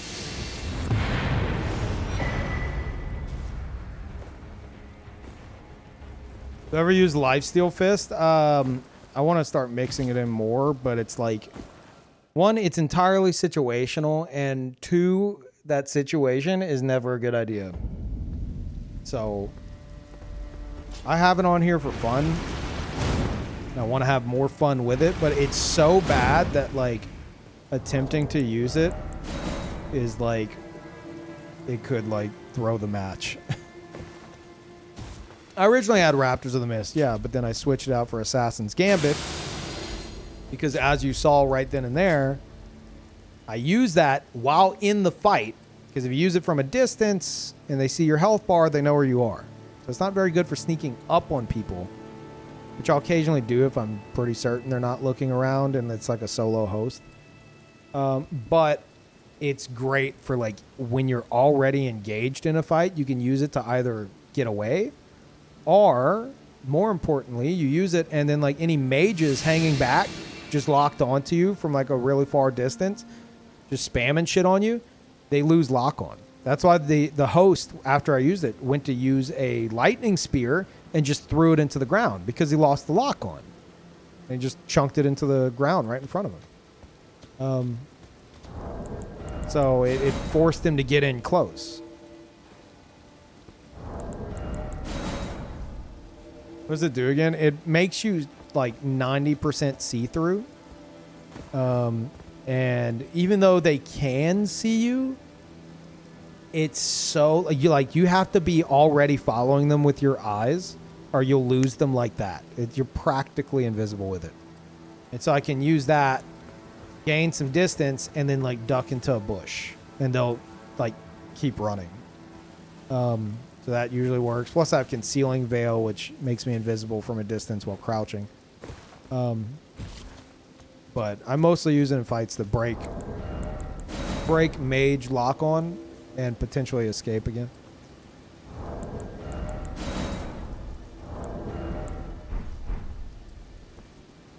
This Claw Talisman effect, Raptor of the Mist. Yeah, it's oh, you're asking if it's a jump attack or Raptors of the Mist. Technically, you're not jumping. I believe it does. Yeah, they're like supposed to go together. They're tied by lore. It'd be stupid if it didn't. It counts as a jump attack, even though you're not physically pressing the jump button. You're still doing this, and that's the jump attack. So, yeah, it'll count.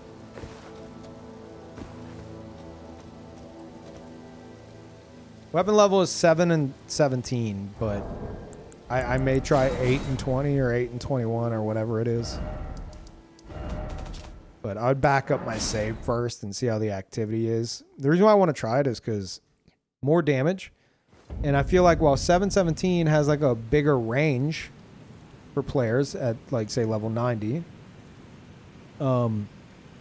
The lower end of that is what? The lowest it can catch is Somber 5? Who the fuck is Somber 5 at 90? Like, how many people are, like, their max upgrade is Somber 5 at level 90?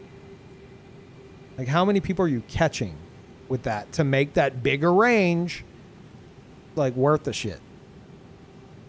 Like, that's my entire point. It's like, I feel like I'm playing it safe right now, but I might as well go up at least to, like, 8 and 20 or 21 or whatever it is. I got to check the matchmaking, but,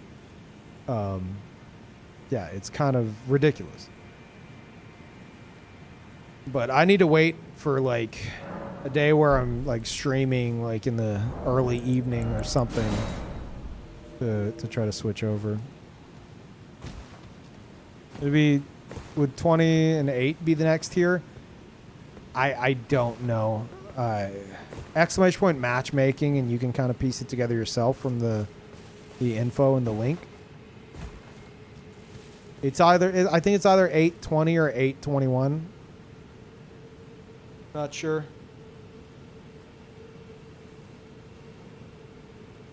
No, the 2.5 to 1 isn't accurate. It's not entirely accurate. It's much stranger than that. Exclamation point matchmaking will tell you what it is.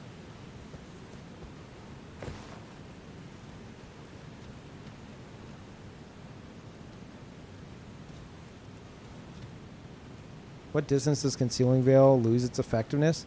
Someone in my stream told me that this is a good way to do it, and I agree. I haven't, like I've been eyeballing it, but I can say that this is pretty accurate. I'd have to, like, test it properly, but 5 medium rolls away from a Side of Grace. So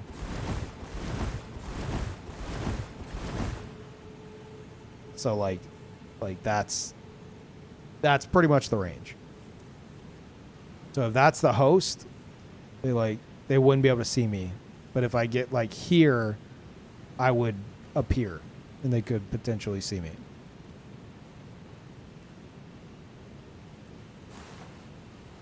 And Assassin's Gambit's range is a bit worse than that. Assassin's Gambit is, and this is me just kind of, you know, estimating.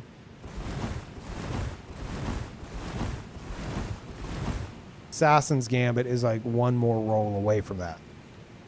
So, and by that, I mean, you're like, well, that sounds better, Peeve. No. My point is, you would be seen this far away. Like with Assassin's Gambit. While, and granted, you're like, I mean, you could be seen that far away. You're like 90% see-through. But if you got like here, you know, the same spot that Concealing Veil is still working, you would become completely visible with Assassin's Gambit. I think Source Seals are worth it at 90. I mean, that's the weird gray area. Source Seal is, if you have, like, I wouldn't use Source Seal past, like, 45 Vigor. And by that, I mean, like, having 45 Vigor and then Source Seal bumps you up to 50. I believe it's, I don't know the exact spot where, like, the defense is that you're losing significantly overweigh the health that you're getting, but it's around there. I've heard people say like 42 vigor, whatever. Even so, point is, even 45 vigor is pushing it. And the higher your vigor is, the more where you're like, okay, like having 55 vigor bumped up to 60 with the Source Seal at like near level 100, that's the point where you should probably make up for that vigor and toss the Source Seal.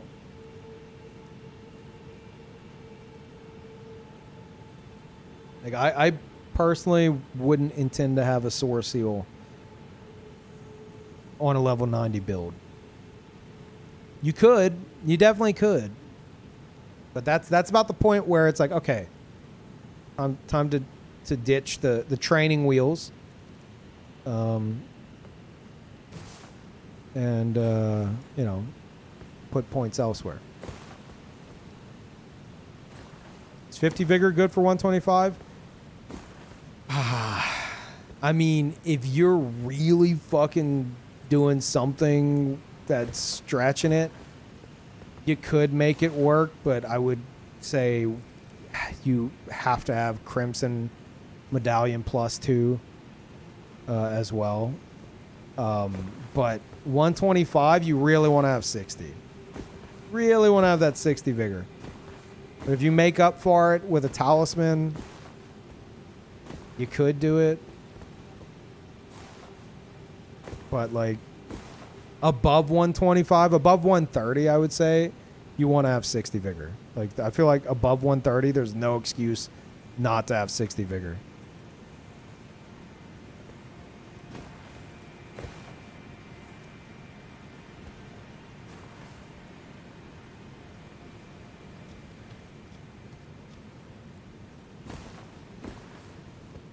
$50 vigor is fine at 125. 60 will make you live 1 to 2 more hits. And what about things that are really fucking strong and could potentially like 1 to 2 shot you? Like, yeah, it will make you live 1 extra hit, but the alternative is like dying immediately.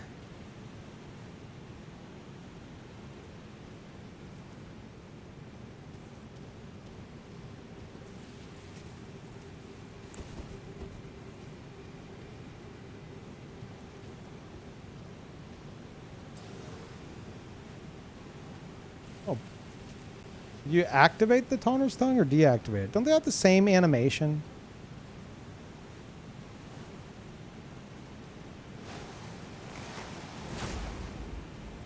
Oh, who did that? Well, who was that?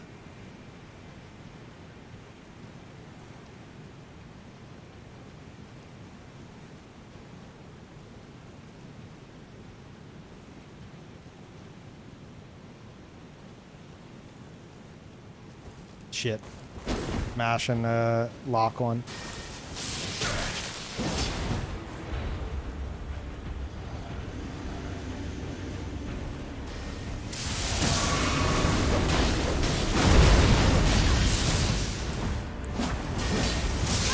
Hello?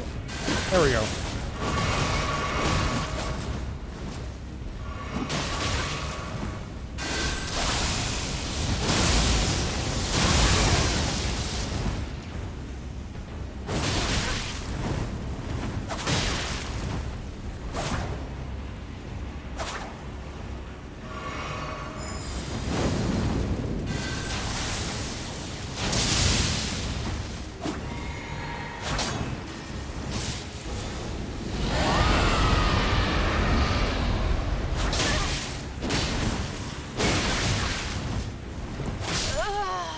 Nice. I wonder if we're gonna get a disconnect.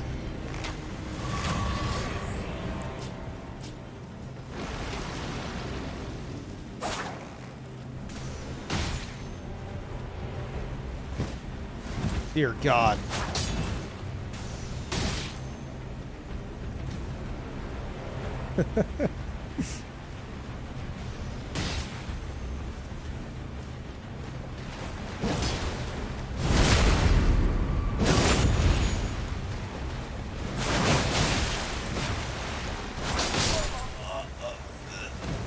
There we go. Yeah, I like your fashion too.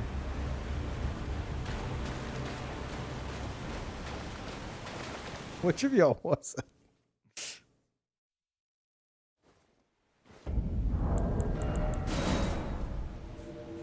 Dude, I hate shit like that. And it happens all the time in Elden Ring. This right here, like from this angle, it looks like you can, you know, you can kind of scoot your way up there. But in the middle of a fight, you get pinned here, and you're like, wait, why am I not going? Drives me nuts, dude. There's so much shit to get, like, stuck on. Oh, my God. Oh, it's so frustrating. I'm constantly getting caught on, like, trees and shit.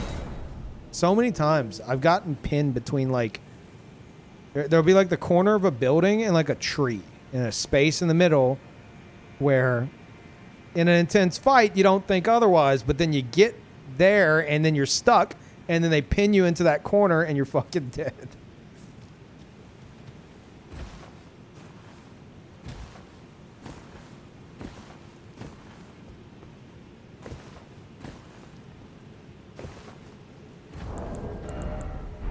Steve wants a flat, lifeless arena. No.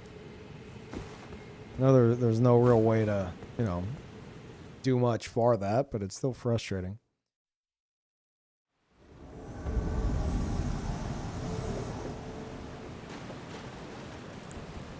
Oh, is it them again? Hello. Wait. Dragon Priest Zima. Is that Fing or iCal?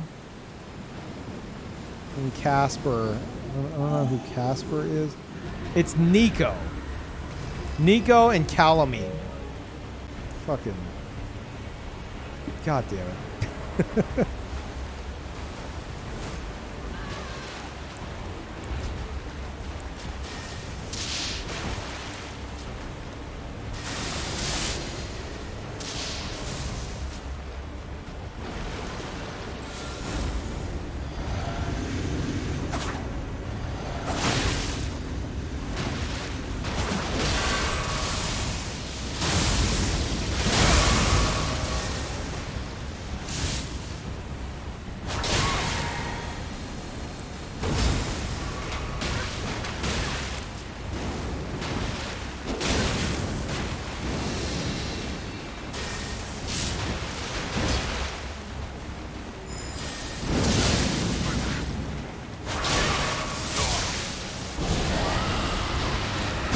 Oh shit! I thought that was the roar. No, GG.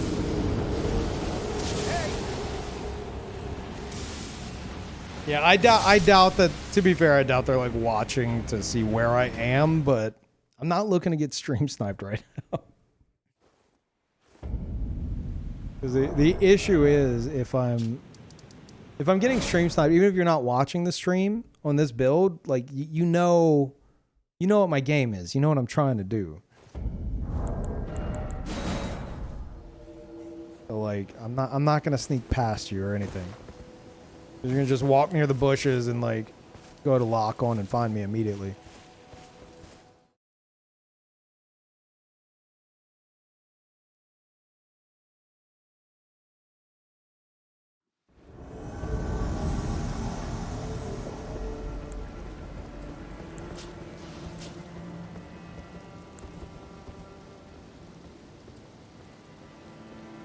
Are they solo? That is solo. Right, well that's the case.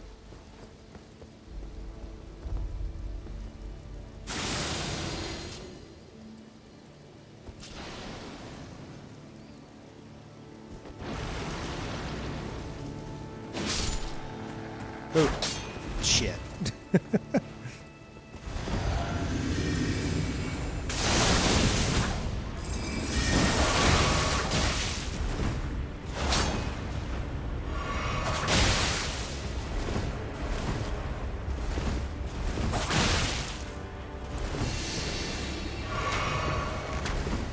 Damn it.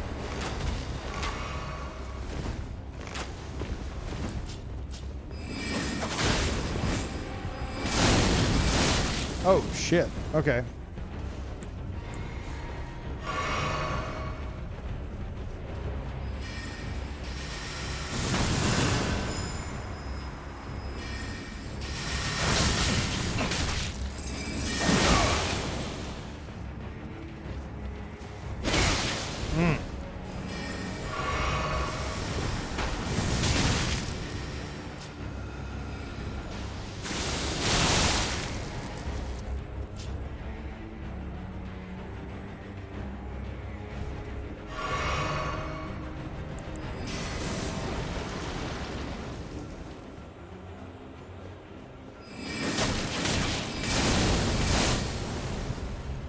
good.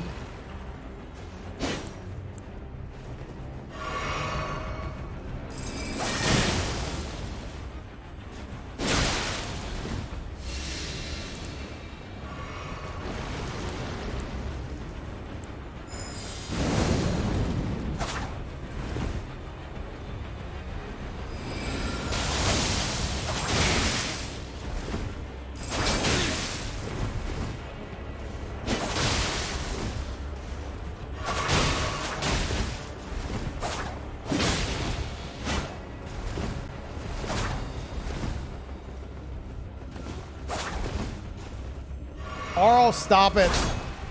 Oh, these fucking cats, dude. Holy shit.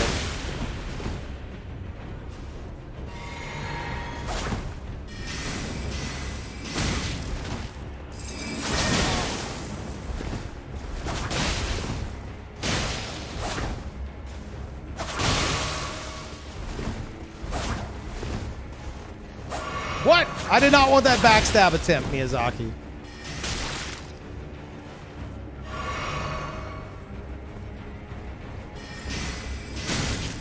This cat is trying to tear up the carpet and I'm in the middle of this fucking fight.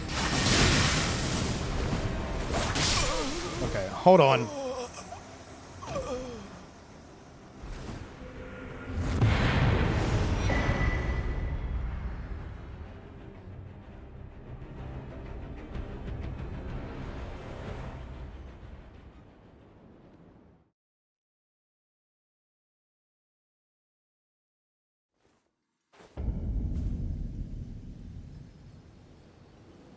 Jesus. Oh, God. God, he's doing it. Because he knows I'm going to open the door.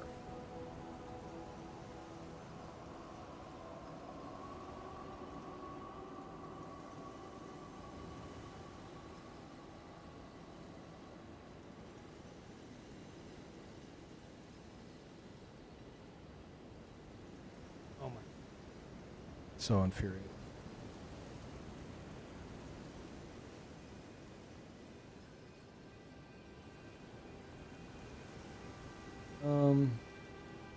Throwing knives.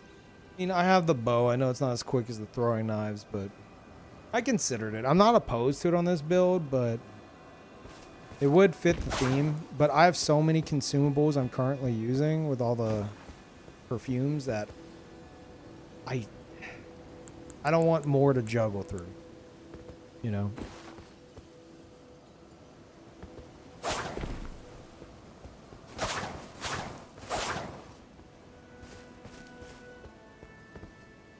Carl's in front of the monitor. Chat, like I said yesterday, I was sleep deprived. I only slept for like 2 to 3 hours. And then I pretty much started the stream right after I woke up today with stomach issues. I think I'm going to call this a short stream, unfortunately. Also haven't eaten today, so that's also a problem. Probably do that. No, it's cool, Cal. I mean, it's cool. Like it was a fun fight, but like on this build in particular, I'm looking to, you know, be sneaky. Can't really do that. And thank you, Zoe. I appreciate that. Welcome so much. Let's see if I have somewhere to send you guys. I do, actually. Yeah. Here we go. Chat. Let's go raid Lance. Lance McDonald, the genius mind behind the Bloodborne 60 FPS patch. And thank you, Teasing. Appreciate that. Welcome. He is playing Kingsfield. Don't know what Kingsfield is. It is FromSoft's game that pretty much, you know, paved the way for Demon Souls and Dark Souls and Elden Ring, and etc. But just be forewarned. That Lance's stream is like, it's basically one giant shit post. So,